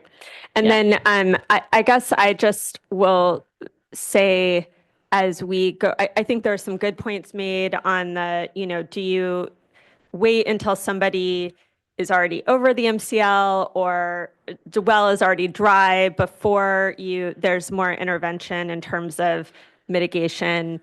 I would hope that the GSA would be working with people before that point so that they don't have to wait till, really a family or a well owner is so impacted. I think that there's a lot of trauma of losing water altogether or having unsafe water in your home. And if we can avoid that, we want to head that off earlier. I know that's not, the threshold is set right now at the MCL. And I'm really maybe just flagging, have faith that what you all are doing in implementation is working with and listening to folks like these comments to figure out how you avoid that. But I don't know if you can speak a little bit to how we're expecting that to be dealt with. well, I mean, I think, there will be the general outreach program, right, that will continue forward. I think it's harder to say that, with respect to being able to go in and mitigate when it hasn't exceeded the MCL because one doesn't know exactly if and when. And I do think, part of the problem will be knowing because the way our program will work is the notification is triggered when the water quality objective is exceeded. And so, and the notification happens regardless whether it's due to GSA management activities or not. And it is based upon our representative monitoring well results. And so we will be notifying people, specifically homeowners within the approximate 3-mile radius when we exceed a water quality objective for a primary MCL, regardless of whether it's due to GSA management activity. So that at least automatically gets them aware of it. But again, we're going off our well. We don't know whether their well is exceeded or not, but we will try to give them information to where they can go and have testing done to determine what's the impact on their well, right? To give them general information and as to the different programs that may be available, or they may be appropriately apply for the mitigation program, which we expect will get applications for mitigation in 2 ways. We'll get applications for mitigation from those who we have sent applications to because we had a minimum threshold exceedance, but applications can also be submitted generally. And so we have 2 different processes for those applications where a well owner may have a concern and they can still submit an application and it'll go through a review process. And that could be the instance where we don't know if their well is exceeded or not and whether, where it falls within, the application program. But there are those 2 different potential pathways. Yeah, great. Okay. Well, I guess I'll just say this is an area that I think, I personally think that this, we need to give this plan a chance to move forward. But I also think this is an area that needs continued discussion and work as you all are implementing it. And not just, I think, for this GSA, but really probably across GSAs and Sigma development. And so just encourage all of us to work on maybe some best practices and pathways to make sure that we're protecting communities. You know, I think we all know if you've got a public supply well, once it's over 80%, you know, that public supply well is doing really frequent testing and often, especially if there's a trend going up, is having to do major investment in identifying other sources or treatment. And so, you know, there's continued work needed to figure out, you know, how to do this successfully and not, and be proactive and prevent problems before they happen. But I do feel like we're at a point where we need to let the plan move forward, focus on implementation and getting that right, and then figure out if there's adjustments that can continue to be made. And then my last thought with this panel especially is just encourage folks to, you know, obviously continue, most importantly, to work with the GSA on implementation. But also, you know, utilize the board. We do have at least annual updates on Sigma program overall. And I think we want to hear how things are going. And that is a public forum to continue to keep us updated. I think we're very hopeful. DWR will continue to do their process, but we really look to those public processes and leaders like those that spoke today to help us stay informed. And just one really quick note. I mean, I think we've made it pretty clear in our well mitigation program that it is adaptive and iterative, right? We're already on 2.0. When we bring in the state small program, we'll be at 3.0, probably in a very short time frame. And as we all know from our other drinking water programs that we're all involved with, we learn every day. And we have to adapt and revise as we learn for the implementation program. Thank you for your comments, Board Member Firestone. Thank you both. I appreciate the exchange. You know, and for me, what is a shift and an important one is that no matter the cause of the exceedance, that it's being investigated, that step is being taken, and then let things shake out when it comes to, you know, how we find out responsible party or otherwise. And so I appreciate that net is there, and agree that it's going to be continuous improvement here, and appreciate the points the board members made. So thank you.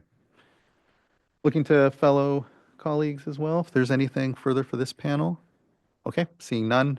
Again, appreciate the voices here, incredibly important. And what now can shift over to is just general public comments.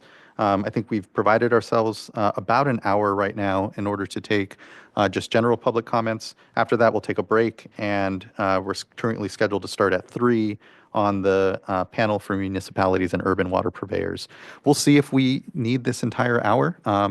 We have less than about 16 commenters, because I believe some of these commenters were just part of our panel. And so I'm going to start to name names, and if folks are either on the platform or here, good, please do start to queue up. And if not, then we'll just skip over and we'll keep going. I think our first commenter we have here, and it was speak if necessary, but we have Greg Allen, be followed by Tien Tran, then Richard Garcia, and Bob Gore.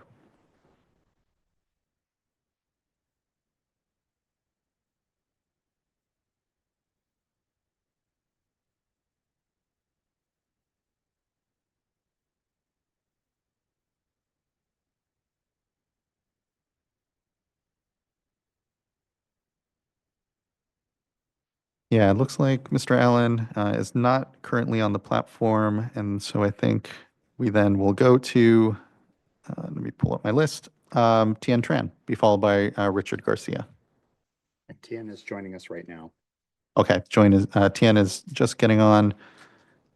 Give her a moment. Hello, State Water Board members. My name is Tien Tran, and I'm a policy manager at Community Water Center. And just want to share appreciation for holding this meeting today and for being able to talk very, directly about what drinking water concerns are at the heart of community members. And I guess I just want to express, it was disappointing to see that the recommendation for the board was to return the Kern subbasin back to the Department of Water Resources. But with our discussion today, it does seem like there's a lot more progress that was made in between, the staff report and, even just thinking about what was happening in the February hearing.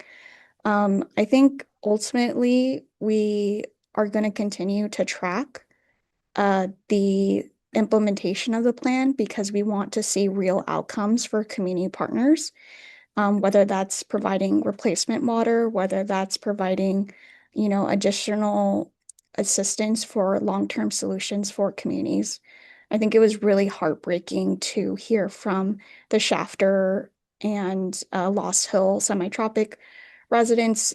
And I know there was a lot more residents that wanted to participate but couldn't. So I really just want to make sure that in your decision that you highlight those concerns and think through how the State Water Board can continue to track the implementation of those drinking water plans and consider impacts to drinking water users and disadvantaged communities. Thank you. Thank you so much. Really appreciate that, Ms. Tran. Thanks for the continued engagement in here. And I totally agree that this will be a continued work no matter where the board votes today. So thank you. Next, I'd like to call up Richard Garcia, be followed by Bob Gore, and then Marty Farrell, and then Ellen Weir.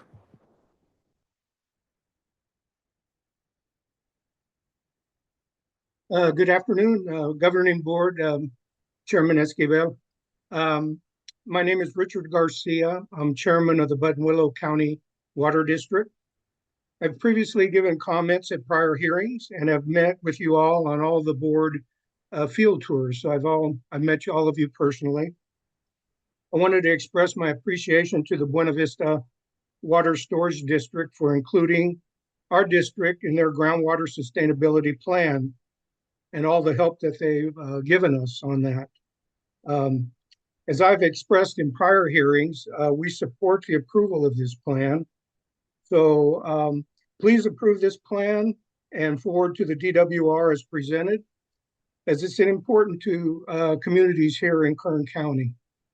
Lastly, I'd like to thank the board and the work your agency carries out protecting California's groundwater.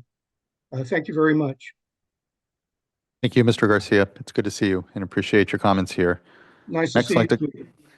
Good to see you. Thank you. Next, I'd like to call up Bob Gore, be followed by Marty Farrell, Ellen Weir, and then Angela Islas. Chair Esquivel and members, good afternoon. On behalf of Shafter-Wasco Irrigation District and Kern County Water Authority, thank you. As Member Firestone said, this is a remarkable collaboration of several agencies working with 20 GSAs, innumerable community groups, NGOs, and many others to listen, learn, understand, and reach agreement on an innovative regulatory path forward in a complex local operating environment, both sociological and hydrological. The staff review, findings include an embedded, broader, critical, and prescient funding issues for drinking water and water infrastructure. The comprehensive assistance plan for smalls and domestic wells is a novel and indicative way of escalating need for drinking water project delivery. This is an elegant and just solution likely to be repeated in more GSPs, which again highlights the opportunity and challenge for updated statewide coordination of drinking water and water infrastructure funding, both for quality and supply. Innovative and urgent collaboration, I'll use the word again, among all funders could identify and accelerate priority projects, connect with funding, and adjust for evolving circumstances of all of the above. This is not being done now. Building on this GSP resolution and water management bridge with CNRA and DWR, the board can lead all parties, excuse me, including CV Salts, which is up here next month, at a drinking water and water infrastructure delivery roundtable. Continued innovative collaboration, especially in a time of manifest enormous need and fraught funding, is urgent and imperative. And gathering all funders is an obvious multiplier because it will also immediately lead to more comprehensive projects, higher quality projects, bundled funding, and faster drinking water delivery for 700,000 people who desperately need it. Thank you very much for listening. Thank you, Mr. Gore. Appreciate the continued engagement and leadership across all of these issues. It's really appreciated. Next, I'd like to call up Marty Farrell, be followed by Ellen Weir. I have Angela Islas here. We'll see if Ms. Islas is commenting further. And then after that, it will be Jonathan Parker. Hello, members of the board. My name is Marty Farrell, Policy Analyst for California Coastkeeper Alliance, and I want to thank the board and staff for holding this hearing today. In response to the updated current staff report, Coastkeeper is disappointed in the recommendation to return the current subbasin back to the Department of Water Resources. The major gaps in monitoring, sustainable management criteria, and drinking water mitigation across several sustainability indicators are alarming and cannot be overlooked. We strongly urge the State Water Board to set clear, enforceable timelines to ensure that these deficiencies are addressed before the subbasin is returned to DWR. This should include timelines for drinking water mitigation for domestic wells and small water systems, as well as for updates to the coordination agreement. We'd like to remind the State Water Board of its responsibility to advance the human right to water. Groundwater management is not sustainable if drinking water impacts are ignored. The board must consider all beneficial users, especially drinking water users, domestic well owners, and disadvantaged communities. Thank you so much for your time. Thank you as well, Mr. Farrell. Appreciate your comments here and engagement. Next, I'd like to call up Ellen Weir, followed by Angela Islas, and then Jonathan Parker.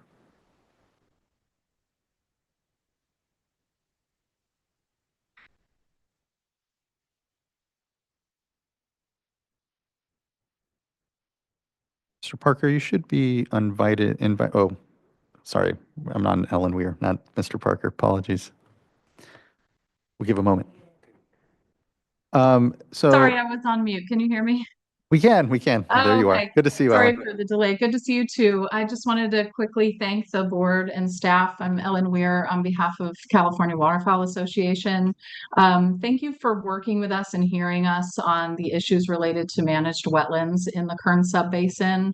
We really appreciate the board's thoughtfulness and staff's thoughtfulness in acknowledging both in the staff reports that have preceded this hearing and in the draft resolution that managed wetlands are an issue of statewide importance, and they need to be considered and reconciled as part of the implementation of SGMA.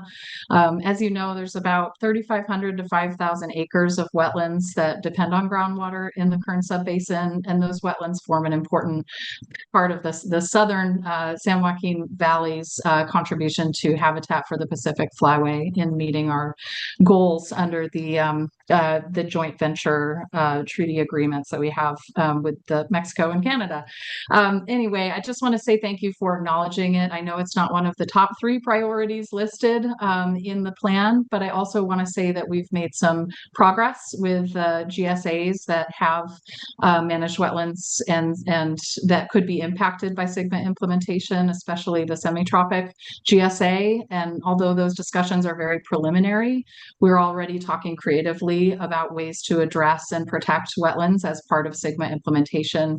We know this is a very hard issue. There are a lot of landowners affected in this basin, but we really appreciate you continuing to hold up wetlands as one of those impacted constituencies, and we will continue to keep you updated on our efforts to find creative solutions to protect wetlands going forward. Thank you. Thank you so much, Ms. Weir. Really appreciate your leadership out there, engaging with our folks and elevating what is still a really important issue amongst a lot of important issues out there when it comes to the beneficial uses of water and how we really manage to be able to maximize what are really critical issues out there or the opportunity to address them. So thank you, Ms. Weir. Next, I'd like to call up Angela Islas. Ms. Islas, your name is here on the list and just did want to provide you another opportunity if you wanted to speak further. Thank you, Chair Esquivel.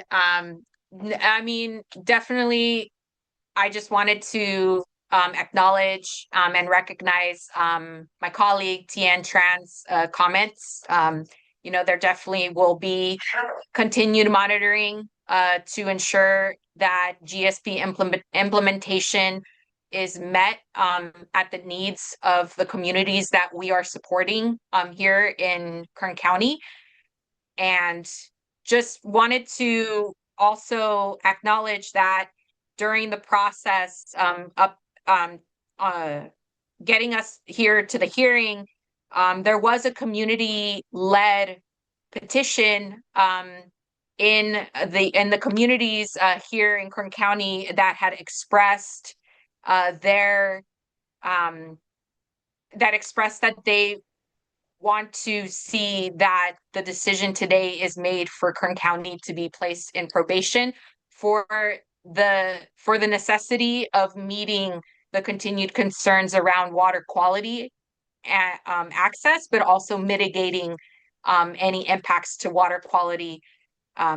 So just wanted to express that, but also appreciate the opportunity to come back here today to continue meeting the needs for our communities and express that we'll get to a point where community is priority for access to safe and affordable drinking water. So thank you so much again for allowing us the opportunity to present today. Thank you as well, again, for aggregating and being part of all of this. It's a critical component for us to be able to be decision makers up here, that we have the leadership and work that you all have done. So thank you. Next, I'd like to call Jonathan Parker. I think after that, it'll be followed by Sophia Prado-Irwin and then Tyler Broadhead. Thank you, Taylor, apologies. Chairman Esquivel. Yeah, I wanted to be available if there were any questions about water banking. And as there weren't, I won't take any more time. Thank you. Thank you very much, Mr. Parker. Appreciate your availability and engagement across all of this. Next, I'd like to call up Sophia Prado-Irwin, be followed by Taylor Broadhead, and then Alexandra Beering.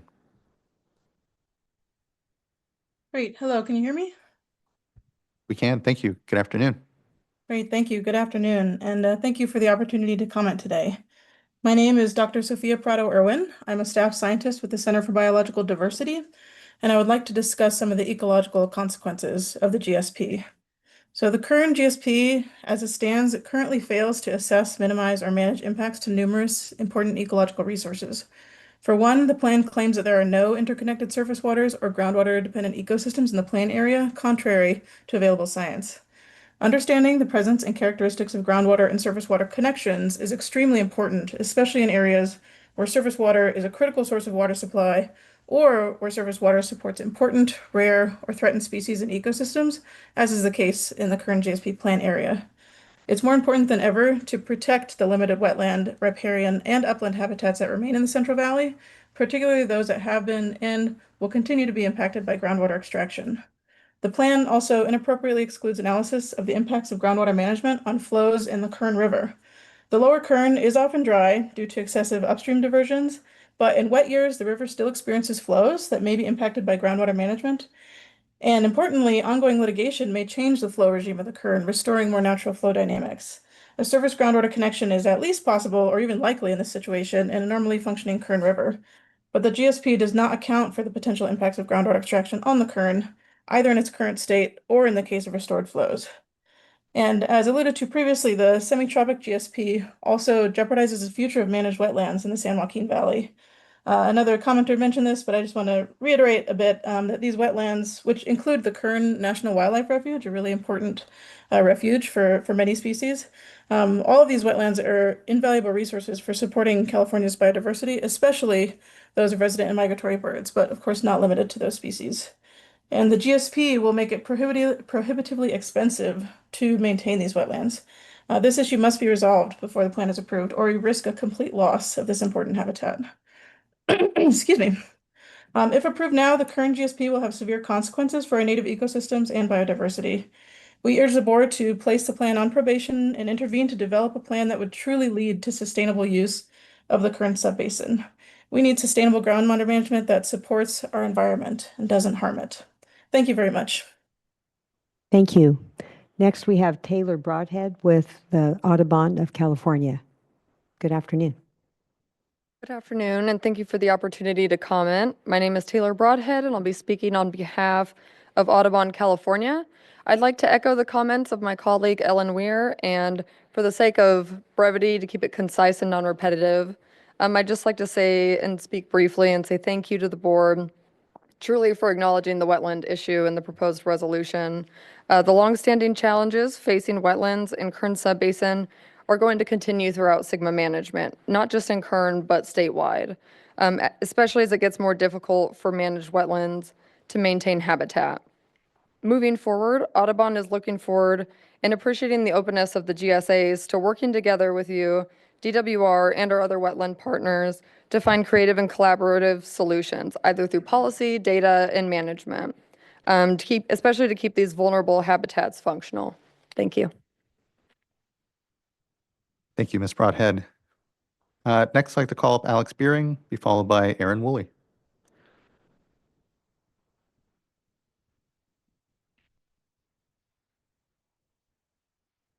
Good afternoon. Sorry, that was a long walk from all the way back there. So I'll be brief because everyone's pretty much said the things that I was going to say anyway, which is good.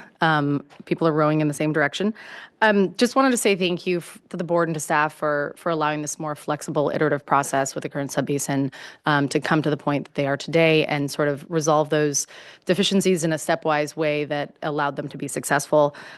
Also, just shout out to the local groundwater managers, their staff, and this mighty band of consultants who seem to be doing all the work in all the basins for being able to really rally and get to the point that they've gotten to today with the GSP. The wetlands issue is something I wanted to touch on for a minute, though, and I was glad to hear from Ellen that there are productive conversations happening between the GSAs and between advocates on the wetlands issues, because that is really something that should be and has always been within the purview of the GSAs to determine how they want to deal with different types of groundwater pumpers and groundwater users. And so, this keeps coming up in the legislative space as well about who to carve out from SGMA. And I just want to acknowledge that if we continue down a path where we're starting to carve out different types of groundwater pumpers, then it's going to be death by 1,000 cuts. And basins like Kern are going to be even harder to get to a place of sustainability by 2040. I fully acknowledge the value of the Kern Subbasin's wetlands that are of statewide importance, and I know that we've fallen short at a state and federal level for providing a lot of wetlands and refuges and adjacent wetlands with surface water over the years. So, in absence of the funding, infrastructure, or will to be able to get more surface water to those areas in the valley and elsewhere, putting that burden solely on the GSAs and on the groundwater basin to fully make up the difference seems like perhaps the wrong tactic. So anyway, just wanted to address that and thank everyone for the work that they've put in to get to this point. Thank you. Thank you for those additive comments, Ms. Beering. Appreciate your engagement here. Next, I'd like to call up Aaron Woolley. After that, followed by Annabelle Marquez, and then we'll go to Raul Barraza.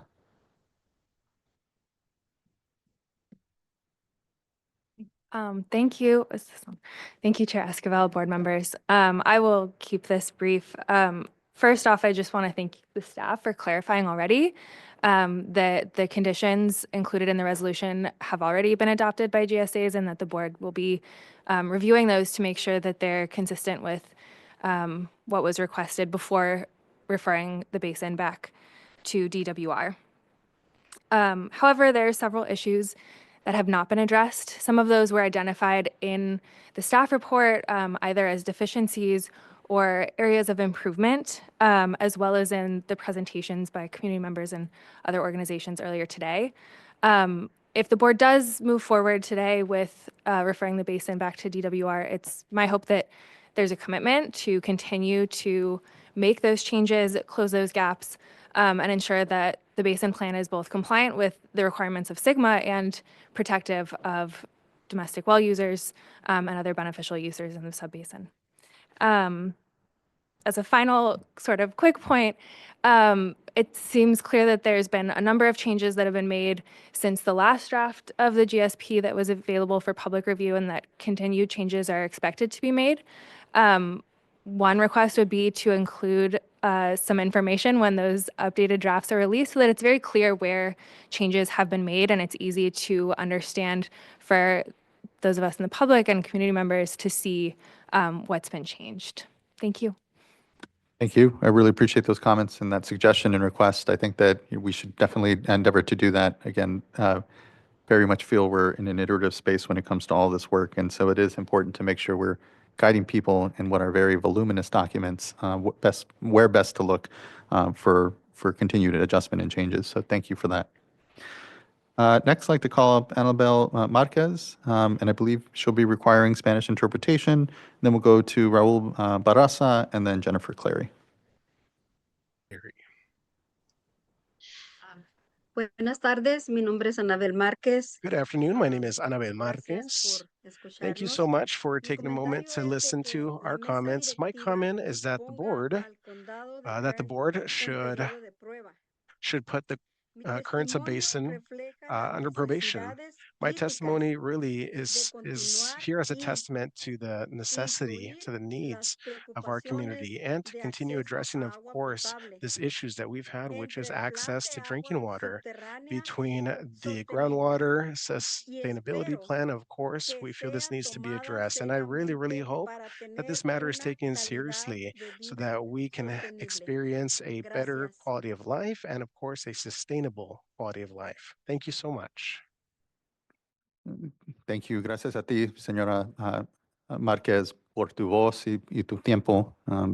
Gracias. Yeah, thank you for your voice and your time, Ms. Marquez. It's really appreciated.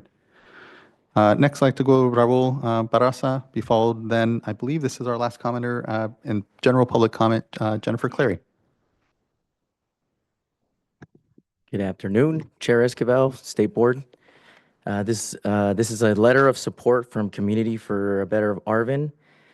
Comments in support of Kern County Subbasin Groundwater Sustainability Plan. Dear Chair Esquivel and members of the board, the Committee for a Better Arvin writes in support of the Kern County Subbasin's amended 2025 Groundwater Sustainability Plan and urges its approval by the State Water Resources Control Board. CBA is a nonprofit formed by Arvin residents to address environmental justice issues and improve the quality of life in our community.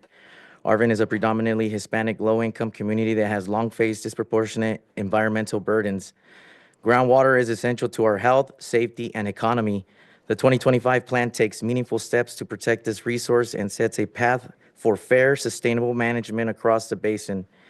We value the subbasin groundwater sustainability agency's direct outreach to Arvin residents, which helped shape the 2025 plan's focus on disadvantaged communities. In particular, we appreciate the Arvin Community Services District for working with the South of Kern River GSAs and for meeting with CBA and local residents to ensure community concerns are reflected in the plan. We respectfully request that the board approve the 2025 plan and allow the subbasin to move forward with its implementation. Thank you for your consideration and your commitment to environmental justice and water equity in Kern Subbasin. Sincerely, Estela Garcia. Thank you. Thank you, Mr. Barraza. I appreciate that. Next, I'd like to call up Jennifer Clary. And please, if you're on the platform and we're intending to speak and you have not had a chance to, please do just raise your hand. Likewise, if you're in the audience and you wanted to provide general comment and have not yet, please do jump up and down. Okay. Ms. Clary, Thank you. good to see you. Thank you. Board members, Jennifer Clary, California Director, Clean Water Action. And I want to thank you very much for the hearing today. It's been really useful. I've learned a lot. And just so you know, I actually have done a lot of work on SGMA. I've been working on it since 2014. And I find the current groundwater plan impossible. Like, I have to read another piece of it every week. It's my bedtime reading, which is great. Really helps me fall asleep at night. But it really is complicated. There's a lot I don't understand. I learned a lot today, and we've been having regular meetings, and those have been super helpful, although some of the presentations today weren't the same as the information we're getting. So just to say, I think it's complicated for everyone. So it'd be really helpful if we had a central repository. I just don't understand why the coordination committee has to be private Why can't we just have a public hearing so that we know what all the other GSAs are going to discuss? Because let me tell you, we don't get you may have a public meeting for a GSA, but I don't give you any information. The agenda item says update, Sigma update, and so you don't have information, you don't know what you should comment on, and it's not really effective. And the community really appreciate the community outreach, but it's going to take a long time to get the committee up to speed on a really complicated plan that they don't understand. So one thing Saul Ruiz mentioned that didn't really get the emphasis maybe it deserved is the community of Lost Hills won't issue will serve letters because their groundwater allocation has been cut. And I guess I don't understand if that's true of the other small communities in the basin, because every GSA, every community is in a different GSA, and they all have different rules. And I have absolutely no idea how Shafter can build a business park if they're under the same rules as Lost Hills. So maybe they're not. So, but that's one reason why we wanted to have a little more central information, or at least some basic policies about how Kern plans to support communities. And what Angela mentioned about projects and management actions. Can you have this kind of like rising tide lifts all boats is not my idea of targeted projects and management actions. If you want to help communities, you should have actions that help communities. So one thing I'm thinking of are demand management actions that can help communities live within their water allotment. And why can't we have a direct install program run by the GSA or run by a nonprofit on behalf of a GSA? It seems to be really straightforward and something that could be done. Continued outreach, I think it's a great idea. I think the community really wants it. Just to say, it's a really effective outreach program that was run, but it was run by a consultant. So one question is, what is going to be the relationship between the GSAs and the communities they work in? To tell you the truth, Semi-Tropic wanted to participate in a focus group in Lost Hills, and the community doesn't really trust the Semi-Tropic Water District after some of their issues with Sigma, so they asked that they not participate. So what's the balance between having a consultant do everything and having a GSA come in where maybe there's not a lot of community trust built yet? But I think that that's something I'd like to figure out. And then also, if anyone of the 20 GSAs wants to talk to me, you're always welcome. I forgot my business cards, but I'm happy to give you my number, my email address, or anyone on the dais can probably give it to you as well. And our staff will continue to participate in this. I understand there's a potential conflict of interest with his other position. I thank the anonymous GSA member who pointed that out, but we will take care of that, and we're happy to attend meetings. Thank you. Thank you so much, Ms. Clary. I really appreciate all those points. And, I know when it comes to the data, say around exceedances and these reports that are going to be developed around them, there is a central repository where that data is going. But I hear your point. Ultimately, I think the basin itself has likely found that the coordinating committees, the ability to have a space where the 20 GSAs are all coming together in a common space is really beneficial. And so as folks continue to move into implementation, thinking about how communities become part of that basin-wide understanding and can provide feedback and also share in that leadership space, I think will be really important. And I know I've heard, when it comes to the structure of those committees, they were developed to be responsive to this process, but something tells me you all really like to actually spend a lot of time together, and so maybe those do continue on in some form and are supportive of this ongoing work that we're all doing. So thank you, Ms. Clary. I appreciate all those points. Yes, please, Vice Chair.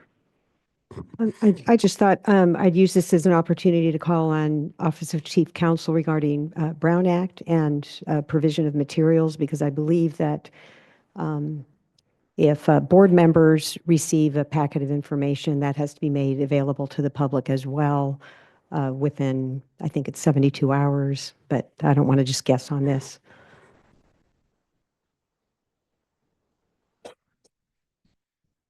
So maybe during one of the breaks, we'll take a closer look at the Brown Act provisions. The one thing I will say is that generally we don't police the compliance by the GSAs with whatever local restrictions apply, including those from the government code that govern their meetings, including the Brown Act. But we can certainly look at that. That is a general principle, but I'd have to go back and double check the specific hours in terms of when the agendas or the materials that are provided to board members need to be made available to the public. Yeah, For thank those you. entities covered by the Brown Act. And in light of what we're trying to do with, community outreach and all that, just even providing that information so that the NGOs are aware, and a gentle reminder of requirements would be helpful.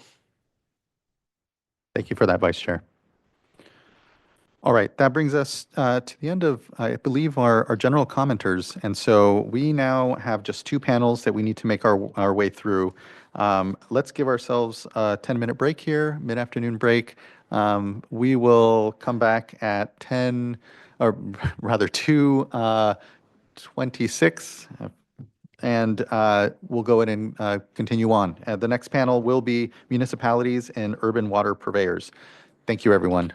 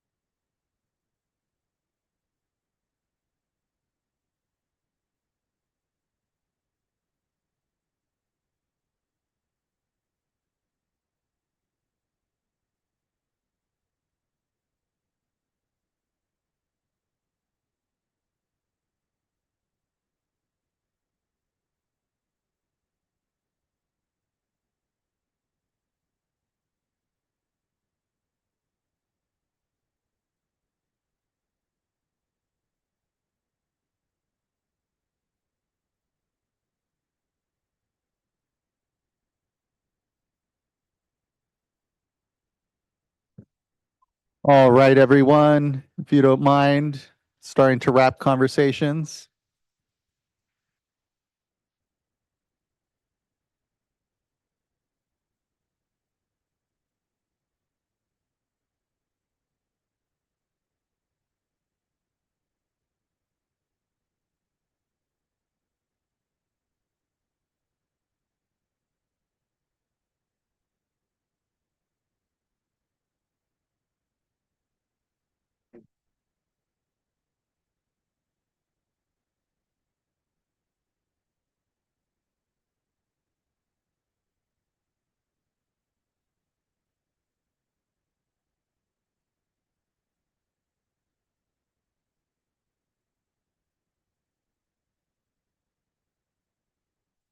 All right, everyone, we can wrap up discussions and take a seat. We can begin here. Just thanks everyone for the patience and the time today. Now we move on to our panel of municipalities and urban water purveyors. And I'd like to kick things off to Mr. Barraza. Good to see you. Thank you. Good afternoon, Chair Esquivel again, state board members, staff, everybody in the public and watching at home. Next slide, please. My name is Raul Barraza Jr. I am the General Manager for Arvin Community Services District. Joining me today on this panel are representatives from City of Wasco, City of Shafter, City of Bakersfield, and Cal Water. Next slide, please. Our joint support statement is also on behalf of 8 other urban water providers. We have here a map showing everybody in the sub-basin and demonstrating their location, indicating the differences within the hydrogeologic zones. Next slide. However, we have more similarities than differences as we all provide water to severely disadvantaged communities. We have a mission to provide clean and affordable drinking water. We want to ensure State Board and our public to understand our role, involvement, and coordination to benefit the communities we serve and the potential impact a probationary designation can have. Next slide. A little about Arvin CSD. We provide water services to 22,000 customers using 4,350 connections. 38% of our population lives within the poverty line and 45% of the residents are agriculture employed. ACSD has always had a seat at the table when we were with the Kern GSA, now with the South of Kern River GSA, and we were also selected to be part of the Well Mitigation Committee.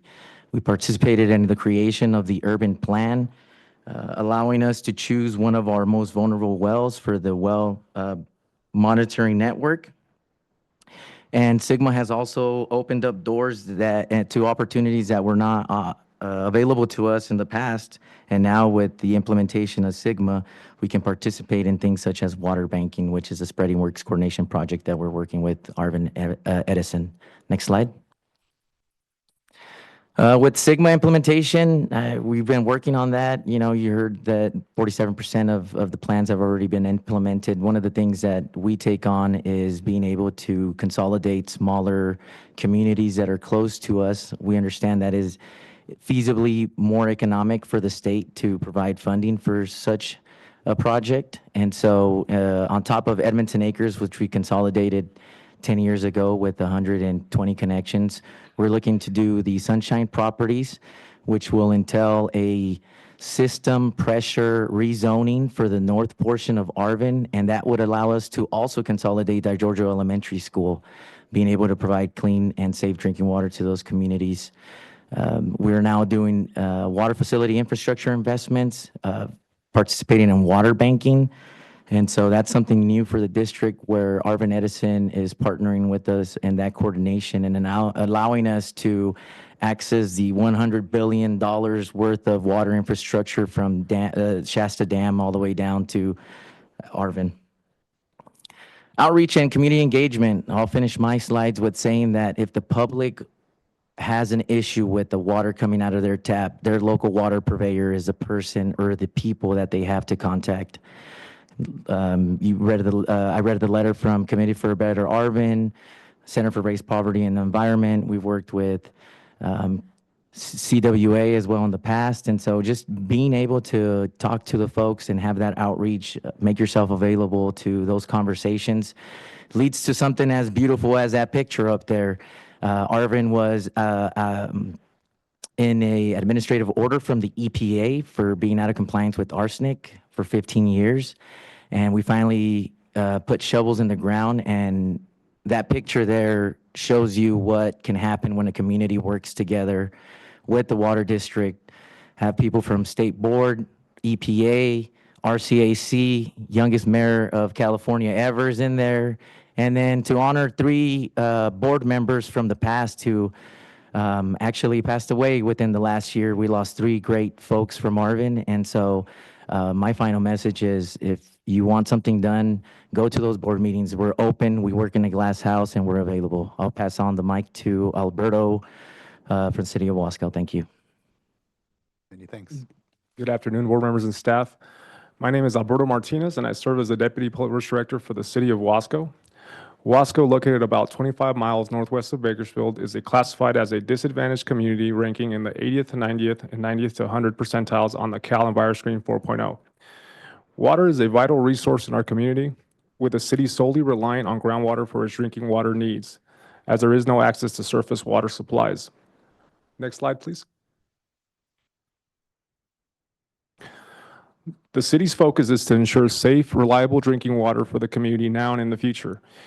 In our efforts to accomplish this, city staff, with the support of the state's revolving fund grant, is investing about $40 million in water system infrastructure to meet the community's water needs. As shown in some of the slides, some of the key projects currently underway are outlined, along with water conservation measures implemented to help protect the community's water supply.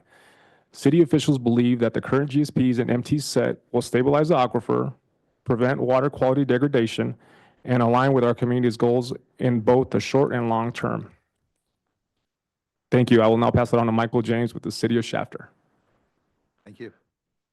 Honorable Chair, members of the board, my name is Michael James. I'm the Director of Public Works for the City of Shafter. As previously covered when I addressed the board this past February, Shafter is just north of Bakersfield between Highway 99 and Interstate 5, and the population is approximately 22,000. And just like Wasco, who you just heard from, Shafter relies exclusively on groundwater. And our services include disadvantaged communities that are inside our city limits as well as in unincorporated areas.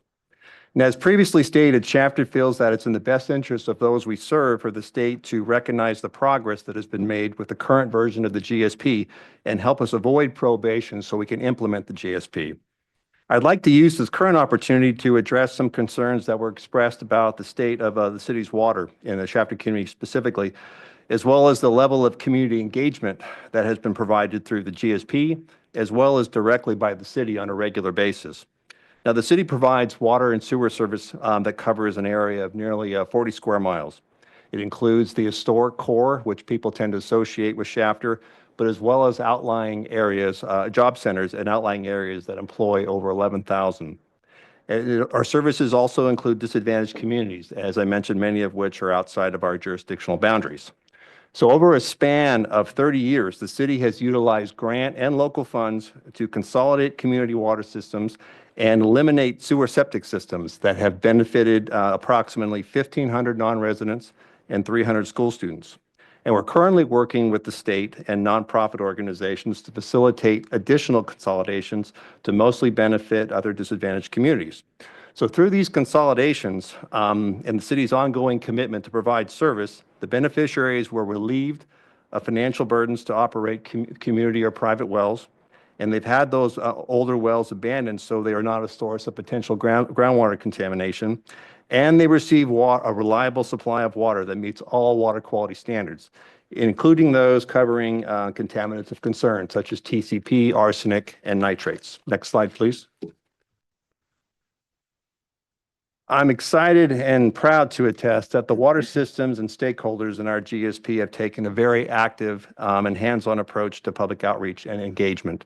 Since the probationary hearing was open this past February, staff from multiple GSP organizations hosted a booth at the Shafter's annual Cinco de Mayo Festival, which routinely is attended by thousands of people throughout the region. And this year, those attendees had an opportunity to ask questions, share experiences, and express concerns about their water issues. And I'm confident this feedback and dialogue was factored into the GSP that's before you today. Next slide. Finally, the city's role in public notification and engagement goes well beyond GSP initiatives. Through social media and more traditional notification, city staff and leaders are extremely transparent about water issues that impact the community, including water quality, conservation, and how service rates fund their water enterprise. The residents and other customers are given opportunities to be well-informed and are encouraged to ask questions and raise issues pertaining to any water-related topics. So in conclusion, the City of Shafter and its partners have a proven track record of being proactive with meeting groundwater challenges, and we're completely transparent with those we serve and provide a proactive approach to community engagement. And through the GSP before you, we will continue to address those challenges. I'd like to thank the board for its time and support of our efforts, and I'll hand off the presentation to Daniel Maldonado with the City of Bakersfield. Good afternoon, board. My name is Daniel Maldonado. I'm the Assistant Water Director for the City of Bakersfield. A little background on the City of Bakersfield. It is the 9th largest city in California with a population over 400,000 residents. In Bakersfield, there's a significant areas that are considered disadvantaged communities as well. And so the City of Bakersfield provides drinking water to its municipal water system area and are operators of the Kern River. And with Sigma, we are also a member agency of the Kern River GSA. And so with the population of 400,000 residents that we are working through the GSP development, water quality is of the utmost importance to secure that for our residents. And so throughout this iteration of the GSP, partnering with the GSAs to provide municipal drinking water wells to be used in the robust representative monitoring network for water quality was key, and which also ensures that protection of the water quality and supply in urban Bakersfield. Next slide, please. And so we also have Sigma implementation, and so some of the projects and management that the City of Bakersfield is undergoing. And so we recently bolstered our robust water conservation rebate program to focus on demand reduction in urban Bakersfield. We also have consolidation efforts for 2 disadvantaged communities underway to provide safe, clean, reliable drinking water to about 40 connections. And then also just an investment in water facility infrastructure to support water quality and surface water, treatment facilities, as well as river infrastructure to support the surface water recharge that is Kern County is known for. The outreach and community engagement, the city's been able to participate in these community outreach events and public workshops. There's been significant strides in that outreach and community engagement. And just keeping our residents apprised to what's going on is of the utmost importance. And with that, I will turn it over to Rafael Molina. Good afternoon, Chair Esquivel and board members. My name is Rafael Molina, and I am the district manager of Cal Water's Bakersfield District. I am a resident of Bakersfield, and I have lived in Kern County my entire life. Cal Water serves municipal water to close to 300,000 people in the Bakersfield area as part of the Kern County subbasin. We also operate and maintain the water system owned by the City of Bakersfield.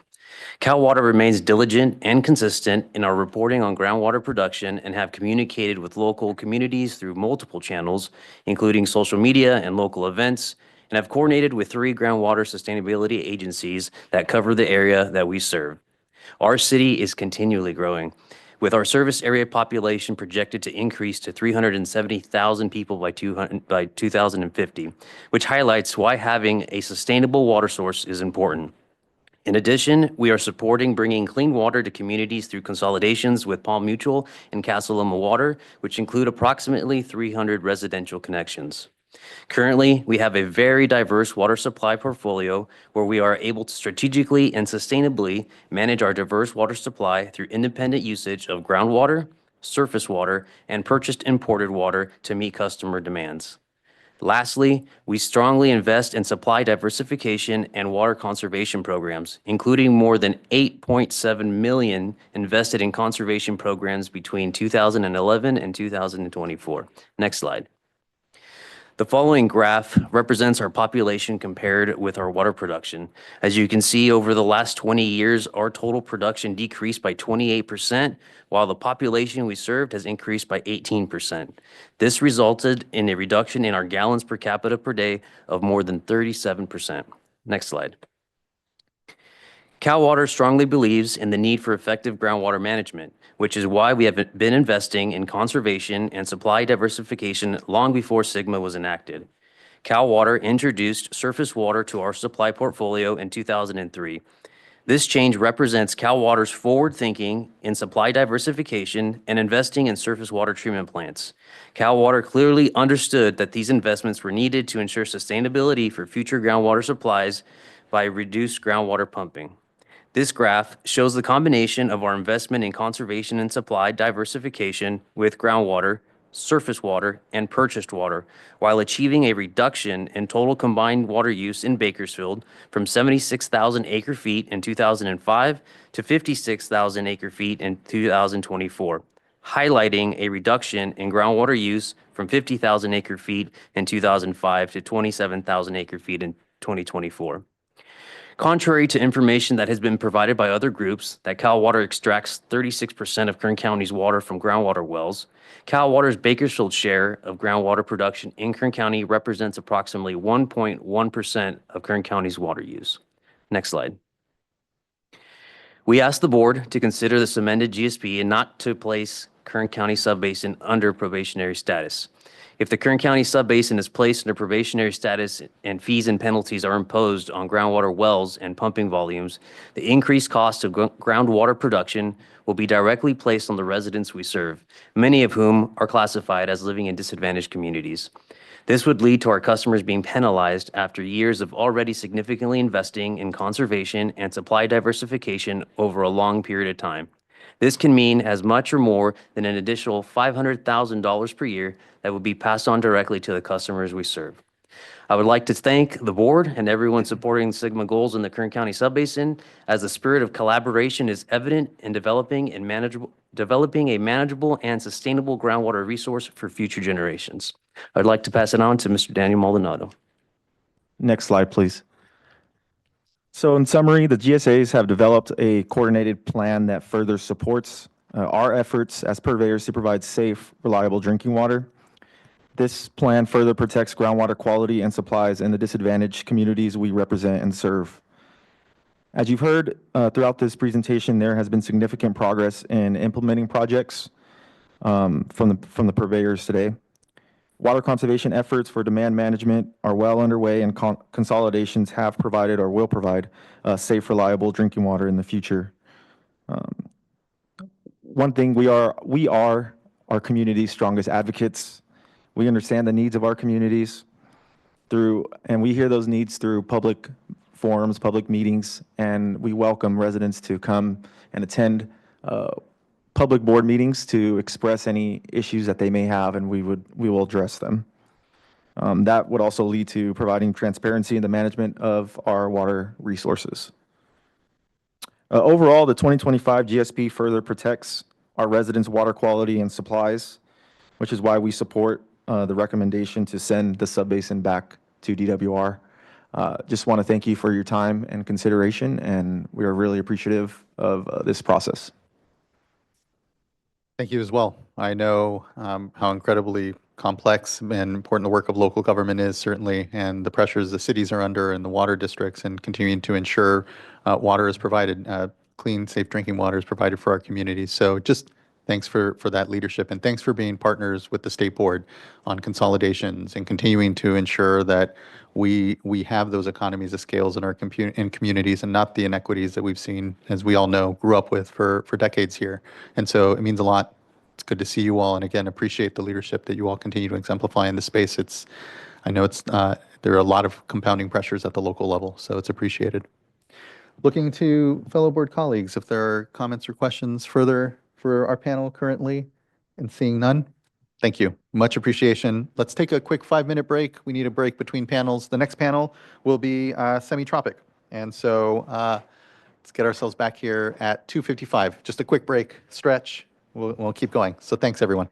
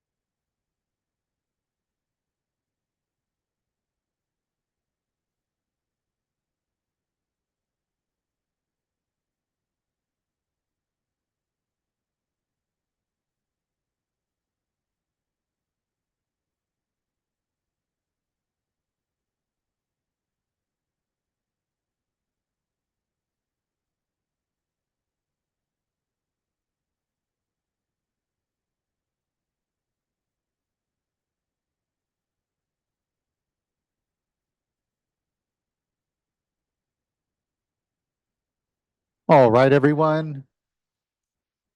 We are at 5 minutes. If you don't mind winding down your conversations and taking a seat.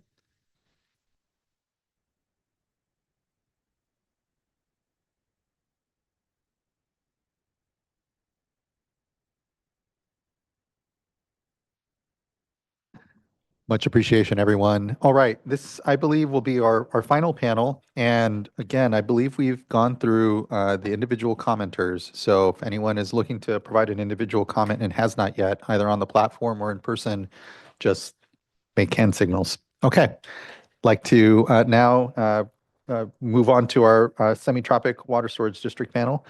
Hand things over to Mr. Gianquinto. All right, great.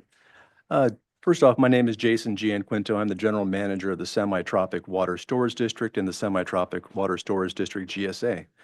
First Apologies, off, you might want to make the mic a little closer. a little that's all. closer? Yeah. Okay, yeah, how's thank you. that? Is that better? We'll make it work. All right.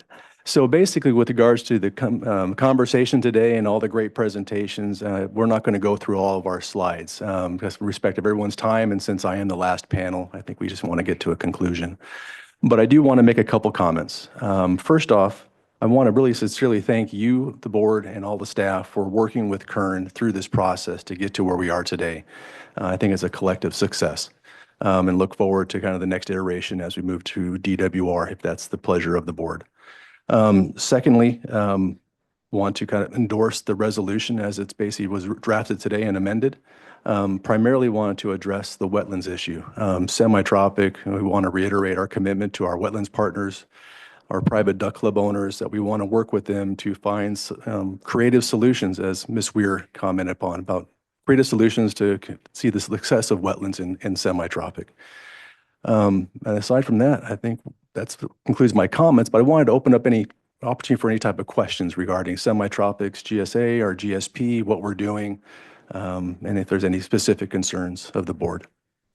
Thank you. I appreciate that space and opportunity, and thanks to speaking to the wetlands concerns and Ms. Weir's comments. It is appreciated, and the openness to continue to make sure and figure that out and work with both the duck club owners, but also the conservation group. So I appreciate that.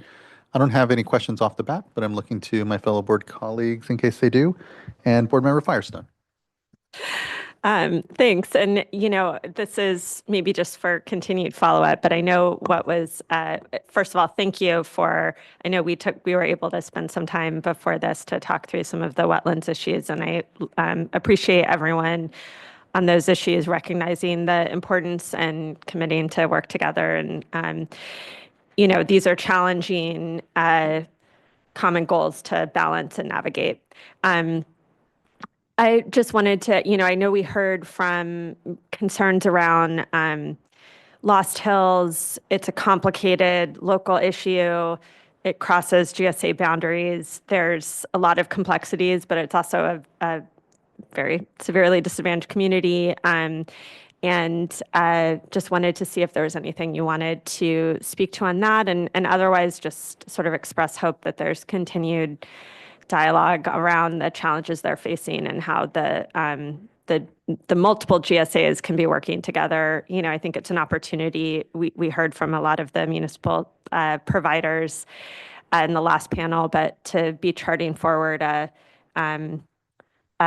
sustainable drinking water solutions plan more broadly across the basin, given that there's these issues like Lost Hills where you've got sources in different GSAs and it's not as easy as just sticking to one.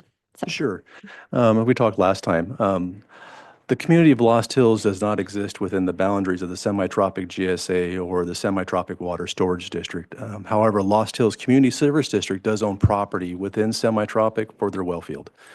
And so we did arrive at an agreement that basically guarantees their access to 350 acre feet per year for the community of Lost Hills based upon just a pumping right. Then we've gained or provided access to manage other supplies. So for instance, if they transfer any side of table A or state waters, semi-tropic, that increases their pumping allowance up to about 425 acre feet per year. So over the past 2 years, Lost Hills Community Service District has basically physically extracted about 400 acre feet per year for the last 2 years, and they've sold about 350 acre feet per year. So it's within the bounds of that agreement. And we're committed to keep with that and provide, those management opportunities that we can do for the Lost Hills CSD, which is the landowner within Semitropic. Thank you for that, and thank you, board member. Looking to see again if there's anything further. Not, thank you, much appreciation. And what that now leaves is board discussion here. And so I don't know if anyone would like to kick us off, but I think I'll just start by saying, again, reiterate a lot of thanks. It can feel sometimes as if, as we delve into what are very complex technical issues and do our best to do right by them, as if we're being a little nitpicky here amongst us. But I think it's important, and I know Board Member McGuire acknowledged this, our goal is to not have to be back here in a few years. The reality is where we are in Sigma is that we're really in the plan development phase still here, and it is implementation where the rubber really starts to hit the road. But it is so critical that we give ourselves that best opportunity. And just want to thank everyone for their work these last months in providing us all collectively that best opportunity.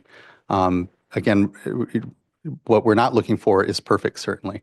And what we acknowledge here is that there is still ongoing work, that this is an iterative process, but we want to give, again, ourselves the best opportunity here to move forward in a way that gives us that best chance as we go into uncertain years ahead, uncertain hydrologically, uncertain on the ability to develop funding and so many of the other pressures that you all are needing to balance at the local level to get all of this done.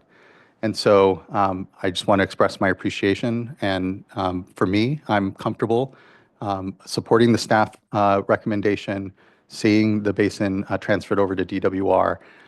But as we know, if that's the way the board so chooses to vote today, it's not the end of this work. And we're here as partners in implementation across the water quality issues, the drinking water issues, even the Water Rights Administration issues that are all here intertwined in the challenges of managing groundwater. So know that we as a board are here as continued partners in implementation. And again, I just have to acknowledge the amount of progress that we've seen here within the basin and the continued commitment to not just make these engagements that have occurred these last months a one-off, but part of just the continued success of this community and basin. It's not lost on me that this sub-basin, its population alone, is greater than a number of states within this country. And I think it speaks to just the challenge of trying to coordinate across so many people and so much work. But it has been incredible to see the efforts and the change in the tone of the discussion. And I'm just very appreciative for the engagement and the grace, again, that you gave us as the co-learning that we've done as regulators in this space as well. Looking to fellow board colleagues for additional comment, thoughts, discussion here at the dais. Vice Chair, please. I've been pretty quiet today. I kind of had my mind made up coming in, but really wanted to use today to hear from everyone and really hold off on judgment until the very end. But what strikes me most is, as you say, Chair Esquivel, just the size of this basin. Early on, I spent a fair amount of time in Kern County meeting with whoever wanted to meet. And I just was really concerned because it felt like it was going to be a real heavy lift, not just because of the challenges, the hydrologic challenges, but the diversity within the basin, pretty much all these issues that we see in other basins. There's specific issues, a handful of issues, but in this basin, it's pretty much all the issues. And then, as you say, the size and just the number of GSAs and then the change in the number of GSAs and how we saw things evolve. But the last several months and then some has just been really time well spent. And what strikes me most is the interest by the GSAs, the coordinating committee, to really listen to what others were saying. So early on, we were just hearing from their perspective, why it needed to be a certain way. But just really pausing and listening to what our staff had to say and asking questions, trying to better understand different perspectives. And I think that's what got you all to where you are. So it was, I think, time well spent. Thank you so much for just rolling up your sleeves and getting to work. This is, again, we're not looking for a perfect plan. That's not what SGMA calls for. We want to see, the state wants to see local management, but that management really does need to be as part of the whole community. And I think that's why we had that additional resolution or the direction that we adopted when you all were before us last. You took that to heart. And we expect that you'll continue to do that because that's what's going to make you successful in the end. So I'm comfortable. I know that you all have a ton of work to do, and so does the Department of Water Resources. We hope we don't see you back again, but if need be, we're here. Here. Thank you, Vice Chair. Board Member Morgan. And thank you. I just wanted to take a moment just to thank everyone who is here today, to provide comment and also to provide, an update. Thank our staff for all the hours that they have spent on working with the GSA and just, answering calls and emails and just really being responsive and a partner throughout all of this.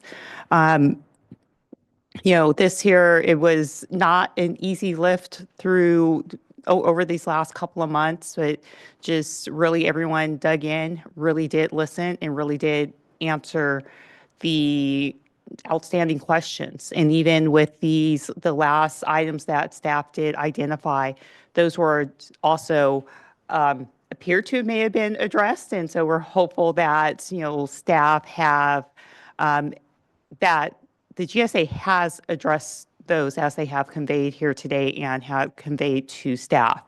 I know staff will, I am comfortable also with the resolution and with having staff go ahead and verify that, everything is included as it has been presented to us today and to staff previously. And that all the items have been addressed. You all have been responsive, answering questions if something comes up, having a conversation and seeing how you can respond. I just really am grateful for that and want to see that, carry on. That has, you have had great momentum leading up to this. I want to see that momentum continue. And then also just wanted to note that the community engagement has increased. Want to see that also continue reaching out to community members, not just, and I know, the water districts, spoke to about within their board meetings, but then, also outside of. Just making sure getting out to the community, understand what those needs are. And also with small growers, also just making sure that we are having communications with all of those that are impacted in some way by SGMA and bringing those to the decision table, bringing those voices and making sure that we're being inclusive with all of the voices. And so, again, just thank you all. Also, I am also supportive of the late revisions to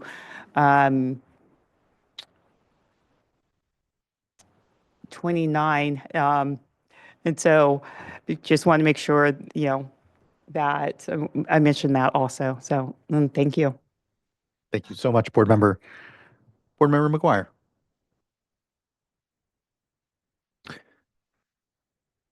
Yeah, there was a time probably a little over a year ago where I was very skeptical that truthfully, that we'd be here today, thinking about just solely the number of groundwater sustainability agencies in the largest subbasin in the state, that you'd be able to stay together and continue to coordinate and work through numerous issues and challenges and acknowledge where there's still work remaining ahead. And so I was pleasantly surprised in February, and I'm even more pleasantly surprised today. to hear the progress as reported from our staff on the plans and from you all today in terms of where you've come, how far you've come in the past year or two, and the plans for the future. And I don't need to repeat all the really fantastic comments from the other board members, but I do want to say, and when I think about Kern, it's incredibly important agricultural resource for our state and for our nation. It provides important ecological value for our refuges, for birds and other wildlife. It's a home to hundreds of thousands of Californians. So this is a critical part of our state and our country, and it needs to succeed. We need to find a path to sustainability, and that is really best done at the local level. And so I really appreciate that. And when I think about local level, it's not just the groundwater sustainability agencies, it's the pumpers, right? It's the landowners, it's agriculture, it's all of you who I know need to step up and participate in this program in order for it to be successful at the groundwater sustainability agency level. And it's easy to sit here and celebrate, oh, we have a plan for the future, but that comes with immense trade-offs and sacrifices. And so I just wanted to say that that's not lost on me, that these next 15 years are going to be incredibly difficult because of the reductions in pumping and the trade-offs that you have to make in implementing the plan in the first place. So thank you for those commitments to continue to work together to achieve the goals of sustainability. And beyond that, I'm just thankful for this discussion today and all the input, and very comfortable moving forward. You're here. Thank you, Board Member. Board Member Firestone. I think I've said my piece, and that was all very eloquent and fully agree. So well, the only thing I would add is, as I mentioned, I really hope we can, in our annual update around SIGMA implementation and our SIGMA program, if we can just hear how things are going. As you know, we're all have our hope for success in the implementation and in terms of moving forward. So look forward to continuing to monitor and hear that and do what we can to support that. And I support the late revisions as well. Thank you for that, Board Member. Thank you for all members. Again, really well said across. And just again, thank you everyone here. I think, collectively here, as we know, we're in a time where folks are wanting to see government work. And this is an example of government working across the local, state, and even federal partnerships here across that are making this work actually successful. So just thank you all for that. I think we may be prepared for a motion. I'll make a motion to move item 6, including the late revisions to whereas 29 as read into the record. Second. Thank you both incredibly. Ms. Tyler, can you please call a roll call vote? Board Member Morgan, Aye. Vice Chair Diadamo, Aye. Board Member Firestone, Aye. Board Member McGuire, Aye. and Chair Esquivel. Aye. Thank you. Thank you as well. The vote is unanimous and the resolution is adopted. Thank you everyone for your work. And again, this is a moment to celebrate, but the true work and implementation continues on. And so much appreciation, everyone. Congratulations.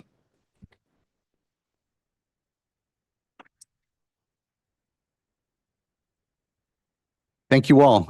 Much appreciation. That ends this 2-day board meeting. We are now adjourned and just really appreciate everyone's work. Thank you. We'll see you all soon in 2 weeks, 3 weeks.